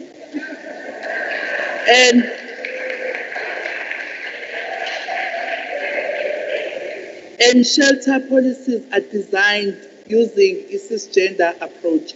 And lower even kuma-shelter food, we are not even safe phakathi kuma-shelter because kuba sikhona i-violence uphinde futhi udlwengulwe ibona labo kodwa kade bethe wena uzodlwengula. Then i-hate crime bazalwana niyabona kade sisajabulile sesiphinde sakhala. And yet, nala emkungundlovu sisene-case it's not being followed ngendlela efanelekile eyase-Edendale due to ama-hate crimes. Ngizothi due to be located in unsafe communities, LGBTI fall victims to hate crime, which broader sense focuses on issue of gender violence and the sense of ukudiphendela kubantu angithi angisebenzi. And babes lo wami kuma-other half usangihlukumeza phela, usangirabaza ngempama nje angikhahlela ngoba mina angithi akunamali. Ngicela kuyena phela imali yama-pads uyena, ama-paint uyena, i-perfume uyena, usengenza seyangishaya. And but there is an illness bazalwane that has been going on, the normalization of gender correction violence and sexual orientation correction, which leads to an increase of corrective rape cases. Bazalwane ngicela ukusho lento ngesiZulu. Angeke umfana asuke ezodlwengula mina athi ubengicorrect uyangazi ngithanda abafana. Umfana o-straight uzongicorrect uvuke kanjani into yakhe, wayifaka kanjani, wayibona indawo, waphinde wachitha khombisa there's an excitement, and yet you were correcting me. Bungicorrectaphi? It's just now you were fulfilling your desires Shuthi iwena it's a fetish ukuthi mangibona some people bathanda se-rough mayibona sengikhalazi ukuthi dominate. You must take that into account bengasi corrective rape and ayikaze inja yakhonkothelwa ithambo ibingalifuni yiloko engikwaziyo mina. And yet sengizoqeda umphakathi, our communities, our own mothers, brothers and sisters, and are protecting the perpetrators lapha. Bafuyile shame izigebengu zabo, bazifuyela, bazincelisa ngoba ezabo zaza sho thina sizalwanga bavele basikhafuna ngomlomo nje kodwa abantu izigebengu zabo zaza kwakahle. Then the police sliding, amaphoyisa futhi okugcina sengihamba amaphoyisa negila mkhulu noma yiphi ihlobo esigebengu umiwa nawo because benzani bayakhokha and yabona. And police not following up our hate crime cases sesikuthi yaqhamuka nje bakubothwa isidina wena. And they also refusing ukuthi sizoba sensitize mothi uyafika nje kuthiwa kufunakala ngazi incwadi yaphesheya ePitoli ngazi ukuthi ePitoli bakhuluma ngeAmerica bathi uhulumeni akakusendeli incwadi. Uhulumeni ubani ngoba ithina umuntu ophilayo sebathi uhulumeni nje umuntu ophesheya noma osezulwini. Then and also justice seems to be on the side of perpetrator ne okugcina ke some females siyaxolisa kubantu besifazane laba ababuye basidayise sigcine seshawa ngoba they believe ukuthi ama-gay abathathela amadoda abo iwona sisukelayo bazalwane iwona. Ngiyabonga.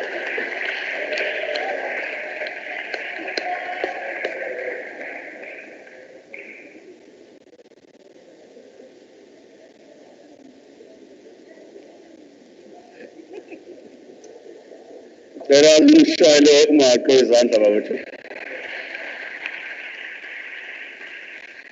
Bengicela ke uThingo Ngubo Mkhanyakude district.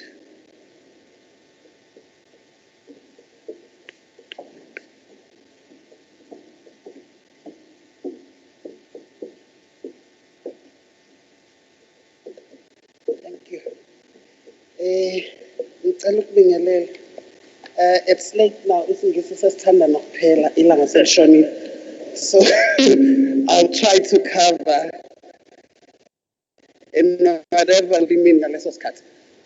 But mainly ngicela ukubonga from all the departments that are here for your presentations. But then into engicela kakhulu is implementation of all your presentations or enwalethile kuthina namhlanje. Implementation, especially because Kwanyagote has more rural areas than urban areas. So izinto eziningi zigcina zingafinyelelanga kwezinye indawo. For example, Umkhuze. So you'll find people that are less informed of the LGBTI community. So for ukuthi abantu babe more educated and everything, I think if visibility of the LGBTI, I want to thank Ms. Gugulu for your suggestion. The visibility of the LGBTI in every department. Okay, we have such people in that we are living with, and if we have such people, we are aware of they are living this certain lifestyle, and we should treat them this way. So, again, Ms. Gugulu, let's LGBTI be represented in every department. And again, a representative of traditional leadership. I think Kwanyagote siphetha amakhosi ney'nduna esikhathi esiningi. Into eyenza kusingabonakali. I am a trans woman, ne? But umabazi uThingo, they will want to see indodana kaBenedict. That does not exist anymore. But kunendodakazi kaBenedict uyayibona leyo part. So ugcina ungakwazi ukuyorepresent the LGBTI community because kuzothiwa emakhosini uzoshawa noma uzodingiswa. Those are usual things. Uthola abantu